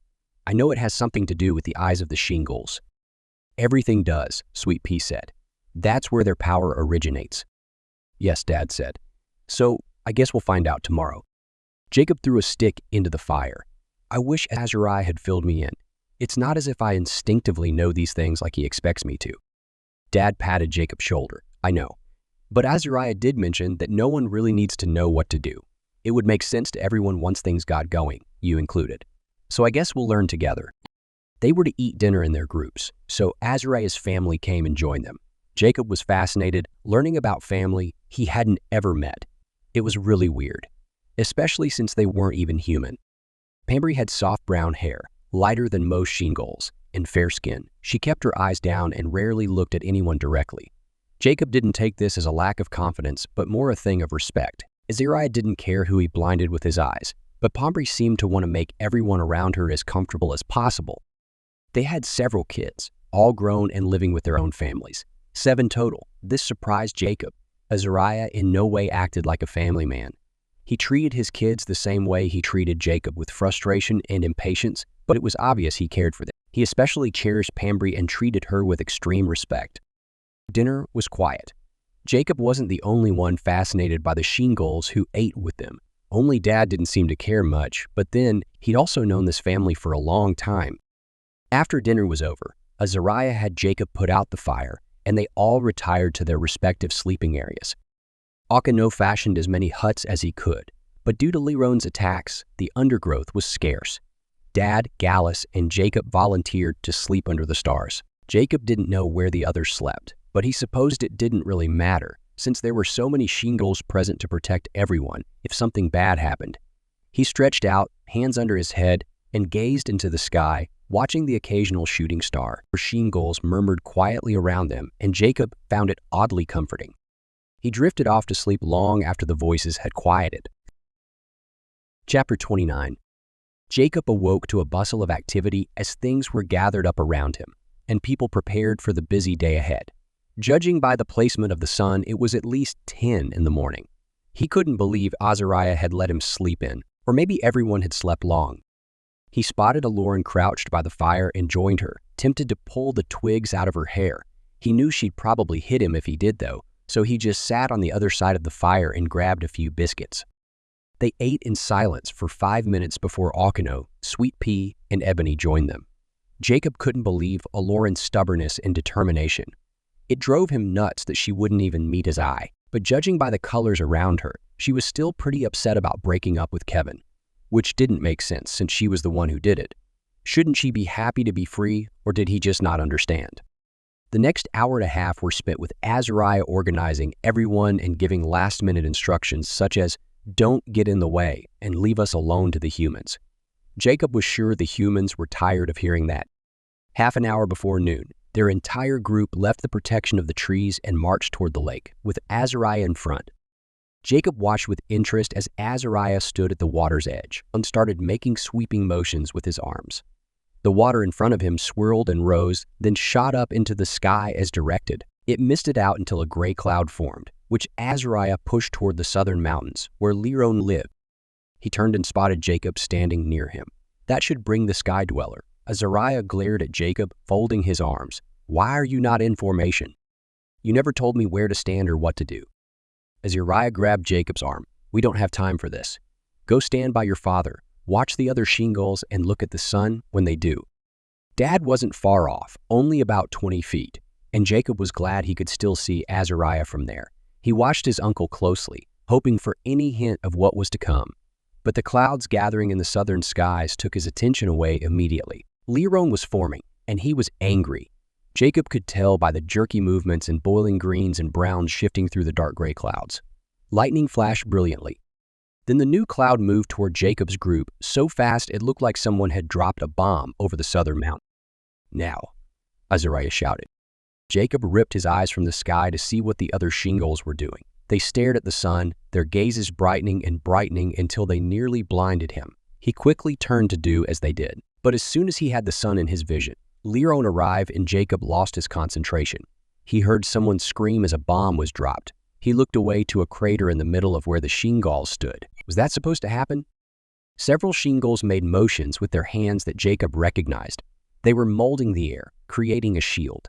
Then those shingles raised their arms, and Jacob caught a flicker of the shields as they moved into position, protecting themselves and others around them. Azariah was right. There weren't many shingles who could do that and focus on Lorkon. Someone else screamed, and Jacob realized he wasn't doing anything to help. He saw Azariah glaring up at the clouds. All the shingles were doing the same. So Jacob directed his gaze to Lorkon as well. But still, nothing happened. Was something supposed to happen? Obviously yes, but what? He didn't know. It quickly became apparent that what was going on wasn't what Azariah had planned. The shingle leader dropped his eyes, a panicked expression on his face, and whipped around, shouting. Jacob couldn't hear the shout. However, he looked back at Lorkon. An expression of glee crossed the sky monster's face, and Jacob's heart nearly stopped beating. Then the bombs really began falling. The shingles formation broke and everyone scattered. Azariah was at the front of everyone, shouting and yelling and motioning with his hands, but no one could hear him. Jacob was frozen in place, watching the complete pandemonium. He'd never seen such panic in his life. The wave from an explosion rippled through him, making him focus. Azariah was pointing to the caves. Jacob could see that now and ran up the hill. Dad was running alongside him, with Gallus following. Gallus limped, blood dripping down his thigh. Jacob winced when he saw a piece of wood protruding from the black man's leg. Gallus held it in place. Where did the man get his stamina? But then Gallus stumbled. Jacob whirled and dashed toward the man. He dodged a small bomb and fell to the side as it exploded nearby. Dad appeared on Jacob's left, helped him up, and together they crossed the grass to Gallus. With Jacob and Dad bearing his weight, Gallus staggered the rest of the way up the hill. Bombs fell all around them. Shingles dropped to the ground, trees fell, blazing, and Jacob was surprised anyone was still alive. The three stumbled into a cave, following Azariah, Pambry, and Audiobooks. As soon as he was out of reach of a bomb, Jacob spun, watching for Eklaron, Sweet Pea, and Ebony. But he didn't see them anywhere. Soon, the only thing visible across the countryside, apart from the falling bombs, were fires and downed trees. No one else was running. Dad pulled Jacob back, out of sight of Lorkon, and they followed as everyone moved toward the back of the cave. Azariah stopped before they reached a bend, and Jacob figured it was because the cave led to the Mulg headquarters deep in the mountain. No sense engaging in war on both sides of the tunnel. Dad and Jacob helped Gallus lie down on the floor of the cave, and together they pulled out the wood chunk, then tied a tourniquet around the man's leg. They needed to get him to a hospital as soon as Lorkon stopped throwing bombs. Not long after, Jacob's hearing returned. Apparently, everyone else's did at the same time because the cave erupted in chaos, everyone talking at the same time, crying, shouting. Azariah hit the side of the cave, causing the walls to shake and dirt and debris to fall on the people. The noise in the cave died. Jacob needed to figure out how to do that. "That's better," Azariah said. Gallus moaned, motioning to his bag. "Herbs. I've got herbs. For my leg." Jacob rummaged through Gallus's knapsack and grabbed a pouch full of green plants that had been squashed up. "Add water," Gallus gasped. Jacob did so, then together, he and Dad applied the poultice to Gallus's wound while Audiobooks watched. Gallus moaned with relief and fell back against the ground. "Are you going to be okay, Gallus?" Jacob asked. "Would the man bleed to death? Would he get lots of infections?" "Will be soon. Herbs remove pain." "But don't heal," Audiobooks said. Gallus shook his head. Jacob looked up. Azariah was approaching. "Do you have your minya?" he asked Jacob. Jacob nodded, opening his backpack and pulling out Early's container. "Tell her to go to the other caves and figure out where everyone is and who's missing. Have her report back as soon as possible." Jacob's whispered instructions to Early echoed through the long tunnel. Azariah returned to his family and sat by his wife, head in hands. He pounded the floor with his fist, yelling something. Jacob looked away and rubbed the back of his neck. He didn't want to see Azariah like this. It took Early several minutes to return, but soon they all started getting an idea of where the others had hidden. Ebony was with a large group of sheengulls in another cave, along with Renforth and the rest of Azariah's children. Eklaron was in a third cave. Several sheengulls weren't accounted for, and Sweet Pea was missing. Jacob jumped to his feet. "We have to go find him, now." Azariah shook his head. "He isn't the only one unaccounted for, and you'll anger Lorkon further. He'll cause even more damage to those remaining outside." Jacob dropped to the ground, recognizing the sense in what Azariah said. "This sucks." Audiobooks sat next to Jacob. "I'm sure Sweet Pea is okay." Jacob realized he should be comforting Audiobooks. "I'm sorry, you're closer to him than I am. We both care about him." Jacob nodded, swallowing hard past a lump in his throat. He had to change the subject. "Did you ever find out who his girlfriend is?" Audiobooks chuckled. "Yeah, there are only 3 eligible girls in the village anyway, so it wasn't too difficult." Jacob leaned against the cave wall. "What's she like?" Audiobooks shrugged. "Cute, I guess. Her name is Juri?" "Juri? That's weird. It's a Japanese name. Mine and my dad's are also Japanese." Jacob frowned, head tilted. "Why do you guys all use names from Earth?" "I don't know. Why shouldn't we?" Jacob laughed. "Okay, so back to the girl. How did she and Sweet Pea end up together?" Audiobooks lowered his left hand, relaxing it on his knee, his ring finger shedding light around Jacob, Dad, and Gallus. The sheengulls had their own light source, their eyes. Apparently she's been interested in him for a long time. He flirted with all the girls for the past couple of years before calming down. But Juri has always liked him. She went to all his fighting sessions with Ebony. "Do you think they'll get married?" Jacob asked. "Probably. Who else would he marry?" Jacob laughed. "Good point. What about you?" Audiobooks shrugged. "I'm not sure. Aside from the newest babies and a couple around Kaya's age, there are only 2 other Makalo girls. I guess I could go for one of them, but there are 4 other guys besides Sweet Pea and me. I might never find a companion. There simply aren't enough available." Jacob didn't answer. He didn't know what to say to that. Chapter 30. The cave hummed with quiet chatter, and he leaned against the wall. After a couple of hours had dragged by, Azariah gave the go-ahead, and almost everyone rushed out of the cave. Dad and Jacob helped Gallus to the entrance, and then Gallus had them lower him back to the ground. "Go find Sweet Pea," he said. Jacob made sure the man was comfortable. Then he, Dad, and Audiobooks ran down the hill, calling out Sweet Pea's name. "Where was he last?" Dad asked. "I think he and Eklaron were on the west side." "Closest to Ridgewood," Audiobooks said. Early was flitting near Jacob, and he stopped her and asked her to help find the Makalo. Then he started down the hillside. He felt bad for passing injured sheengulls, but others were following him and would be able to care for them. And he was too worried about Sweet Pea to do much of anything to help. He was shocked at how many bodies and injured people were strewn around. Jacob's fists clenched. What had gone wrong? He wanted to ask Azariah while in the cave, but the Shingol's obvious anger and frustration made it apparent that if he asked then, he'd probably lose his head. Jacob had to jump over and around several gaping pits. He made the mistake once of looking into one and saw a severed arm. He couldn't see where the rest of the body was, but the arm was too long to be sweet peas. It didn't surprise him that most of the casualties were Shingol's. There hadn't been many humans or Makalos. Why hadn't the Shingol's defended themselves better? Had they really been that caught off guard? Dad and Akino were closer to the lake. Jacob finished searching the area he'd chosen and joined them, calling Sweet Pea's name. Right as they got to the water's edge, Jacob thought he heard an answer. He grabbed Dad and Akino, stopping them. Shh, listen. Then he called out Sweet Pea's name again. A faint reply sounded back from the other side of a pile of shale rocks. Jacob scrambled around the rocks, followed by the other two, and dropped to his knees next to a shirtless Sweet Pea. He felt a tingling sensation at the back of his eyes. He was not going to cry. Sweet Pea was alive. He was alive. Oh, thank goodness. Water, the Makalo gasped, reaching. Dad pulled his bag down from his back, got out his canteen, and poured some of its contents into Sweet Pea's mouth. My leg is gone. Sweet Pea motioned to where he draped his shirt. Dad lifted the shirt and Jacob looked away, his stomach turning. Sweet Pea was right. His leg had been blown away by one of Leron's explosions. There was a lot of blood. Acting as if nothing was wrong, Dad took charge. Let's get you back to the village, he said.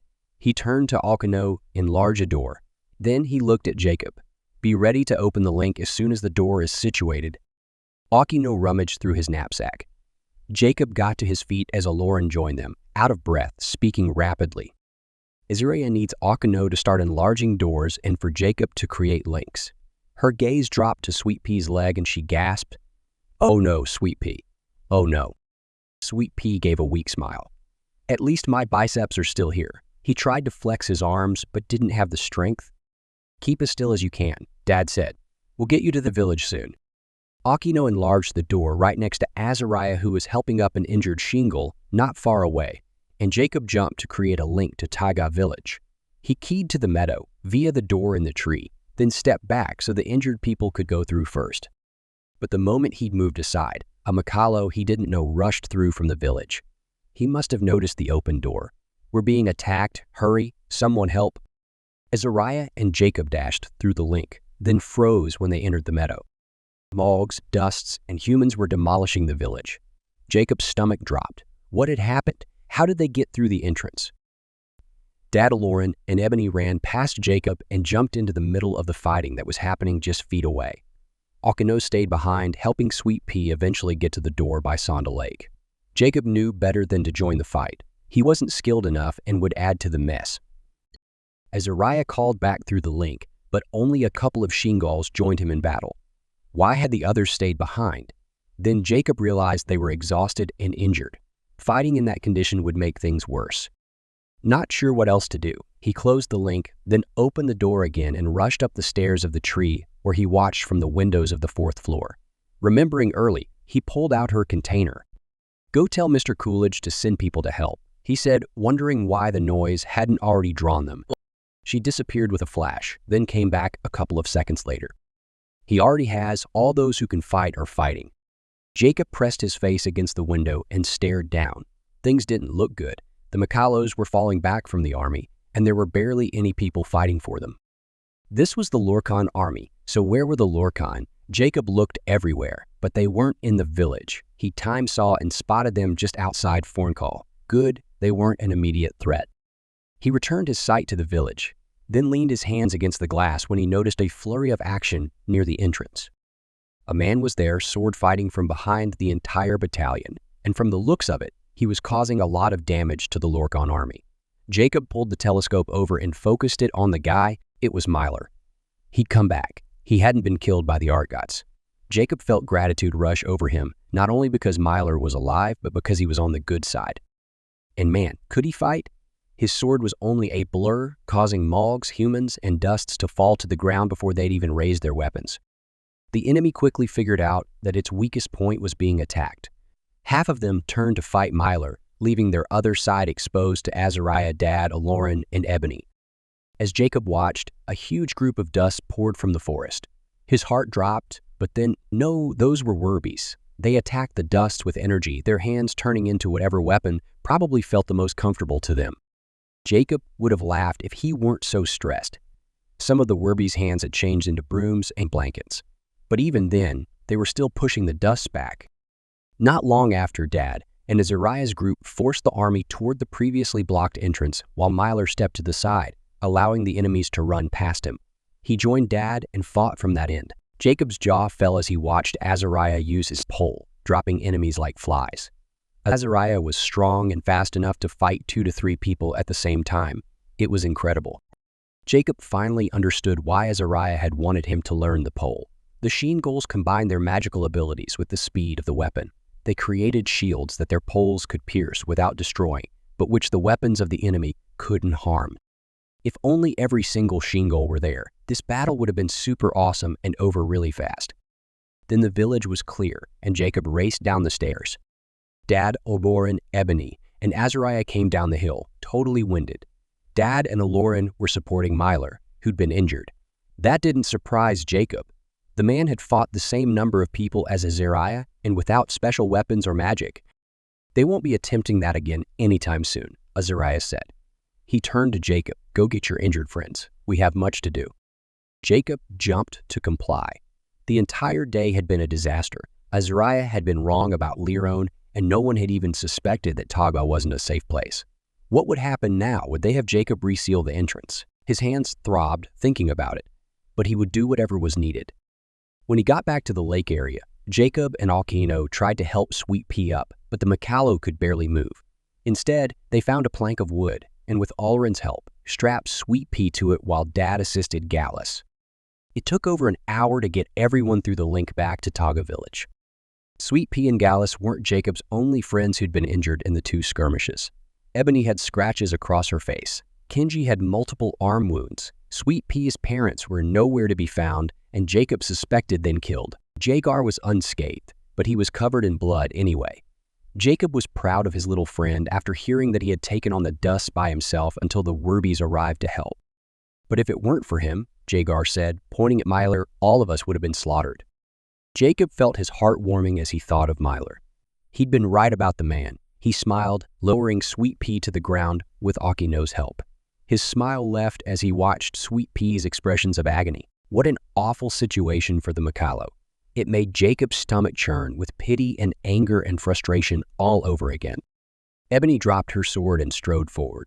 Is it still bleeding? She asked Audiobooks. Audiobooks put a rolled-up shirt under Sweet Pea's head. Yeah, it is. Ebony nodded. I'm going to have to cauterize it. I hope he hasn't lost too much blood. Either way, he'll be pretty sick for a while. She looked at Dad. Too bad we can't take him to a hospital on Earth. He'd draw too much attention. She turned back to the others and started issuing commands. Pretty soon, Sweet Pea had been laid on several clean blankets. She cleansed his stub, numbed it, then using a long-stemmed lighter, cauterized it. Sweet Pea was unconscious through most of the procedure, thank goodness. An hour after starting, Ebony put a blanket over him, then had Audiobooks watch the Macallo and get him anything he needed when he woke up. After everyone made sure Sweet Pea would be okay, Jacob brought up Myler's situation with Dad. Dad looked troubled, however. This is very suspicious, you realize? Why? He saved lives. He fought against the Lorkon. Dad shook his head. Still, how did he know? Jacob bit down his retort. Would nothing convince these people that Myler was on their side? We need to have a meeting. And soon. Dad sighed, straightening. Agreed. Go get Mom and Matt, then bring everyone here. Jacob looked around, about to ask why they weren't going to be meeting at Kenji's house as usual. But the entire village in the canyon crevices was smoldering and smoking. Jacob's shoulders slumped. So many memories in this. He clenched his fist and took a deep breath. The Lorkon would pay for it. He growled. Their list of grievances against him and his loved ones was growing long. Dad grabbed his shoulder. There'll be time for those emotions later. Get going. Jacob nodded, took another deep breath, then left. Minutes later, everyone stood in awkward circles around Gallus and Sweet Pea. Sweet Pea was no longer unconscious, but was now sleeping, and Gallus had dragged himself until he was leaning against the outside of the tree. Mom put her hand to her mouth, tears welling up in her eyes. So much death, so much destruction. Dad opened his arms and Mom stepped into them. What happened? Aldo asked Kenji. I don't know, Kenji said, shaking his head. I was washing dishes when the alarm bell sounded. How many Makalos have been killed? Dad asked, a worried expression on his face. About 30. Mom gasped, stepping out of Dad's arms. No. Oh, that's horrible. Kenji looked down, picking at the bandages Ebony had used to cover his wounds. It seems like this might be the end of the Makalo race. There are only 50 remaining Makalos, most of whom are elderly or too young to defend themselves. Ebony patted his arm. We might survive yet. But without the protection on the entrance, Kenji rubbed his face. We're doomed. Jacob had never seen such despair in a Makalo before. It hurt his already aching heart, and he couldn't even imagine his future without Makalos somewhere in it. He refused to acknowledge a life like that. He looked at Sweet Pea, who'd awakened again and was grimacing. Jacob looked on, ignoring the stinging at the back of his eyes. This was a serious blow. So many Makalos dead, and Sweet Pea being one of the only true fighters. How would they survive another attack? Chapter 31. Sweet Pea must have felt Jacob's eyes on him. I'll be fine. It'll grow back. Jacob knew it wouldn't, but he did have an idea. He looked at Azariah. Is it possible for me to take Sweet Pea to the past with me, to Onyev's time, and have him get healed there? Theoretically, yes, but transporting him would probably kill him. It's exceptionally dangerous to take an injured person back and forth. But I did it with Matt and Eklaron. And they were injured in the process. No, they were... Mom put her hand on Jacob's arm. We didn't tell you. We didn't want you to feel bad. But the reason they were in the hospital so long was because of your ability. They would have been released 2 or so days later otherwise. Jacob's mouth popped open. You should have told me. Why didn't you? Because you were already so very upset, and what you were doing was more important. We couldn't risk you losing focus. Jacob glared at the ground. That's stupid. The fat lady cleared her throat. Regardless of what's stupid and not, we need to decide what we're going to do about everyone who's been injured. Kenji took a deep breath. We'll use the rest of the coyote sap. The fat lady shook her head. What if it's required to cleanse the trees of the Lorkon insects? Kenji shrugged. Then we won't have any more sap. Jacob stood. Onyev said he was sure there would be an antidote of some sort to use against the Lorkon. It'll work on the trees. You'll have sap again. Kenji smiled, a little light entering his eyes. If Onyev thinks that could work, then I'm sure it will. Jacob nodded. He didn't want to say that Onyev hadn't even mentioned the bugs where the antidote was concerned, but that didn't matter. He was positive his theory was correct. Once they found the Lorkon antidote, they'd be able to use it on the bugs and trees. Okay, so let's heal everyone then, Aldo said. We simply can't afford to have our entire army die. Kenji motioned a Makalo over and had him go to the Kade sap storage area and bring everything out. While waiting, Ebony checked the bandages on Sweet Pea's leg stump. Jacob paced. We have to keep this from happening ever again.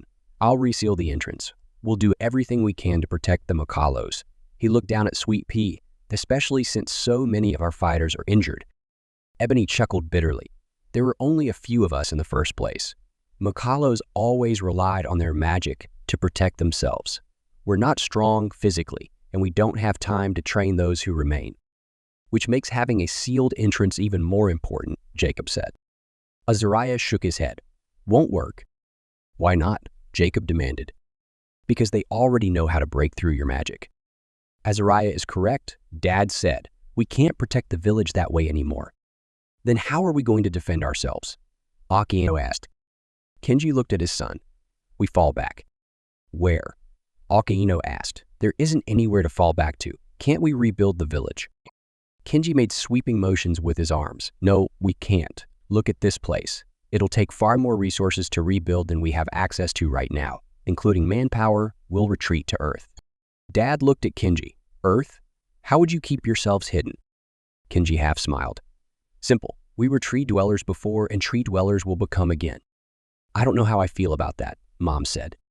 Jacob could tell she was thinking about offering their house, but there wasn't any way every single Makalo could live there. Kenji put up his hand. We can't possibly rebuild Taga village. We don't have the strength to do both that and protect the link. What do you mean? Matt asked. I thought it took hardly any powers to keep the link safe. Kenji shook his head. On the contrary, Most of our energies are taken up by harvesting food and keeping Earth and Eklaron safe from unwanted visitors. In order to protect Earth from the Lorkon, we'll need to focus all of our remaining energy on the link. But what about the gardens? Mom asked. Kenji didn't respond, but stared at his feet. Dad nodded, looking at Kenji. I understand, the gardens don't matter. Right now, our main concern is finding out how to get rid of the Lorkon. Azariah stepped forward, and along with that, we must rid this land of Lorkon. What happened anyway? Jacob asked at the same time that Dad said, we don't need to worry about Lorkon anymore. Azariah chose to respond to Dad. Yes, we do. Lorkon only stays where he is because the Lorkon want him there. They've obviously had their attention elsewhere.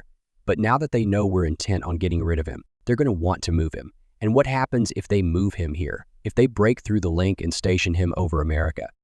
Mom gasped. Is that even possible? Could he fit through the link? The link isn't about size, Azariah said.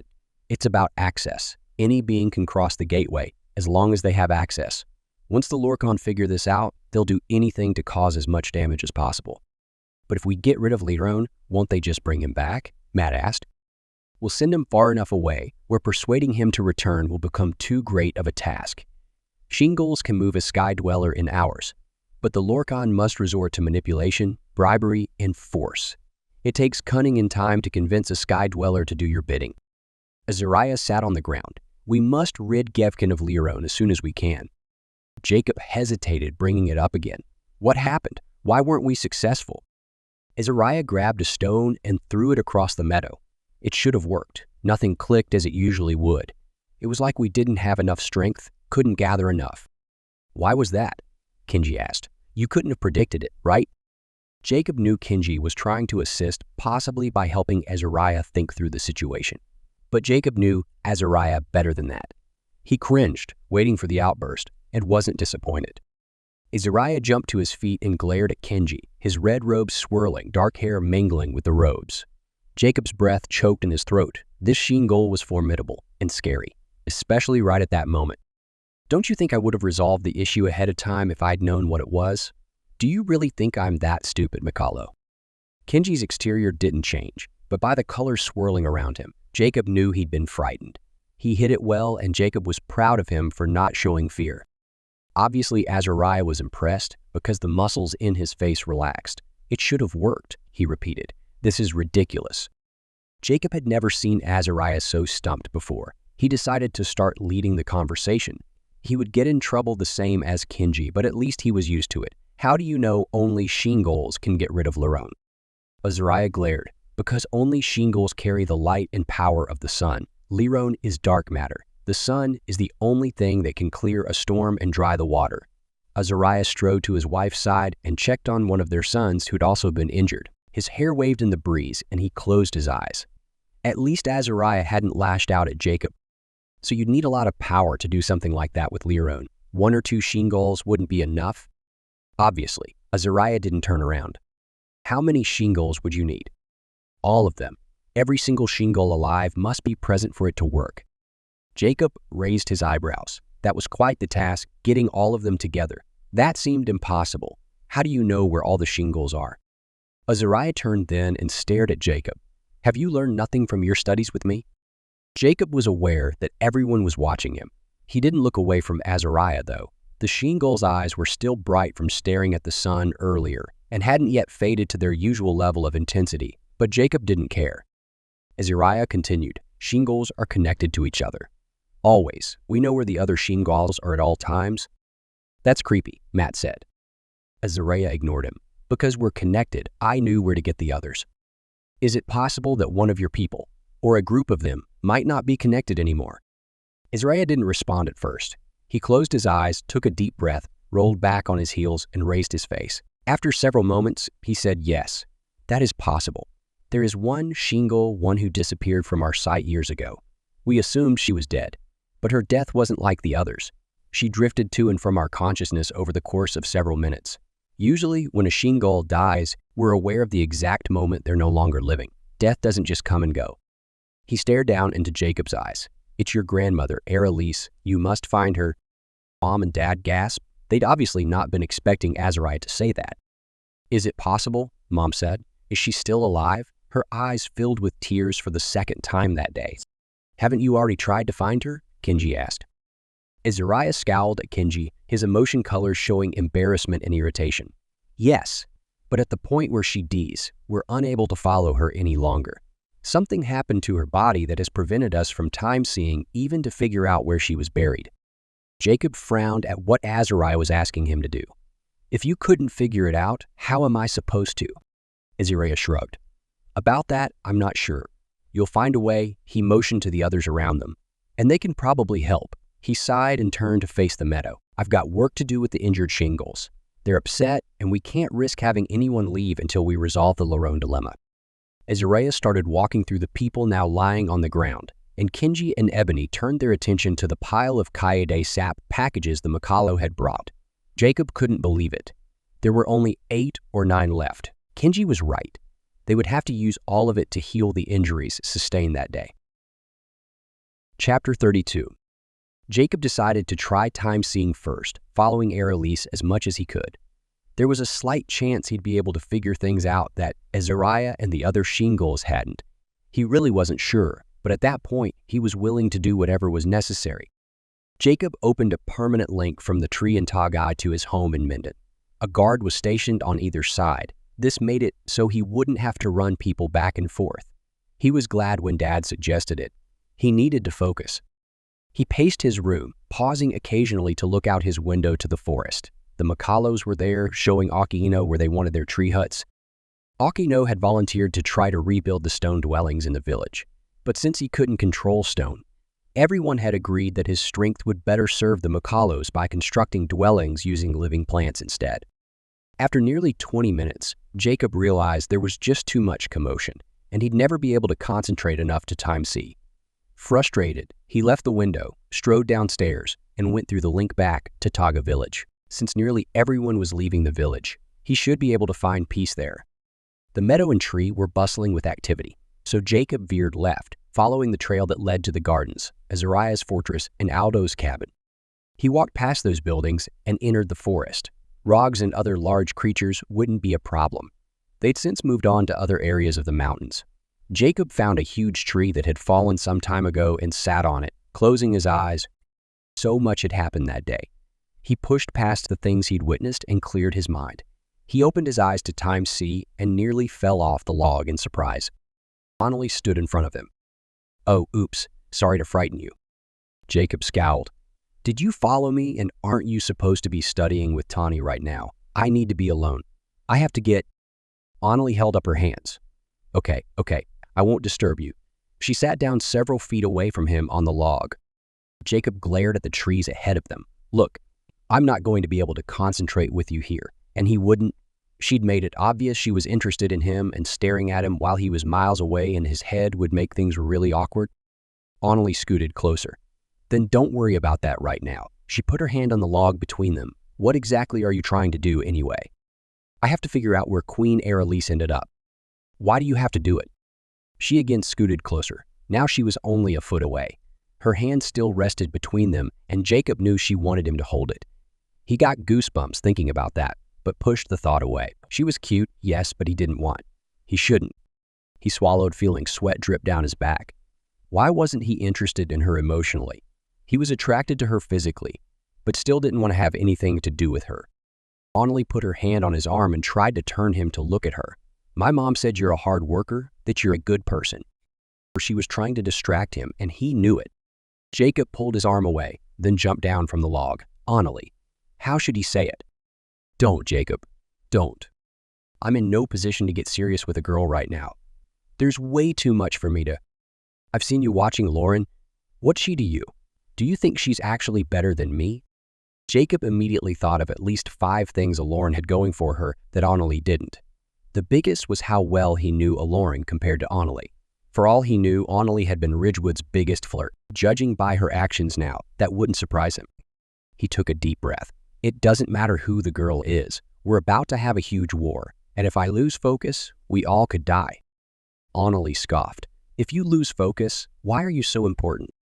Jacob stiffened. She'd struck a nerve. Her question was something he himself had been considering for a long time. And then the answer popped into his head. I'm the only living person who can touch the Lorkon without becoming infected with a horrible disease. I'm part shingle, and I've got Makalo resin in me. Honestly, I really am the only one who can get rid of the Lorkon. I won't be able to do a whole lot of fighting, but it has to be me who administers that antidote. She lowered her eyes. So you're serious? You don't want to be around me? Jacob raised his hand, about to put it on her arm, but then thought better and dropped it. It's not that I don't want to be with you. It's that I can't be romantically involved with you, or anyone else. The moment those words left his mouth, he knew they were true. He had to stop wanting to be with Eklaron. He needed to believe what he'd just told Onali. His focus was that important. He couldn't lose it. Too much rested on his shoulders. And while he wouldn't have to battle the Lorkon on his own, his involvement in the process was crucial. Onali took a deep breath, then expelled it. I won't give up, you know? She rushed to go on when Jacob started arguing, but I will back off, give you space. Then she turned and ran from him. He felt his heart beat oddly. Should he go after her? Comfort her? How upset was she really? Deciding her departure was for the best, he returned back to the log, determined to focus. Concentration didn't come, though. His stomach growled, and he realized it had been hours since he'd last eaten. He groaned in frustration and got down, then made his way back to the village, hoping he wouldn't run into Onali. Instead, he was approached by a man and a woman. It took Jacob a moment to remember who the man was, but the second a ridiculous grin spread across his face, Jacob was able to place him. It was Trunt, one of the people rescued from Myveril City. Trunt bounced forward and shook Jacob's hand. Jacob, Your Highness, we were looking for you. Or your father, the woman said, putting her hand on Trunt's arm. They looked into each other's eyes with adoration, and Jacob really didn't want to be there with them at that moment. How can I help you? He asked. Well, first Bee's here, and I would like to get married, Trunt said. He pulled her close, as is custom in Gevkin, or was before we were stuck in Myveril City. We had planned to get married before the Lorkon took over, V's interjected, but we didn't have the opportunity to make things legal with the king. Trunt nodded, his hair flapping back and forth in his exuberance. Before, the king had to approve all marriages. Jacob almost rolled his eyes. That sounded like a ton of busy work. Why would any king enact such a stupid law? And second, Trunt said, we'd like to vouch for Myler's character, along with giving you information about him you'll want. Jacob bit the inside of his lip before responding. You don't need to tell me he's a good man. I already know it. It's everyone else who hasn't been convinced yet. Aziz raised her eyebrows, even after everything that happened today. Jacob shrugged. They're stubborn. All of them. Trunt and V's followed as Jacob walked back to the tree and the open link to his house. We knew him and his beloved very well, Trunt said. The four of us spent a lot of time together. Jacob looked at Trunt, not sure if he believed the man. Myler, spent time with you? He raised his hands, rushing on. Don't get me wrong, but he's really, really grouchy. And you're very well happy? Trunt laughed. He wasn't always this way. The smile left his face. Regardless of how off he seems now, he'd never do anything to harm his beloved kingdom. Trunt took a deep breath. He was a guard in the castle. His brothers were, too, all of them. He's motioned for Jacob to step away from the link. What we need to tell you is important.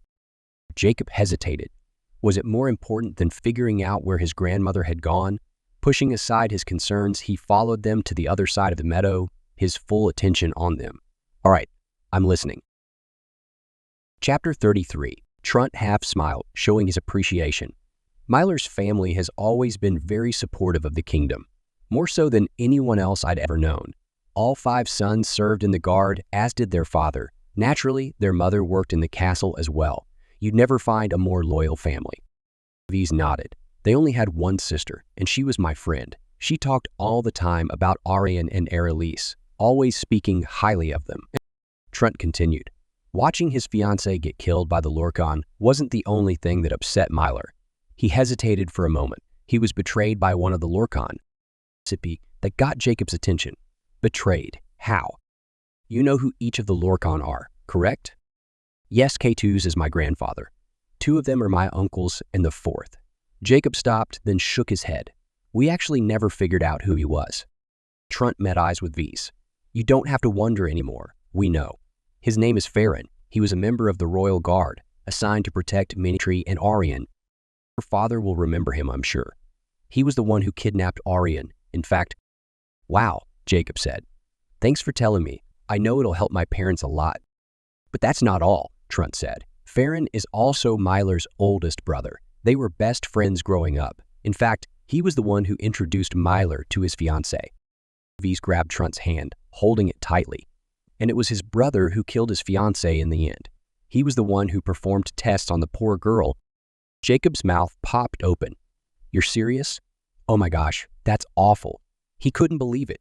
Being betrayed by your brother and best friend was bad enough, but then watching that brother turn into a disgusting, evil creature who tortured and killed the woman you loved. No wonder he's so angry. Trunt nodded. We need to figure out a way to protect him, to help him find peace without getting himself killed in his quest for revenge. No kidding. Jacob scratched his neck. Seriously, thanks again. I'll go talk to my parents now. Thank you for listening, Vise said. Jacob shook Trunt's hand. Oh, and I'll also have my dad look into getting you two married. The couple smiled at each other, and Jacob turned and jogged across the meadow, back to the link. He shook his head, trying to clear it. So much to think about, and this new information. It wasn't something he felt comfortable holding inside until things calmed down. Mom and Dad needed to know what had happened as soon as he could find them. The moment he was in his house again, he searched for them. They were in the study, talking. Rather than waiting for them to end their conversation, he burst through the door. I know who the fourth Lorkon is, he said. Mom and Dad looked up in surprise. Who? Dad asked. His name is Farron, and he was a guard in the castle. A shadow crossed over Dad's face. Farron wasn't just any guard. He was my guard. I can't believe this. He looked at Jacob. Are you sure? How did you come across this information? Trunt, the super happy, really obnoxious guy, told me. Apparently, Farron is Myler's older brother. And not only that, but Farron killed Myler's fiancée. Mom gasped, her hand at her mouth. That's awful. Yeah, I know, Jacob said. Trunt and his fiancée, Vise, who, by the way, want to get married as soon as possible, say we need to find a way to protect Myler from getting himself killed. He's going to do everything possible to get back at his brother. Dad nodded. Yes, I agree. It's good to know why he acts the way he does. But how do we stop him from doing something stupid? Mom asked. Dad sighed. I'm afraid we won't be able to. He survived crossing the Argot somehow. He's proving to have quite a bit of tenacity. If we can't keep him contained, even when he's surrounded by deadly creatures, we won't be able to protect him from his desire for revenge. But we have to try, Jacob said. Of course we do. Dad rubbed his face. At least we know the story behind all the Lorkon now. He looked at Jacob. Speaking of knowing someone's story, have you figured out where Arelise went yet? Jacob shook his head. I got distracted. There's too much going on. And I'm hungry. Mom got up and put her arms around Jacob. Well, let's find you some food and help you relax. I bet a game of basketball would do it. Jacob sat on his bed with his back against the wall on a bowl of his mom's white chicken chili next to him. She'd been right. All he needed was a little fun. Kevin, Matt, Aldo, and Dad had joined him in a quick game of basketball, and now he was ready to get to work. He started by going back to the time when Dimitri had left to rescue Orion, and when one of the Lorkon, probably Farron, had infiltrated the castle.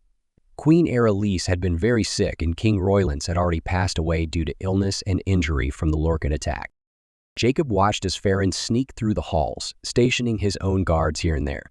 He slipped into the queen's room and killed all the nurses before she even knew he was there. She stirred in the bed, her eyes opening and then closing, too sick to do anything. The Lorkon approached her, then slowly, carefully gathered her up in her blankets and carried her from the room.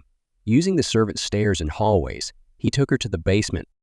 After making sure he wasn't being followed, Farron entered a room with tables and a familiar-looking basin in the center, full of blood.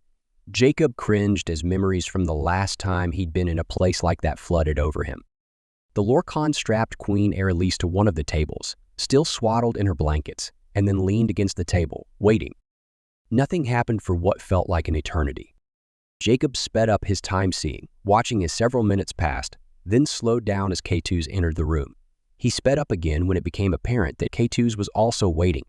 They chatted for what seemed like hours. Actually, K2s talked and Farron nodded at appropriate times. Then Het and Isan, Jacob's uncles, joined the others. They carried syringes, along with buckets of some type of liquid. Farron grabbed one of the buckets, dipped a large rag in it, and started smearing the walls with the stuff. As soon as the liquid on the walls began drying, Jacob's vision faded. He growled in irritation, trying to force his way into the room even though it was a pointless activity. As before, there wasn't any way his time-seeing eyes could break through the anti-shingle potion. Instead, he returned to the present, scarfed down his chili, and hopped off his bed. He stared at the setting sun for a moment, hoping the remaining light would be enough. Returning to his spot on the bed, Jacob closed his eyes, time saw to the past again, and focused on the queen, making her start glowing brilliantly. He tried to follow her the way Azariah had taught him, but that didn't work either. Over and over again, he watched her get carried to that room, but she never emerged. Azariah hadn't been kidding. Not even her corpse showed up later. Jacob returned to the present and paced the rug, trying to figure it all out. A body couldn't just disappear like that. It wasn't possible. He thought through everything he'd learned over the past several months, almost a year. There was no reason she would just disappear. Obviously, the Lorkon had done it on purpose. They didn't want Jacob and the others to be able to find her. But how had they done it? Jacob felt like the answer was staring him in the face. He begged it to reveal itself to him, but nothing came. After an hour, he went downstairs to find his parents. Maybe they'd be able to help. Instead of Mom and Dad, Jacob found Matt and Sammy, Matt's girlfriend, in the living room. He supposed that would suffice and told them what he'd seen. The brothers brainstormed back and forth while waiting for Mom and Dad to come back. Maybe they completely destroyed her body, Matt said. Jacob shook his head. Couldn't have. We didn't defeat Eklaron today because she's alive somewhere. Oh yeah. What if they put her in a trance that masked your abilities to see her? Sammy asked. Or hypnotized her or something. Jacob again shook his head. Still wouldn't keep me from seeing. Matt got up and grabbed the ball from the corner of the room. He tossed it against the wall, catching it as it bounced back. Jacob watched the ball, feeling like he was entering a stupor. He stood and paced, ignoring Matt's actions. I know what happened, Matt said. They cured her of being a shingle.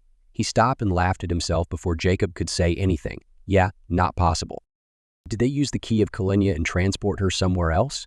Sammy asked. I mean, from what I understand, from what Matt has told me, if you're not looking in the exact place where the person is, you wouldn't be able to see. Jacob stopped thinking. No, that couldn't have happened. Aldo had the key that whole time. He slumped on the couch, pushing his palms into his eyes. It feels like it's right there, like it's practically begging me to discover it. Is there some sort of medication they could have given her? Matt asked.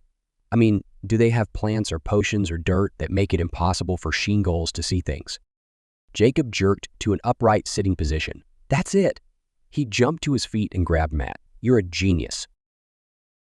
Chapter 34. Sammy smirked. I could have told you that. Jacob grinned. It's perfect. They must have used that stuff that keeps me from seeing what they're doing. So they put it on her, Sammy asked. Wouldn't it have worn off eventually? Jacob turned to her. There were syringes. They didn't have to put the Invisa stuff on her. They injected her with it. Gross. Sammy scrunched up her face. That's disgusting. It totally makes sense though, doesn't it? Matt's usual green color was almost blinding. It was so bright. Sammy folded her arms and eyebrow raised. Are we sure this isn't too much of a stretch? Oh, come on, Sammy, Matt said. It isn't a stretch. He looked at Jacob, right? Jacob scratched his head. I really don't know, he said, but it's the only thing that makes any sort of sense. Matt gloated. Plus, it was my idea, so it has to be right. Sammy playfully smacked at Matt, and he dodged out of the way. Can we test the timing with Azariah? Matt asked, calming down. I'm guessing the room went invisible before she died. His eyes lit up. Can't he time see? Wouldn't he be able to tell? Jacob nodded. I think so. Matt ran his hand through his hair. That was a huge gamble on their part. What if the injection killed her? I bet they tested it on other people first, made sure she'd be okay. Another thought dawned on Jacob. The basin in the room. It was full of blood. They were trying to turn her into a Lorkon. He sat back on the couch, the implications of what he'd just figured out hitting him all at once. She'd been a test subject. Their first try at turning a shingle into a Lorkon, even before him. He hadn't been born yet when his grandparents died, and the Lorkon had wanted to keep the shingles from figuring it out. Not only that, but there was only one Lorkon in all of Gifkin with an unknown history. The female in the infected forest. Was it true? Could it be? He turned to Matt. Queen Aralise is the female Lorkon. Whoa, Matt said. Wait a second. How'd you figure that out? Jacob took the ball from Matt and tossed it from hand to hand. Easy. The room the Lorkon took her to had tables with straps, just like in the castle in Trusnell. and there was a bowl full of blood, just like intrusional, and they brought lots of syringes. By the time he'd finished talking, Matt was nodding and smiling. "You're right, I'm sure you are. We've got to find Mom and Dad and tell them," Jacob said. "They went out to get pizza," Matt said, "but they should be back soon." Jacob hoped Matt was right. He couldn't wait much longer. He couldn't stop thinking about what he just learned. It was insane. Farron had injected the Queen not only with a Lorkon potion, but a potion that made her body invisible to other Sheengulls. But why hadn't they put that potion into Jacob as well? Had something gone wrong? Did Dad rescue Jacob and Mom before the Lorkon could inject him with the stuff? Jacob knew they would have done it if they could. K2s wanted Jacob more than anything. Keeping his grandson invisible from his enemies would have been a genius move. The garage door opened and Jacob jumped up. As soon as Mom and Dad stepped into the kitchen, he bombarded them with his news. "I know where Queen Aerolise went." Mom and Dad stared at him, looking a little surprised. They probably hadn't expected to be assaulted the moment they got home. "You do?" Mom asked. "Yes. She's the female Lorkon in the infected forest." Dad frowned. "Really, you're sure?" When Jacob nodded, he continued. "How'd you figure it out?" "Long story. Like Azariah said, I couldn't follow her by time seeing, so I found a different way." Jacob then told them first what he'd seen, followed by his discussion with Sammy and Matt. Matt interjected, making sure Mom and Dad knew he'd figured out the first part. By the time Jacob finished, Dad was sitting on one of the bar stools, a plate of untouched pizza in front of him. "Your theory isn't perfect, but it feels right." He rubbed his head. "Let's find Azariah and tell him we'll eat when we get back. This is more important." It was a late trip to Azariah's fortress, and Jacob was nervous the entire time. Knowing that the Lorkon could enter the village at any moment took away the feelings of security he'd previously felt while there. Mom asked Ebony to accompany them, since she was one of the only fighters left. Gallus was sleeping off the Kaede sap that was healing his thigh, and Sweet Pea. Jacob's excitement dropped, thinking of his friend who would never have his leg back, no matter how much Kaede sap they used. So awful. Jacob and the others arrived at the fortress, and Azariah opened the door, Pambry at his side. Dad explained what Jacob had learned. Azariah scowled. He didn't accept the story as quickly, but as soon as he saw and watched the scene Jacob had watched, he finally agreed. "We'll talk about it later. I'm going to bed." The fortress door was shut before Mom, Dad, and Jacob could even step back. Dad chuckled. "I do like his idea. Sleep sounds wonderful." Jacob couldn't agree more. The next day would be a busy one. He was sure of that. They'd have to find a way to get Aerolise, and fast. Who knew when another attack would come? Chapter 35. By the next morning, Azariah was ready to tackle the problem of how to get the female Lorkon out of the infected forest. He paced the floor in his library during the meeting. "You all understand that this new information explains how the Lorkon were able to break through the entrance to the village. Jacob used Sheengull abilities, mixed with resin and some Lorkon. She's a full Sheengull and a full Lorkon. Her power overcame Jacob's." Jacob raised his eyebrows. He hadn't thought of that. Thinking about her being out there, with nothing to protect them from her in case she came, was a bit freaky. Azariah continued, "We're going to need to remove her without the Lorkon knowing, and we won't be able to ask her nicely." He looked at Kenji. "Your boy shrinks things. He'll shrink her and put her in a box and carry her to Sonda Lake. She won't need to be full size to participate." Matt raised his hand and Azariah glared at him, folding his arms. "What?" He said it sharply, without a questioning tone, as if hearing Matt speak was the last thing he wanted. "Don't the Lorkon spread disease with every touch?" "So, wouldn't that mean that Akano would get diseased?" Matt glanced at the Makalo. "I mean, he's already been there. Isn't it a little rude to ask him to go through all that again?" Azariah also turned and looked at Akino. "He won't have to. Makalo, you'll wear protective gloves." He sat down behind a desk. "But I don't think we'll need to worry about diseases with this particular Lorkon." "Why not?" Kenji asked. "According to Jacob's description, she's not covered with blood." He looked to Jacob for verification. Jacob nodded. "But those bugs that flew out of her mouth might do some damage." "I'll deal with that when the time comes." Azariah got to his feet again. "We're going to need to get her as soon as we can, in the next few hours, if possible." Dad nodded. "I've arranged for a couple of weeks off from work." He winked at Jacob. "That's what happens when you're in charge. You can make someone else take over for a while." Mom's shoulders relaxed. "Thank you, honey. It's been hard with you so busy lately." Jacob watched his parents. It had never occurred to him how stressed Dad must be with everything going on. Jacob was stressed and he didn't have a job anymore. Azariah turned to leave the room. "You decide who will need to accompany us," he said to Dad, then walked out, probably to get some food. Jacob's stomach grumbled. He'd only had a bowl of oatmeal for breakfast, and that definitely wasn't enough. "All right," Dad said. "Jacob and Akino will go for sure, along with me and Azariah. We'll focus on Elise." Dad looked at Jacob. "You said there were snakes, right?" "Yeah, huge ones. We'll need to have a team of people to take them out." Mom touched Dad's arm. "Shouldn't I be there since I'm her daughter?" "No, my dear. She's not your mother right now. Not really. We can't risk having you hurt in the process." Jacob was sure Dad had other things on his mind. He probably didn't want his wife seeing her mother as a Lorkon. That wouldn't be a memory Jacob would want. Aldo steepled his fingers and looked at Dad over them. "There's something we haven't considered yet," he said. "What's that?" "The Lorkon. I'll bet they know by now, or at least suspect, that we need her. They're either going to do everything in their power to get to her first, or they'll attack while we're gone." He lowered his voice. "And I don't think this village can withstand another surprise." Dad sighed. "You're right." He looked over at Jacob. "Go find Azariah. Tell him our worries and see what he has to say. Maybe the shingles can help." Jacob walked straight to the kitchen. Sure enough, Azariah was there with Pambry, eating an omelet. Jacob explained the situation, and before he'd even finished talking, Pambry was already nodding. "We'll make sure the Lorkon don't get to Elise before you do," she said. "And I'm sure since the forest is so close to the entrance that we'll be able to protect that too. But we need to leave now." Azariah looked up from his food. "Go tell everyone to get ready." Jacob rushed back to the library. The expression on the Shingol's faces had been pretty serious. He delivered the news and Dad started issuing orders.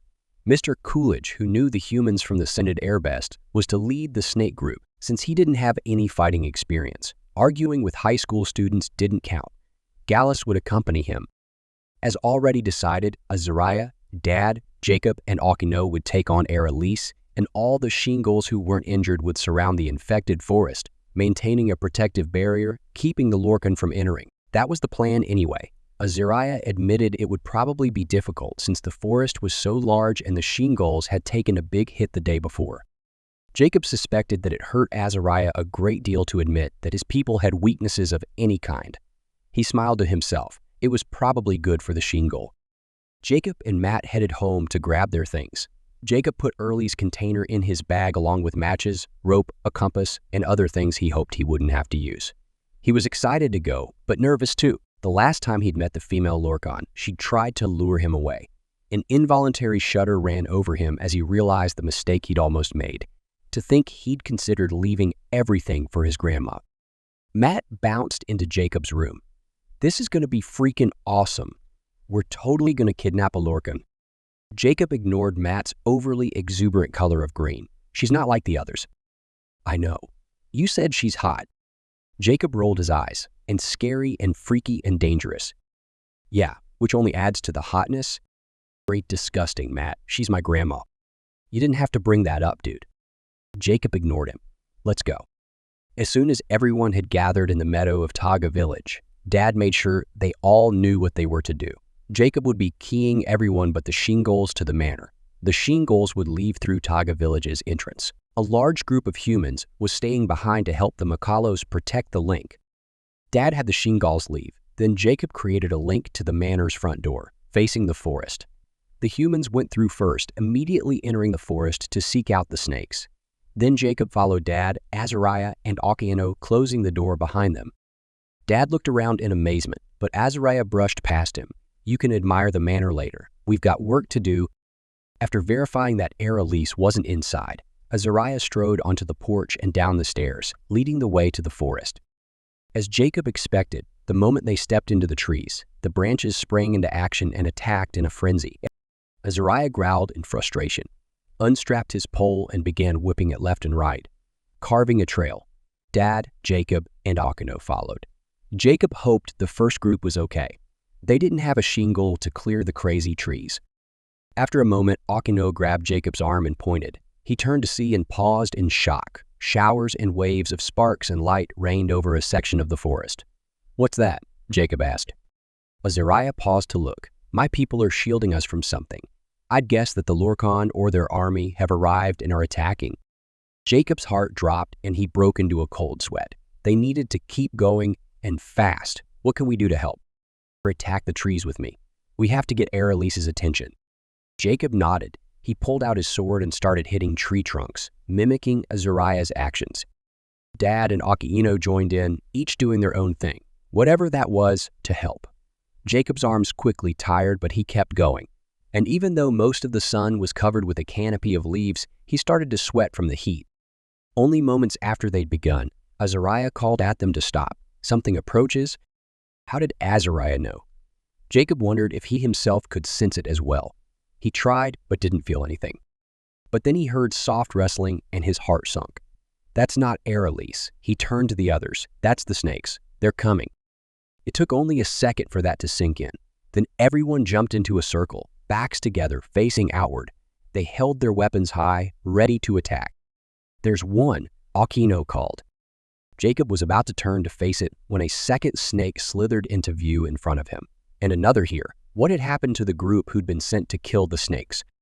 A third, then fourth appeared, and Jacob and the others started attacking. Azariah was the fastest, but Dad definitely was skilled with his sword. They slashed and hit and stabbed Jacob and Akino, doing their best to match them. Jacob hit his snake time after time, but nothing seemed to faze the thing. It pretty much ignored him, slowly circling the group. It became apparent that they couldn't pierce the scales of the snakes. Azariah and Dad lowered their weapons, backing to Akino and Jacob.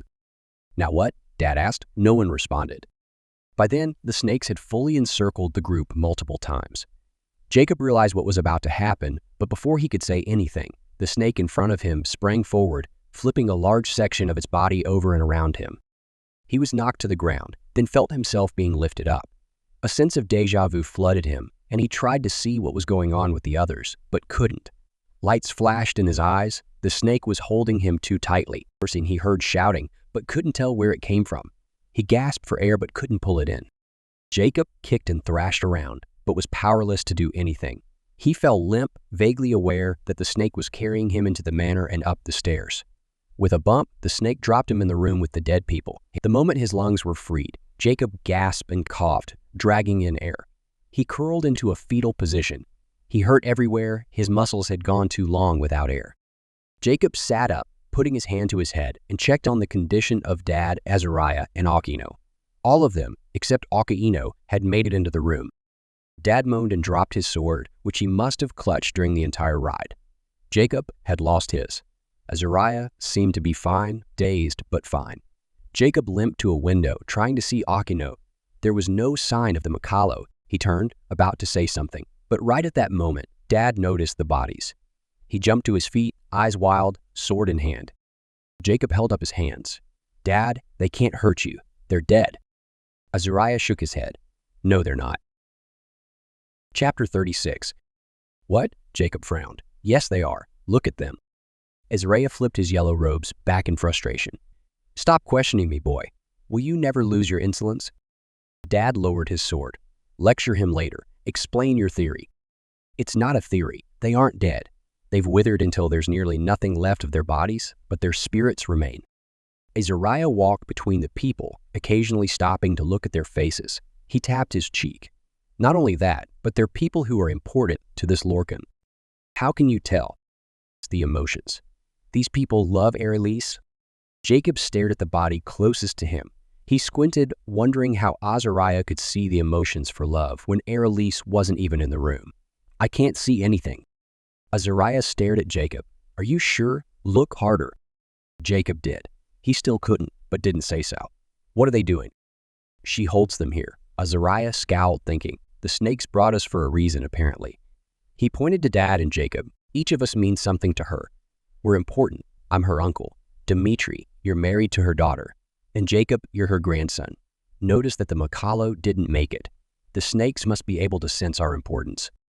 Jacob was trying to digest this new information when the hairs on the back of his neck rose. The wind rushed from his lungs without him expelling it. Every cell in his body yearned for the doorway, for someone who now stood in it, for Queen Arelise.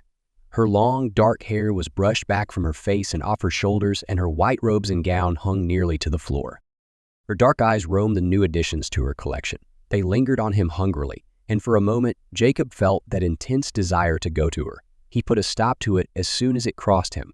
Jacob folded his arms and glared at her, but she ignored him, her eyes stopping on Azariah. The Shingle partially bowed. "Your Majesty." "Azariah," she said. The Lorkon stepped into the room, carefully dodging the people on the floor. She stopped in front of Azariah, raised her hand, and trailed it down a strand of his hair. "You've come to me." He nodded once. "Yes." "And you've brought Danilo." "Clever." A smile briefly crossed Azariah's face. "Yes." Jacob watched the Shingle's emotions, but couldn't figure out what he was feeling. Why he'd smiled. "I need your help, Your Majesty," he said. "I know." Jacob was shocked by that, but Azariah wasn't. "Will you help?" She laughed. "They told me you'd ask." She lowered her face, looking at her uncle through her eyelashes. "You realize the danger you've placed the boy in by bringing him to me." Azariah's eyes flicked to Jacob and back to Elise. "You won't harm him." "No, I won't." She crossed to stand in front of Jacob. She was about to touch his cheek when, faster than Jacob knew possible, Azariah was there, blocking her. "Don't taint him. He's more mine than yours." "Not anymore. Not since the Lorkon changed you." Elise turned from Jacob and glowered at Azariah. "What they did to me," she laughed again. "Oh, Azariah, you're so naive. What they did to me granted me more powers and abilities than I ever had as a Shingle." Azariah scowled. "I don't doubt that you're more powerful now. But Elise, is this power consuming you? Does it control you?" Elise shook her head. "Of course it doesn't." Azariah motioned to the people in the room. "Then why hold them captive? Why not release them so they'll die in peace?" For a moment, Elise's calm exterior vanished and Jacob saw pain there. But it was gone as quickly as it had come. "They do feel peace. Look at them. They're happy. They wish to be with me." "Come with us," Azariah said. "We'll find a cure. We'll make things right again." Elise quirked an eyebrow. "You think I'll leave behind what I've gained here? I've got everything I could ever want. Except for one thing." "What's that?" "You can't touch the people you love without draining them of their will to live, of their life force." He shook his head. "No, you aren't happy." Queen Elise glared at him, but didn't respond. Azariah held out his hand. "Come." She still didn't respond, so he placed his hand on her elbow, attempting to steer her toward the door. But she lashed out at him, slashing his face with her fingernails, knocking him to the floor. Azariah blinked, shaking his head. Blood splattered on his yellow robes, but he ignored it. "You will come. I have a task to complete, Lorkon, and you won't stop me." The queen snarled. "Don't call me that." Azariah got to his feet, maintaining his distance. "You're more Lorkon now than anything else, my dear. Haven't they told you? You lost your soul and didn't even know." Elise screamed and raised her hands. Jacob had seen that look before. He knew what was about to follow. "Azariah?" he shouted. "The bugs! She's going to spray them." Azariah whipped his hair back, throwing his pole to the ground. He quickly molded the air in front of him and a shield grew, separating everyone from her. Just as the shield touched the edges of the room, forming a complete seal, the bugs erupted from Elise's mouth and shot in every direction. They sought a way through Azariah's shield. As soon as one of them hit the silvery sheen, though, the bug popped and fizzled, falling to the ground.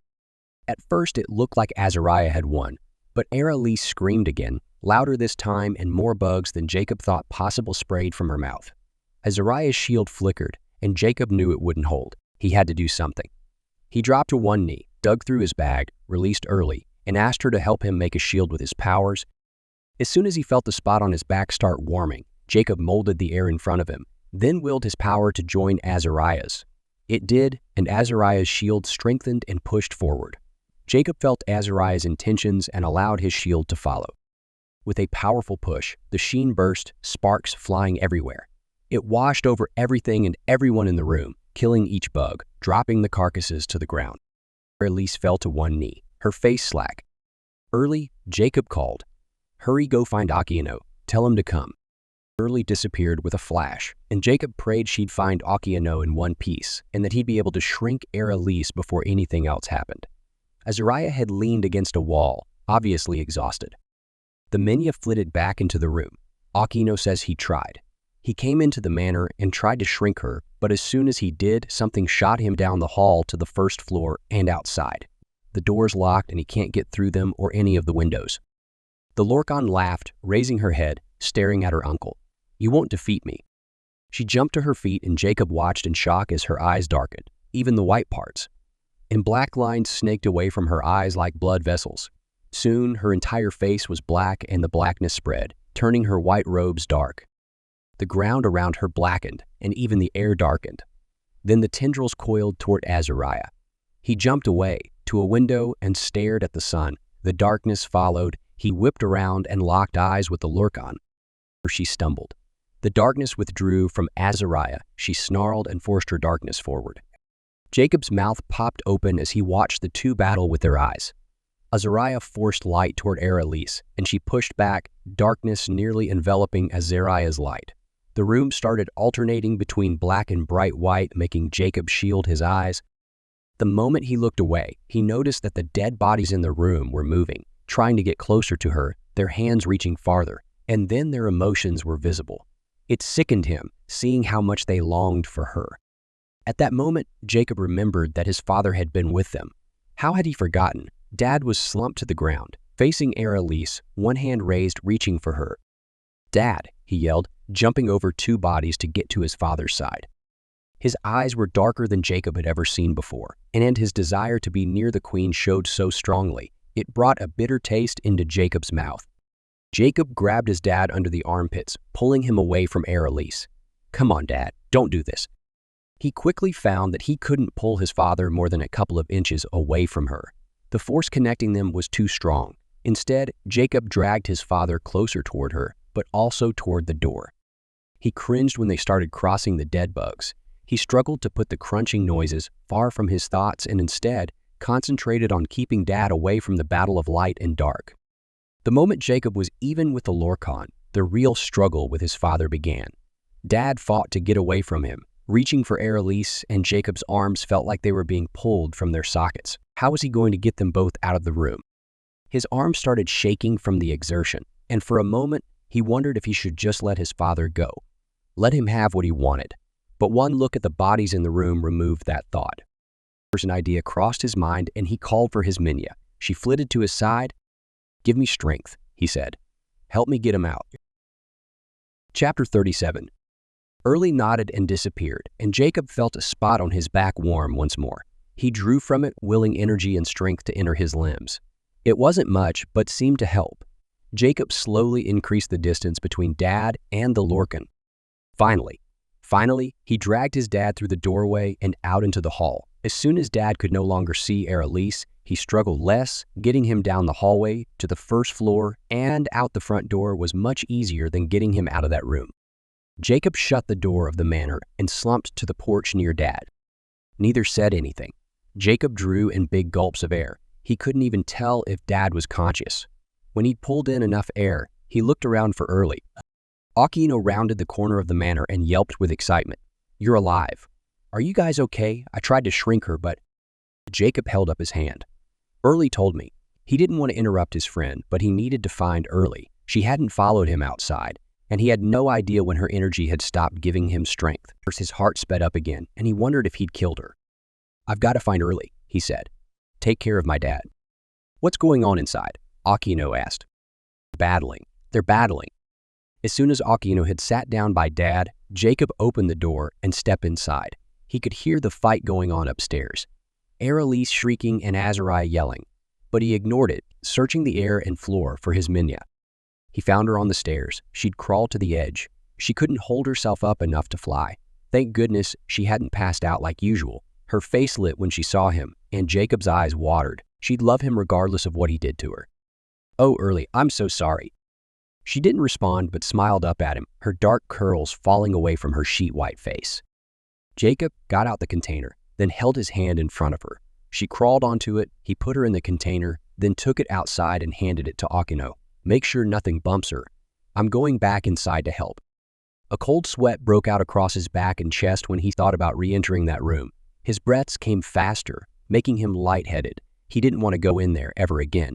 But Azariah needed him. Jacob pushed his feelings aside and took the stairs two at a time, ignoring his aching and exhausted muscles. He slowed when he reached the door, then looked inside. No sense jumping into the middle of the fight without knowing what was going on. The battle continued. Light shot from Azariah's eyes, blinding to look at. Likewise, darkness burst from the Lorkon's eyes, meeting Azariah's light. Their entire bodies were intent on pushing their power forward. Azariah's pole lay forgotten next to him, but Jacob could tell the Shingol's arms would be useless, with every bit of his willpower focused on his eyes. Jacob stepped into the room, standing against the wall, but a position where he could see both of them. Aralise looked just as freaky as before. The darkness of her face made Jacob cringe. But what concerned him even more was that she seemed to have a limitless supply of energy. Her body was live, able, not weak and wearied like Azariah's. She was going to win. There had to be something Jacob could do. He refused to watch his great-uncle get killed. But what could he do? He reached for Azariah's pole, but immediately dropped that idea. He was too inexperienced with it. Could he trip her, push her over, knock her out somehow? Jacob approached her, but as soon as he did, Azariah shouted at him, "Go, Jacob. I can't protect you and fight her." Jacob knew that was true, but he had to help. A thought entered his mind, and he bit his lip considering it. He was part Shingol, and Lorkon blood flowed through his veins. He should be able to enter the fight, touch the lightness and the darkness without getting hurt. Without thinking it through further, Jacob sprinted to a window and looked at the sun until he couldn't stand it anymore. 30 seconds at least. He whirled, then instead of running to Azariah's side, he stepped toward the spot where the lightness and darkness met. Jacob reached both hands forward, putting them in the middle of the battling shades. With his teeth clenched and every muscle tensing, he separated the colors, pushing them toward their owners. His arms began shaking with the strain. It took all of his concentration not to lose his position. The explosion of light and dark was too powerful for Azariah and Aralise to see Jacob's intervention, and that was probably for the best. As soon as Jacob had the black and white separated as far as he could, he focused all of his remaining energy and light, adding it to Azariah's. Without the dark touching them, the two lights built together until the room was so bright, Jacob almost closed his eyes. Then when he couldn't hold it any longer, Jacob released both the black and the light. He pushed his at the queen, feeling Azariah's follow. The force of both their energies hit her so hard, she flew backward and slammed into the wall behind her. She fell to the ground, unconscious. Then she disappeared. Jacob gasped in shock, but Akino laughed from the doorway. "I got her!" Azariah stumbled forward, grabbing Jacob's arm. "Thank you." Jacob felt his heart grow. He was sure those words were foreign to his uncle, and he appreciated hearing them. Azariah straightened. "Put her in the box." "Already done," Akino said. The Shingol nodded. "Let's go." The three met Dad on the porch. He sat against the wall, holding Early's container. He smiled up at Jacob. Jacob smiled back and relief flooded over him so strong his eyes prickled. His eyes had been doing that a lot lately. Just then, Gallus and Mr. Coolidge rushed from the forest, followed by a bunch of humans. Gallus reached the porch first. He was breathing hard. "What happened?" "We could ask you the same thing," Azariah said. "We found the snakes, but we're completely powerless," Gallus said. "They took us to a cabin in the forest. It was full, and I mean full, of dead bodies." Azariah rubbed his chin. That would make sense. He looked at Jacob, then back to Gallus. Anyone she didn't want would end up there. He frowned. "Why didn't you return sooner?"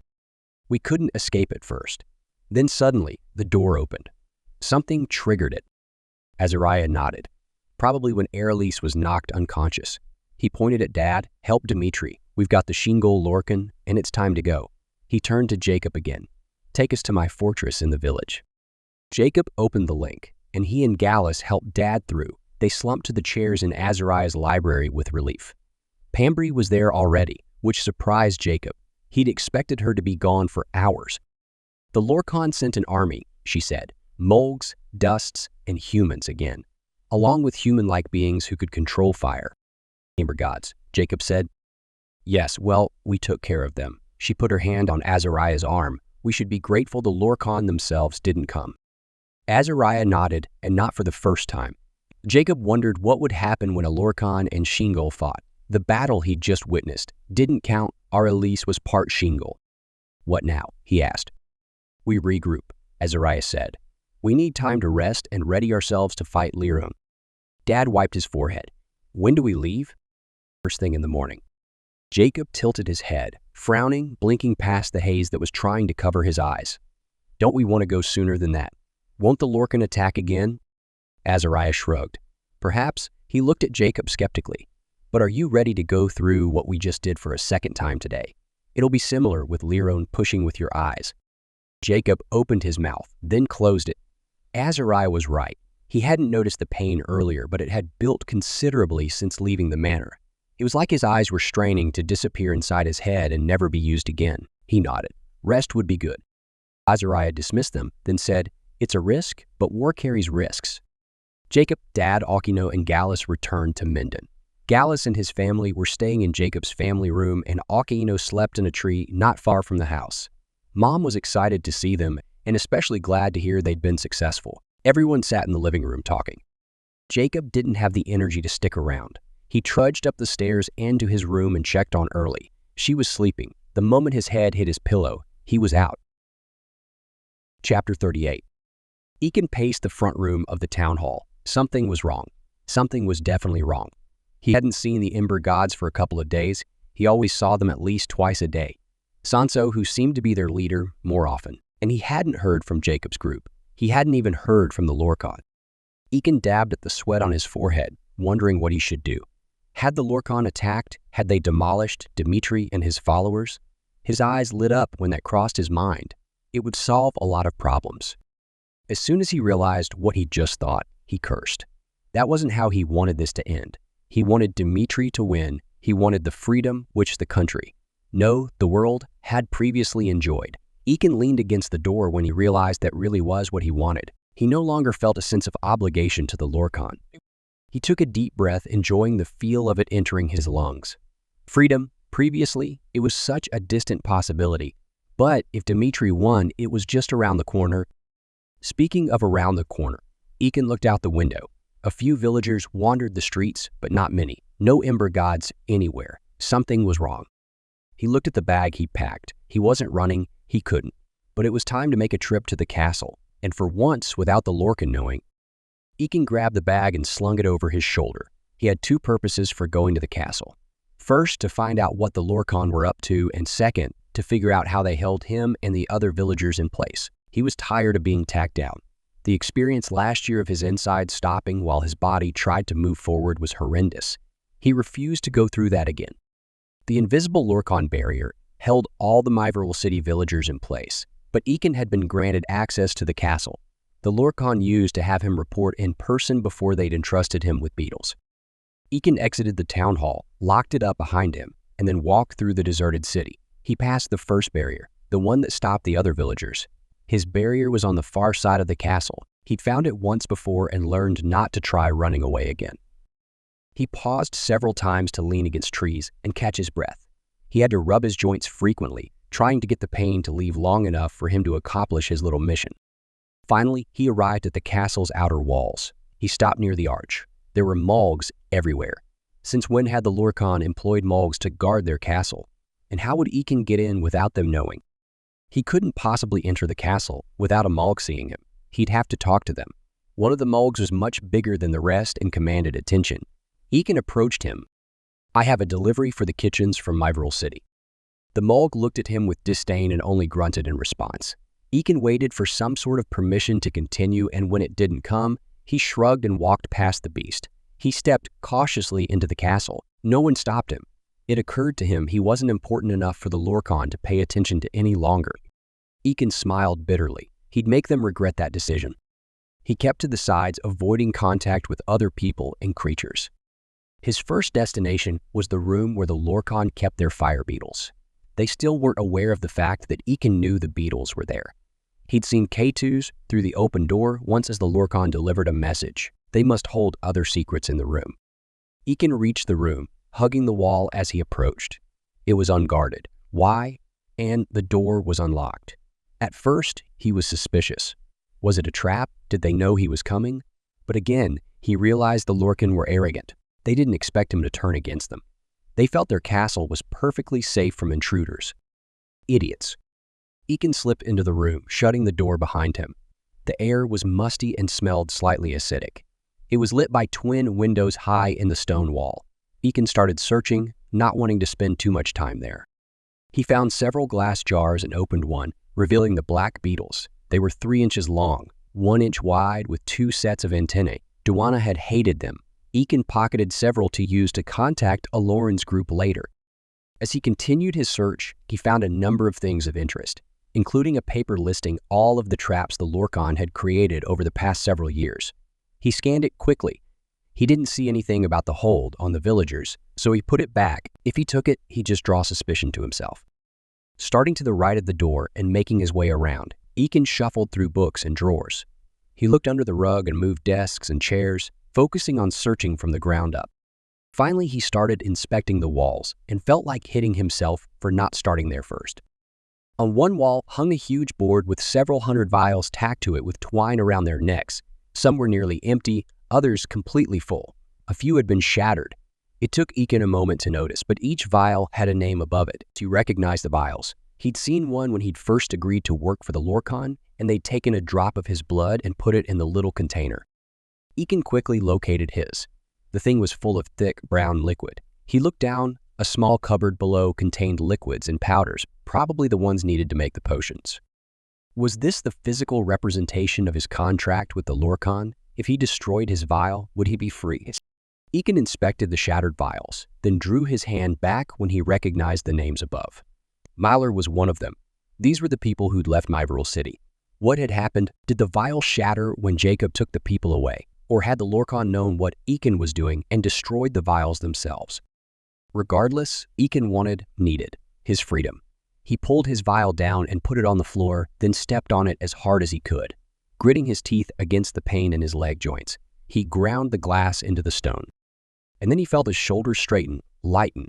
A feeling of optimism poured over him, such as he hadn't felt in years. Had he just released himself, feelings of happiness coursed through him.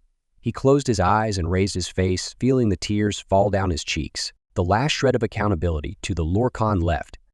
Ekin coughed several times, trying to regain control of his emotions. He couldn't wipe the silly grin off his face, though, and he really didn't want to. He was free. Oh, freedom, sweet freedom.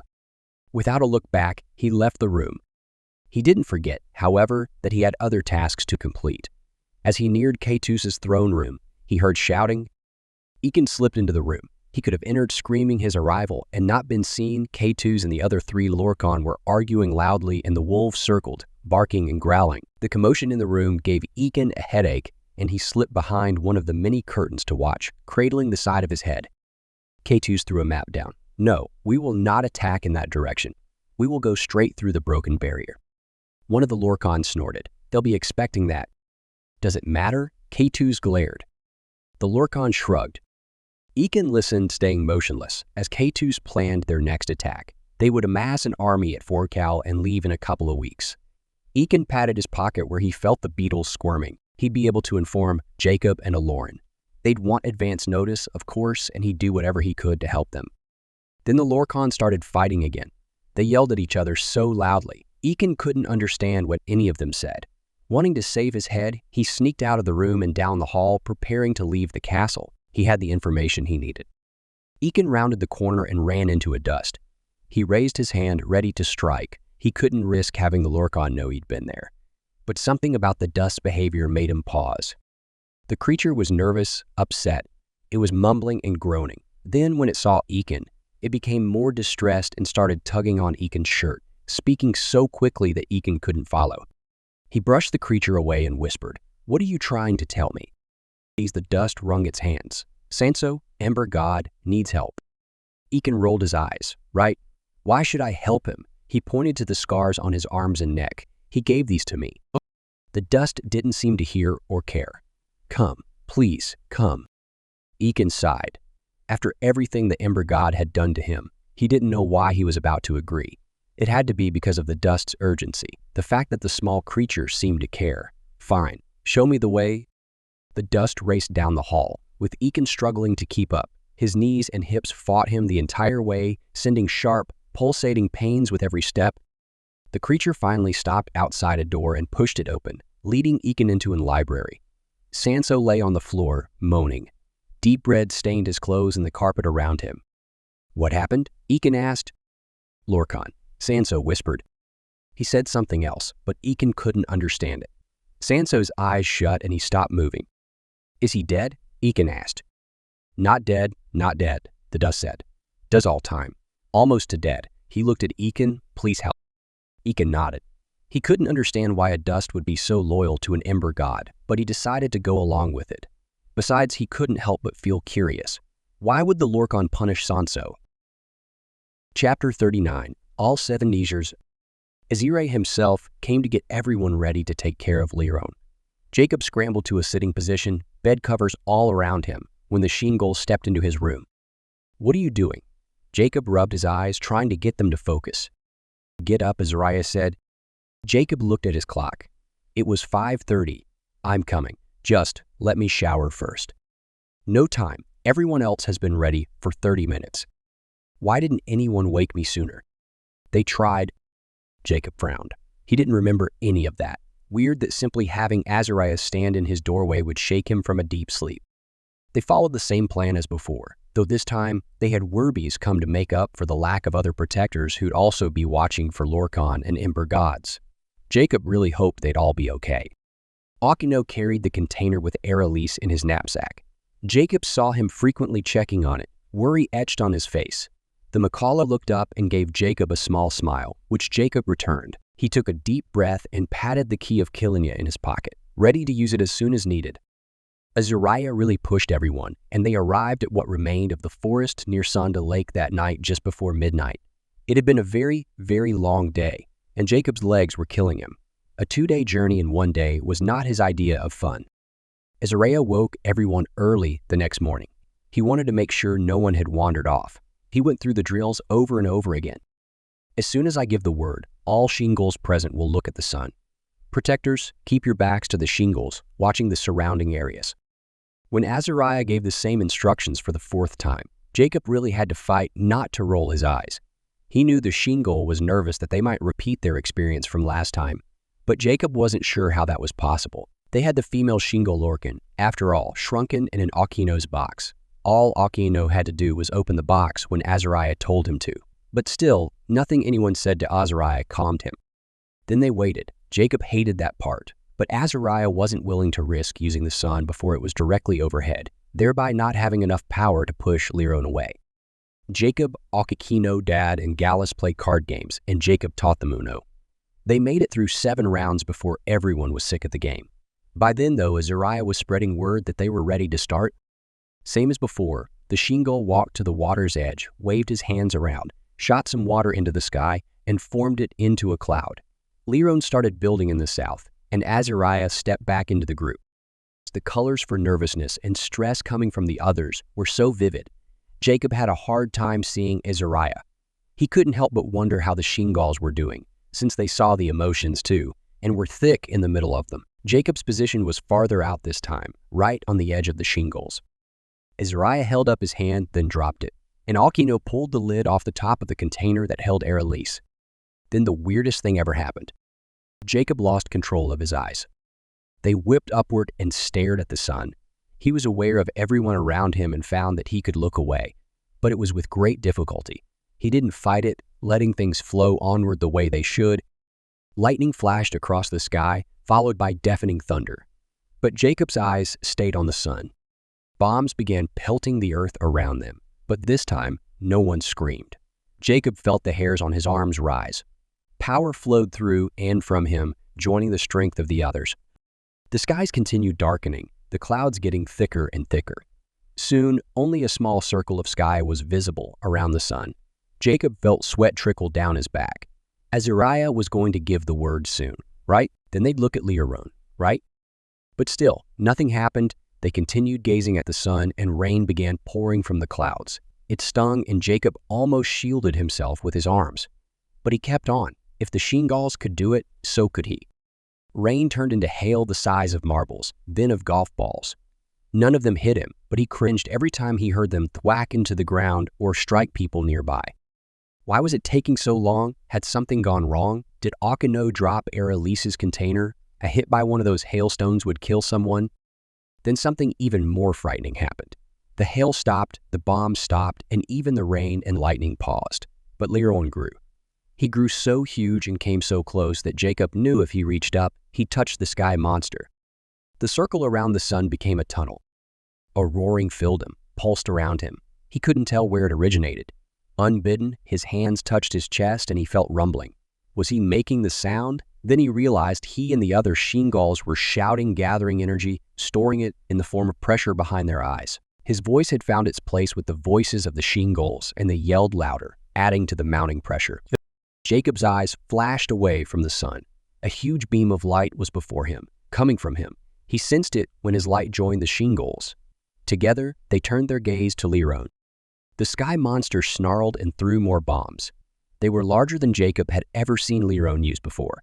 They shook the ground so hard that Jacob had a difficult time staying on his feet. Some appeared to be heading straight for him, but they bounced off a shield he wasn't aware had been created. Seeing that his bombs were ineffective, Lorkon began tossing lightning bolts. These successfully pierced the shields and struck the ground. One bolt hit so close to Jacob, he felt his clothing and the hairs on his arms singe. Still, he didn't stop looking at the sky monster. He wasn't sure what was supposed to happen, but it wasn't happening yet. He became aware of the sound of clashing swords. The Lorkon had sent someone to attack. Jacob prayed with all his might that his friends wouldn't be killed, that they'd be successful in pushing the enemy back. Lorkon swung out with one huge arm that passed across and through the group. Jacob felt like he'd been stung by a million wasps. Each spot hurt so badly that he nearly lost not only his concentration, but consciousness too. Azariah roared again, and the other Sheengulls joined in. Jacob wasn't even aware they'd stopped shouting. Once again, he yelled with them. He realized what must have been going on. They weren't generating enough power to get rid of the Sky Dweller. Jacob couldn't just expect his eyes to do the work. As before, he put everything he had, all his energy, into his gaze. The power of the Sheengulls around him also magnified. It pulsated, the light separating momentarily, to concentrate on different sections of sky. The clouds they looked at started changing colors, getting lighter. The cloud began dissipating. Then the light from all the eyes joined and a huge beam burst forward, hitting Lorkon so hard that he nearly became translucent. The Sky Dweller's face disappeared. He no longer had the power to form hands. The clouds boiled, shifting between various gruesome colors of red, yellow, and green. But Lorkon growled and pushed back, growing again. The sun was covered and the light nearly diminished completely. Chapter 40. Then the Sheengulls stepped forward, closer to the lake, and Lorkon got smaller. Jacob realized that Lorkon wasn't shrinking, but was being pushed back. Farther and farther he went, fighting and screaming the whole way over the lake, over the mountains. Jacob became aware of an increasing pressure behind his eyes, which were starting to water. But still, he kept his gaze fixed on the diminishing form of the sky monster. Lorkon disappeared completely. Still, the Sheengulls gazed onward. Several minutes passed.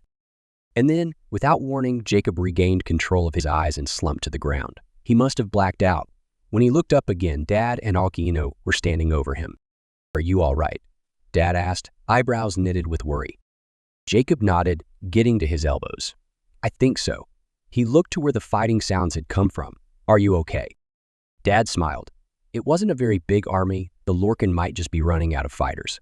Mostly dusts and some Mogs and humans.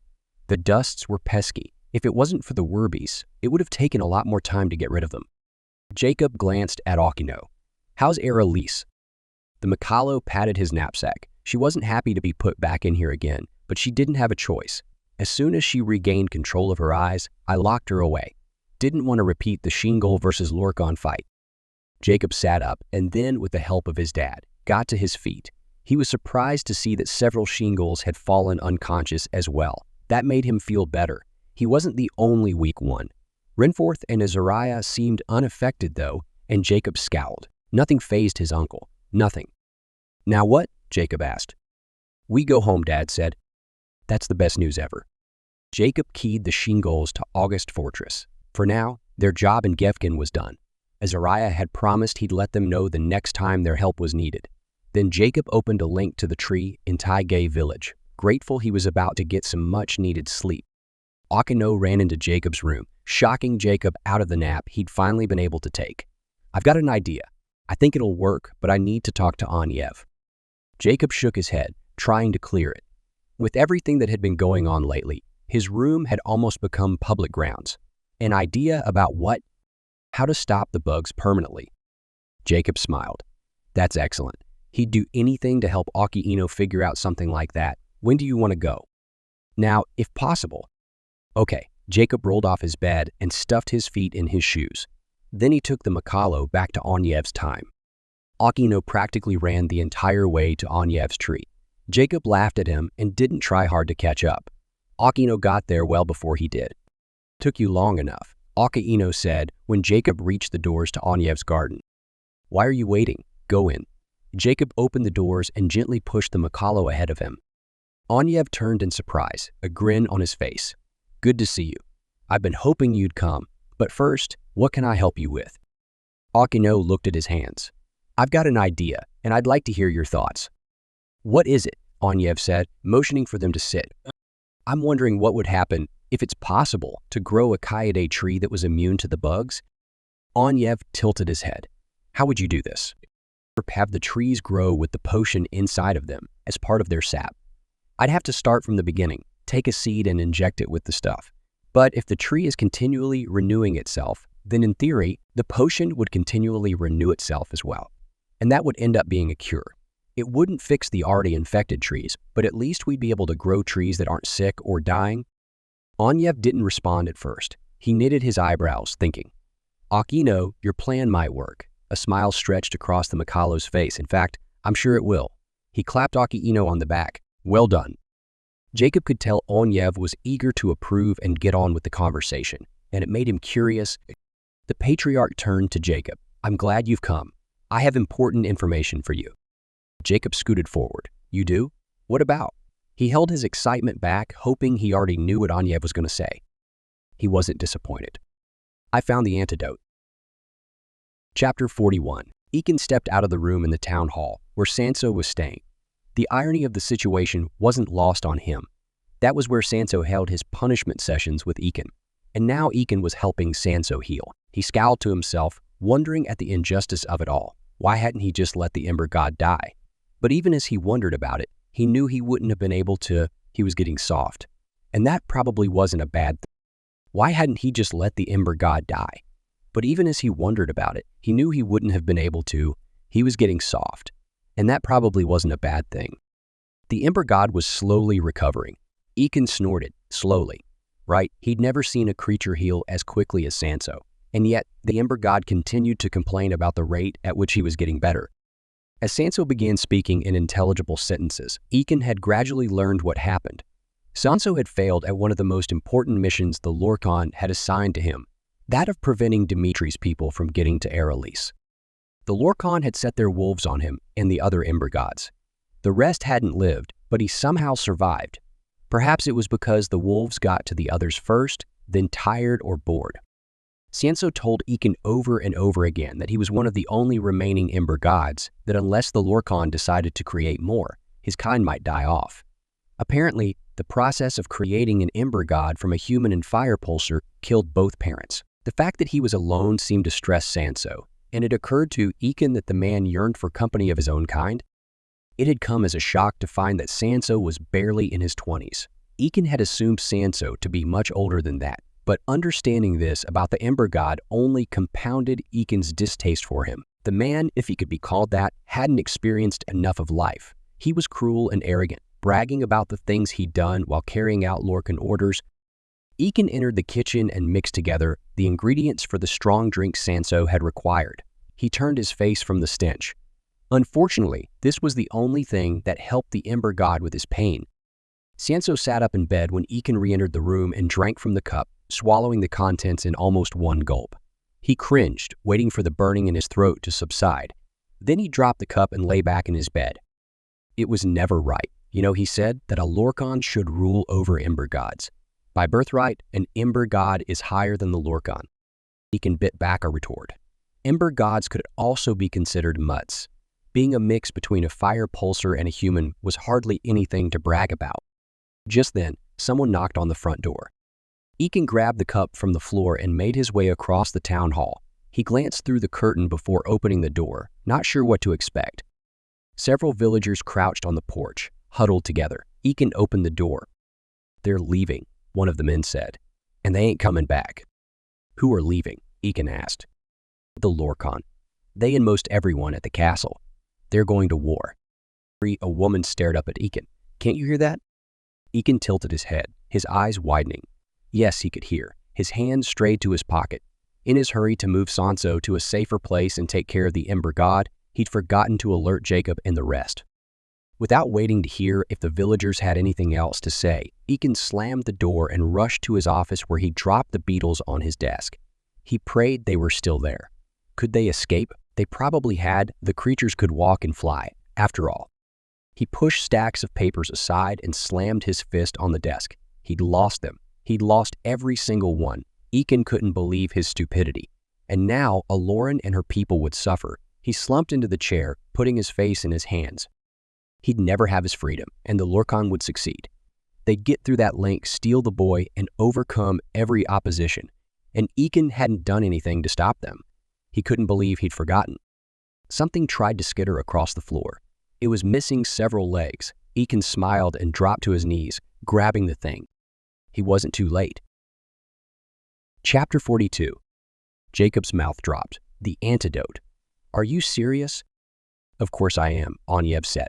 However, I can't simply give it to you. Your magic has prevented me from writing it down specifically for you.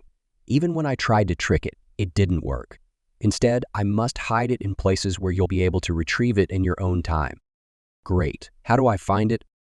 Auniev rubbed his face, and for the first time, Jacob noticed how tired the Makalo was. Understandably so, given the circumstances. I've written a book, Auniev said, and have made several copies of it, hoping one would survive. He got to his feet. It's about potions and cures. The Makalo raised his hand, stopping Jacob's question. No, the antidote could not be written in that book. But I enclosed throughout the pages the 5 locations where I've hidden it. You may need to search out each one since I don't know how many will survive the years. I trust your capabilities. You'll be successful as long as one of the hiding spots remains. Auniev got to his feet. It's time for you to leave. Go find that book, find the antidote, and rid your land of the Lorkon. Jacob and Eklaron returned to the present time, chattering about what they'd learned from Auniev. The antidote. They could get it. Jacob could hardly breathe. He was so excited. He and Eklaron ran down the stairs and nearly bawled over Matt and Eklaron in the living room. The siblings' hands were full of objects. Books, cloth, jewelry, utensils. Jacob stared. What are you guys doing? Searching through the village, trying to find anything useful for the Makalos, Matt said. Dude, they lost almost everything. The village is a complete wreck. Eklaron shook her head. At least the gardens are still okay, along with Azariah's fortress and all the buildings over that way. The humans and Werbies have places to live. That's great, Jacob said, not really paying attention. His mind was too full of what he'd just learned from Auniev, guess? But just then, something appeared next to Eklaron. Jacob turned. He knew what it was, a fire beetle. The Lorkon used them to communicate. But why would the Lorkon send one to Eklaron? With a cackle, the thing started talking. Eklaron screamed, swatting at the bug. Stop, Eklaron, Jacob yelled. He grabbed her arm. They want to talk to us. Jacob, a man said through the beetle. Jacob jumped. That was Ekin's voice. Yeah. Oh, good. It's Ekin. Eklaron. I'm sorry I startled you. He didn't give them a chance to respond. I wanted to tell you a while ago, but I've got a lot going on here. Please tell King Dmitri that the Lorkon and a large army are on their way to you. From what I've gathered, they're stopping by Fornkal to collect more people. I'm not sure when they'll be heading your way, but it can't be much longer. Sorry I didn't tell you right when I found out. The beetle burst into flames and disappeared. He can't be serious, Eklaron said. Jacob didn't respond. There was no way he'd have time to find the antidote before the Lorkon arrived. He turned to Matt. Where are Mom and Dad? In the study with Kenji and Azariah. Jacob rushed across the living room, followed by the others. He was glad he and Eklaron had gone to visit Auniev from his room. It made it easier to find everyone. Without waiting to be acknowledged, Jacob blurted out, Ekin just sent a message through a fire beetle. The Lorkon are coming with a huge army. They'll be stopping at Fornkal soon and then heading here. It took a moment for what Jacob said to sink in. As soon as it had, everyone started talking at once. Dad was loudest. They're coming? Now? Jacob nodded. I think the war is about to start. Azariah rubbed his face. We'll be drastically outnumbered. He glanced at Dad. Can you think of a way to buy us more time? Unless your humans are ready, we're about to be slaughtered. Dad nodded, straightening. I'll speak with my people. If you feel like the Shingles will be willing to fight again. He stopped when Azariah began shaking his head. They left this morning. I couldn't keep them here any longer, since there wasn't anything for them to do. Dad said, "What about this impending war? They know we need help." Azariah set his mouth in a thin line. "Don't suppose that your appeal to their emotions will cause them to fight alongside you. Remember, the Lorkon are not their problem. They haven't adopted this fight like I have." Dad rubbed his eyes, then apologized. "Would you catch up to them and see if any would be willing to come back? You know we can't fight this war alone." Azariah didn't respond, but strode from the room. They probably should have kept Azariah there. One full-blooded Shingol was better than none. But then, if Azariah caught up to the others in time, they'd have a lot more help. Dad put his hand on Kenji's shoulder. "Station someone at the telescope. We're going to need to know everything the Lorkon are doing, especially when they're nearing Taga village." Kenji agreed to do so and left. Dad turned to Jacob. "Go get the fat lady from her cabin, and grab Aldo and Mr. Coolidge. Then open a link between Aldo's cabin and our house. Tell everyone to gather on the Menden side. We'll search out anyone who's willing and able to fight." Jacob nodded and did as he was asked, making sure the link led to his back porch and not the inside of the house. Akano directed everyone there, and Dad, Gallus, and Mr. Coolidge organized them according to rank and ability. It didn't take long. Mr. Coolidge had already done most of the organizing, and with the training the people had previously received from Sweet Pea, they were nearly ready to fight. Jacob rubbed the back of his neck. Nearly wasn't good enough. Not with the size of army the Lorkon probably had heading their way. Kevin and Tanny volunteered to fight, but everyone was against it, especially Mom and Dad. "But I do have an assignment for you," Dad said. They both perked up, excitement flashing across their faces. "What's that?" Kevin asked. "Go let all the neighbors know that we're holding early 4th of July celebrations, or tell them something that might make up for any possible noises they could hear. I can't afford for anyone to call the cops. Then after you've done that, guard my house from the other direction. Act natural, but if someone comes, do your best to turn them away." Jacob was grateful that their neighbors, who weren't the nosy types, were few and far between. The closest one was Ida Mae, and she was half a mile away and going deaf. She shouldn't hear anything. Tanny and Kevin ran off, eyes bright, talking to each other, and for a moment Jacob felt a pang of jealousy. How would it be to act like that? To feel carefree, even when great danger was on its way? Kenji's telescope spies reported via Minya every couple of minutes. The Lorkon arrived at Formcall with an enormous army, and more joined every minute. Jacob couldn't believe each of those humans had chosen the Lorkon over his father. The Makalos began setting traps along the link from Taiga village to Earth. Dad had the majority of them set up on the Menden side of the link, wanting to save as many as possible in case the Lorkon couldn't get through. Humans and Makalos lay in wait, ready to ambush. "But we have to expect that they will get through," Aldo said. "Yes.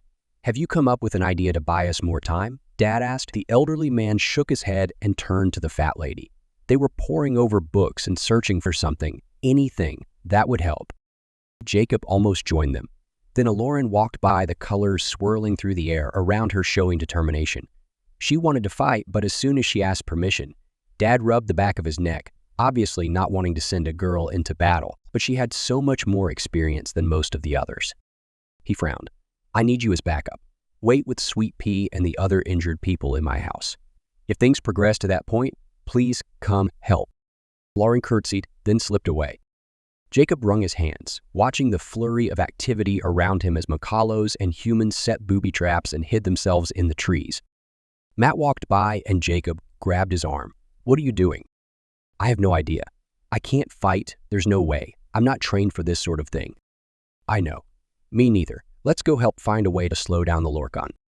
Matt nodded, and the two rushed across the grass to the patio table where Aldo and the fat lady worked. "Tell us what we can do to help," Matt said, sitting. Neither adult responded for a while.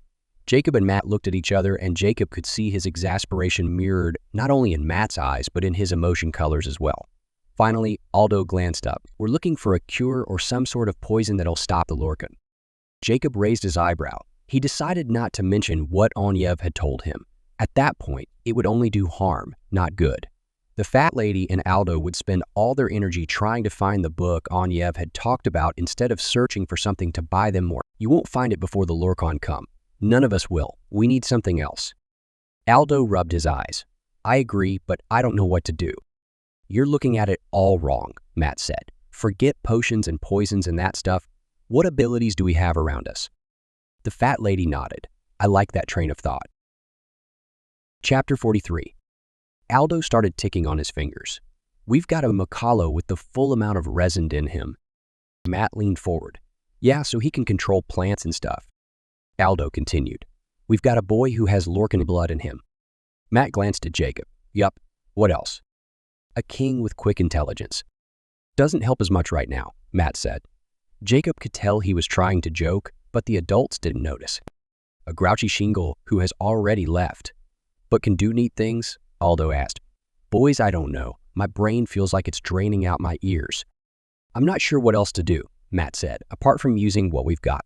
He sank in his seat. Maybe we could build something and trap them, or maybe Eklaron could shrink them. Aldo shook his head. Takes too much time for him to shrink one person, let alone 4 Lorkon and hundreds of enemies. We need something faster than that. A trip line to knock them down and then Eklaron can shrink them. Again, Aldo shook his head. Too many possible problems. What if the line isn't strong enough? What if someone drops it? The fat lady smiled. I've got it. But we're going to need a lot of muscle power and fast. The other 3 looked at her expectantly, and she continued. We dig a hole. And I don't mean a small one. It needs to be huge, wide, and very deep, and we'll need wood. Lots of it. And a framer who can work really quickly. And Jacob's key. Aldo grinned. I see where you're going with this. He jumped to his feet and ran off, grabbing Dad's arm and pulling him to the table. As soon as Dad joined them, Aldo and the fat lady explained together. We dig a really big hole. Aldo's eyes glinted with excitement. We frame it for a door that will lay flat on the ground over that hole. Yeah, the fat lady said. Then Eklaron and Jacob will build that door. Eklaron can have grass grow over it, and we'll let the Lorkon through the link and act as if we want to talk or negotiate with them. Aldo nodded excitedly. Dimitri, when you give the sign, Jacob will drop down and key the Lorkon somewhere far away. He rubbed his hands together. It won't kill them, but it'll buy us more time to find that cure. Dad nodded. The plan isn't perfect, but I think it'll work. As the fat lady frowned. What do you mean? It's not perfect.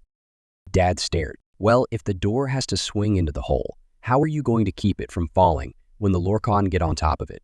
And when you fix that problem, how is Jacob going to be able to key them without first having to move whatever is holding the door up? And especially without making it obvious that's what he's doing. Aldo slumped in his chair. In our defense, we've only had minutes to come up with all of this. Dad chuckled. Don't worry, I've already got a solution. Come here. Jacob and the others followed Dad around the side of the house into his shed, which was more like a small barn. He'd needed an extra big one to fit all his things. Riding lawnmower, chicken feed, and hay and fungicide for the orchard. Dad opened the door, the very, very large door, and the fat lady and Aldo started grinning. Aldo stepped forward and ran his hand down the side of it. It's thick, really thick. But is it strong enough to hold 4 Lorkon? The fat lady asked. Could be if we braced it. Dad smiled. And notice how it locks? Aldo swung the door the rest of the way open and inspected the locking mechanism. It had 2 huge metal bars that glided in from the front of the shed on either side. Perfect. The bars will hold the weight of the Lorkon. Then, since they're part of the lock, when Jacob turns the key, they'll move out of the way. So long as we transport the entire system and set it up right, Dad said.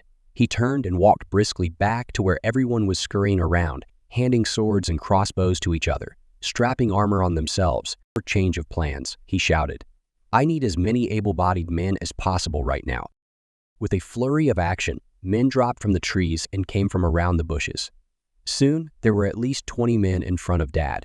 He told them they would be digging a hole and arranged for them to borrow shovels from neighbors and to get some from his shed. Aldo and the fat lady had Kenji take them right where the link ended, where the door would need to be placed. Jacob and Matt explained the plan to Eklaron, then rushed to the shed to begin figuring out how to disassemble the door and its locking mechanism without losing track of or breaking anything. They were joined by Gallus and Mr. Coolidge. Then several moments later, Dad.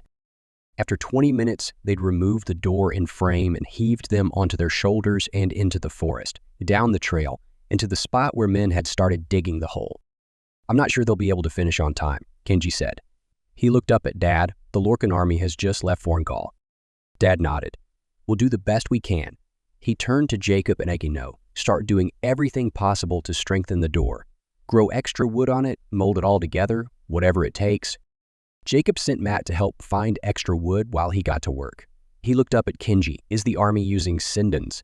He hoped not. The creatures would get the Lorkon army here way too quickly, using those long arms. Kenji blanched. I didn't think of that. I'll have the Makalos in the tree check. The Minya returned with the answer. Yes, they have Sindens, and the army is on its way. News spread quickly, and the diggers and other workers put more effort into what they were doing. Jacob wasn't sure how it was possible. The men in the hole had sweat dripping off their faces like someone had dumped a bucket of water over their heads. The hole was gaining depth slowly. It was then 5 feet deep and 10 feet wide. In order for the door to fall freely, it would need to be at least 15 feet deep, if not 20. Jacob's hands began blistering as he molded planks of wood to the already thick door. Akaino pulled roots from the dirt around him. Even small ones worked and held them against the door. He closed his eyes and his mouth moved as he whispered to them. The roots grew exponentially, sending out more shoots that gripped the door and each other, leaving the edges clear. The door nearly doubled in thickness with Jacob and Akaino working together.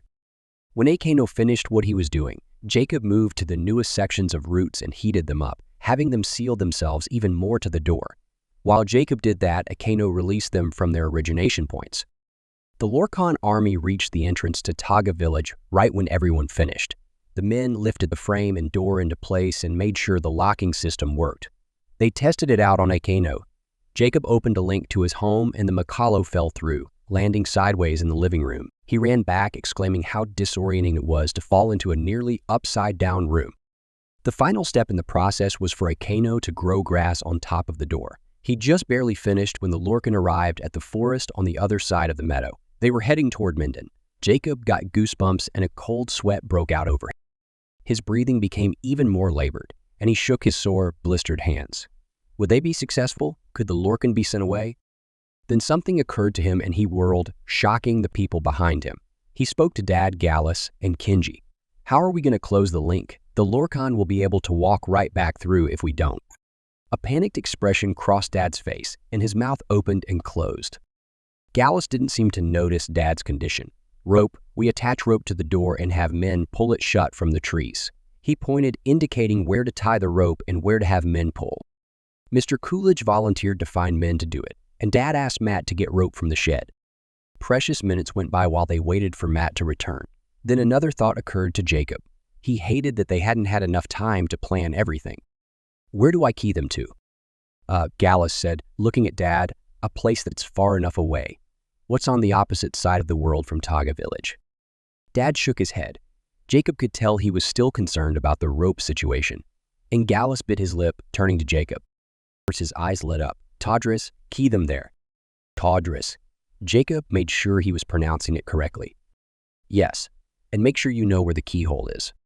Jacob glanced at the bush he was supposed to hide behind while waiting for the Lorkon to stand on the door. Got it already. The shiny metal was hidden enough for the Lorkon not to see it, but Jacob could. Matt ran back, carrying the hundreds of feet of heavy rope over his shoulder. He dumped it on the ground, then leaned over, panting. Here, use it. With Gallus directing, Akaino grew wooden latches to the door, and Jacob strengthened them. The men attached the ropes to the door and climbed the trees. Akaino was making sure the ropes weren't visible right as the Lorkon reached the end of the link. Dad turned to Kenji. Let them through, but only the Lorkon. Have the trees stop the army for as long as you can. Jacob readied himself to crouch at any moment. He watched as the Lorkon approached. The branches and bushes stopped everyone else, but the Lorkon didn't seem to notice. They were still fighting to get through, the colors for frustration swirling in the air around them. Kenji was making it hard for them, but not impossible. They were distracted and probably couldn't see what was going on. Or maybe Kenji made it so the link wouldn't allow them to see the other side yet. Just as the Lorkon reached the edge of the link, Dad called to them. Come forward slowly, he said. Chapter 44. Jacob crouched behind the bush. He could barely see anything that was going on. He was to wait for a signal from Dad or Gallus or Kenji. In case something happened to one or two of them, the other would issue commands. Whatever you wish, Your Majesty, one of Dad's brothers said, laughing. With a rustle of branches and cloaks, the Lorkon stepped onto the door. Jacob felt the wood near him shift lower, and he prayed it would hold. His knees and legs were starting to hurt from crouching, but he ignored the pain, peering through the branches at his grandfather and uncles. I figured you'd be here to welcome us to Earth, K2 said to Dad. Dad straightened, looking K2's in the eye. Father, we'd like to negotiate with you and come to an agreement of peace. Surely you don't need war to live with other people. K2 smiled. So you figured out who I am finally. I'm surprised it took so long. He stepped forward and Gallus raised his sword.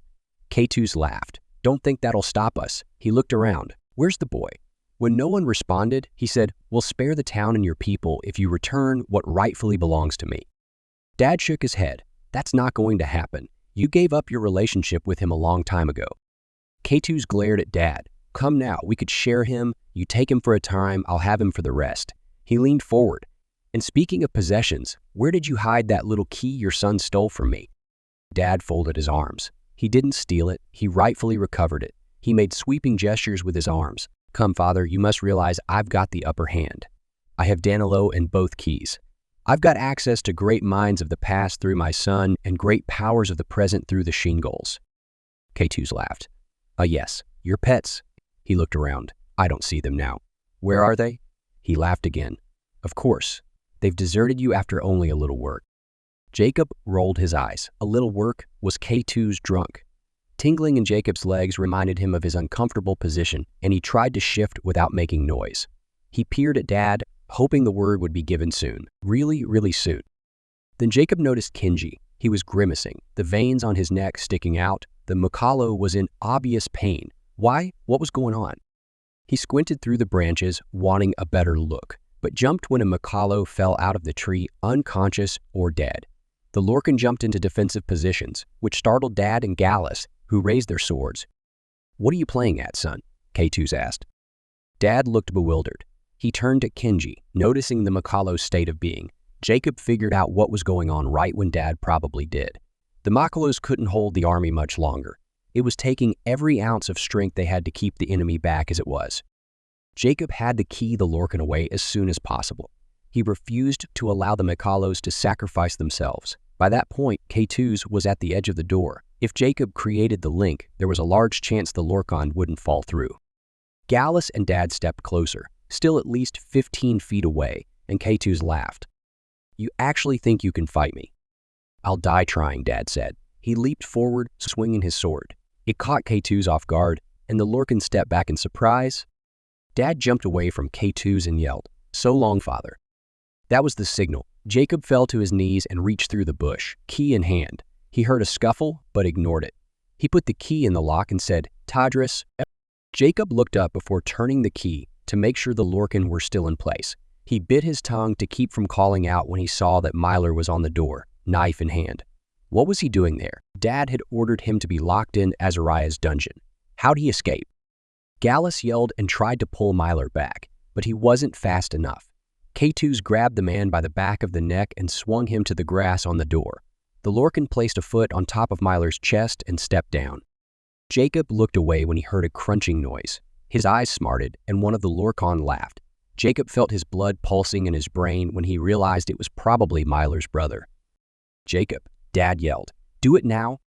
Without looking up, Jacob turned the key. The hinges squeaked, and the Lorkon scrambled to get their footing. They shrieked as the ground beneath them fell away.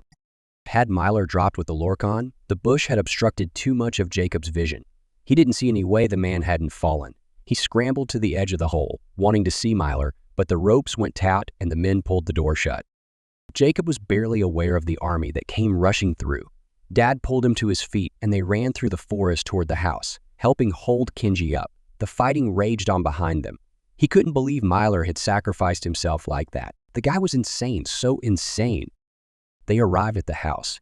Dad had Jacob stay with Kenji and make sure the Makalo was okay. He was unconscious. Eklaron dashed down the stairs and out of the house, following Dad back to the fight. Jacob grabbed some rags from the kitchen and mopped Kenji's forehead, trying to bring him back. He couldn't stop thinking about Myler and what happened. Why did the guy do that? He hadn't needed to. Their plan was solid and Myler didn't have to fight. Dad yelled from the forest loud enough for Jacob to hear. Archers, the leaders, take them down. Jacob left the rag on Kenji's forehead and ran outside to watch. But by then, the battle had already slowed. Leaders of the enemy army realized the Lorkon were gone and started calling for everyone to fall back. The Malgs and humans were confused. They scattered through the forest. Jacob watched as Dad's small army rounded up the stragglers and chased them back through the link. It was all over so fast. Their plan had worked, but somehow Jacob didn't feel victorious. His heart dropped as he thought of Myler and then of the losses they'd sustained over the past couple of weeks. So many injured and dead. And this wasn't even the big war still to come when the Lorkon returned, angry about all that had happened. The cleanup took hours. Jacob helped as much as his hands let him, working alongside Kevin, Tawny, and Matt. Kevin and Tawny joked about when the mailman had come during the attack and heard noises. The two teenagers had concocted a silly story that made the man give them the mail and then hurry away. Jacob didn't follow along, though, and they soon got the hint and stopped talking. He already felt the pressure mounting, the need to find the book that contained the locations of the antidote. And once they'd found that, they would need the ingredients. Who knew if it was like the Milano potion and would require months to prepare? They didn't have months. Aldo had freaked out when he heard that Gallus and Jacob had sent the Lorkon to Tadrais. That's only 2 months away by foot. If we're lucky, hardly on the other side of the world. Gallus shoved back from the table, knocking his chair over. Even sitting, he was imposing, but standing. He looked freaky. Where else would you have sent them? He yelled, his face almost purple with anger. To Laish or even Gunst. Gallus threw his hands in the air. We only had moments to pick the location. If you'd thought of that part of your plan ahead of time, we wouldn't be in this predicament. How dare? Dad stood, motioning for Gallus and Aldo to sit. What's done is done. We can't change things now. And honestly, I'm very pleased with how it all went. We have to remain focused. We can't let arguments tear us apart now. Not now. He turned to Kenji, obviously wanting to change the subject. How are the Makalos doing? Better, Kenji said. Much better. Good. Are you able to keep the link strong? Kenji nodded. For now, it's all we're focusing on. If we hadn't had Akano's help, the army would have broken through. Dad ran his hand through his thinning hair. And what of Brojin's books? Have you retrieved them yet? Yes, and I've started studying them. We'll find an antidote somehow. Oh, Jacob said, jumping to his feet. I can't believe I forgot. With the Lorkon army coming, I didn't want to bring it up and get everyone needlessly excited when we couldn't do anything about it. He waited until everyone was looking at him. It didn't take long since he'd been so loud. Anyev found the antidote. He said he made 5 copies of the recipe and hid those in different places around Eklaron, and he made note of how to find the hiding spots in a book about potions and cures. Jacob looked at Kenji. Did Brojin have any books like that? I'm sure he did, Kenji said. It looked like his brain was going at full speed. Did he say where he hid them? Jacob shook his head. No, just that he needed to have 5 places in case one of the copies didn't make it. Dad stared at the fat lady and Aldo, excitement swirling in the air around him. This seriously changes things. Let's refocus, find books that match that description. Then he glanced at Jacob.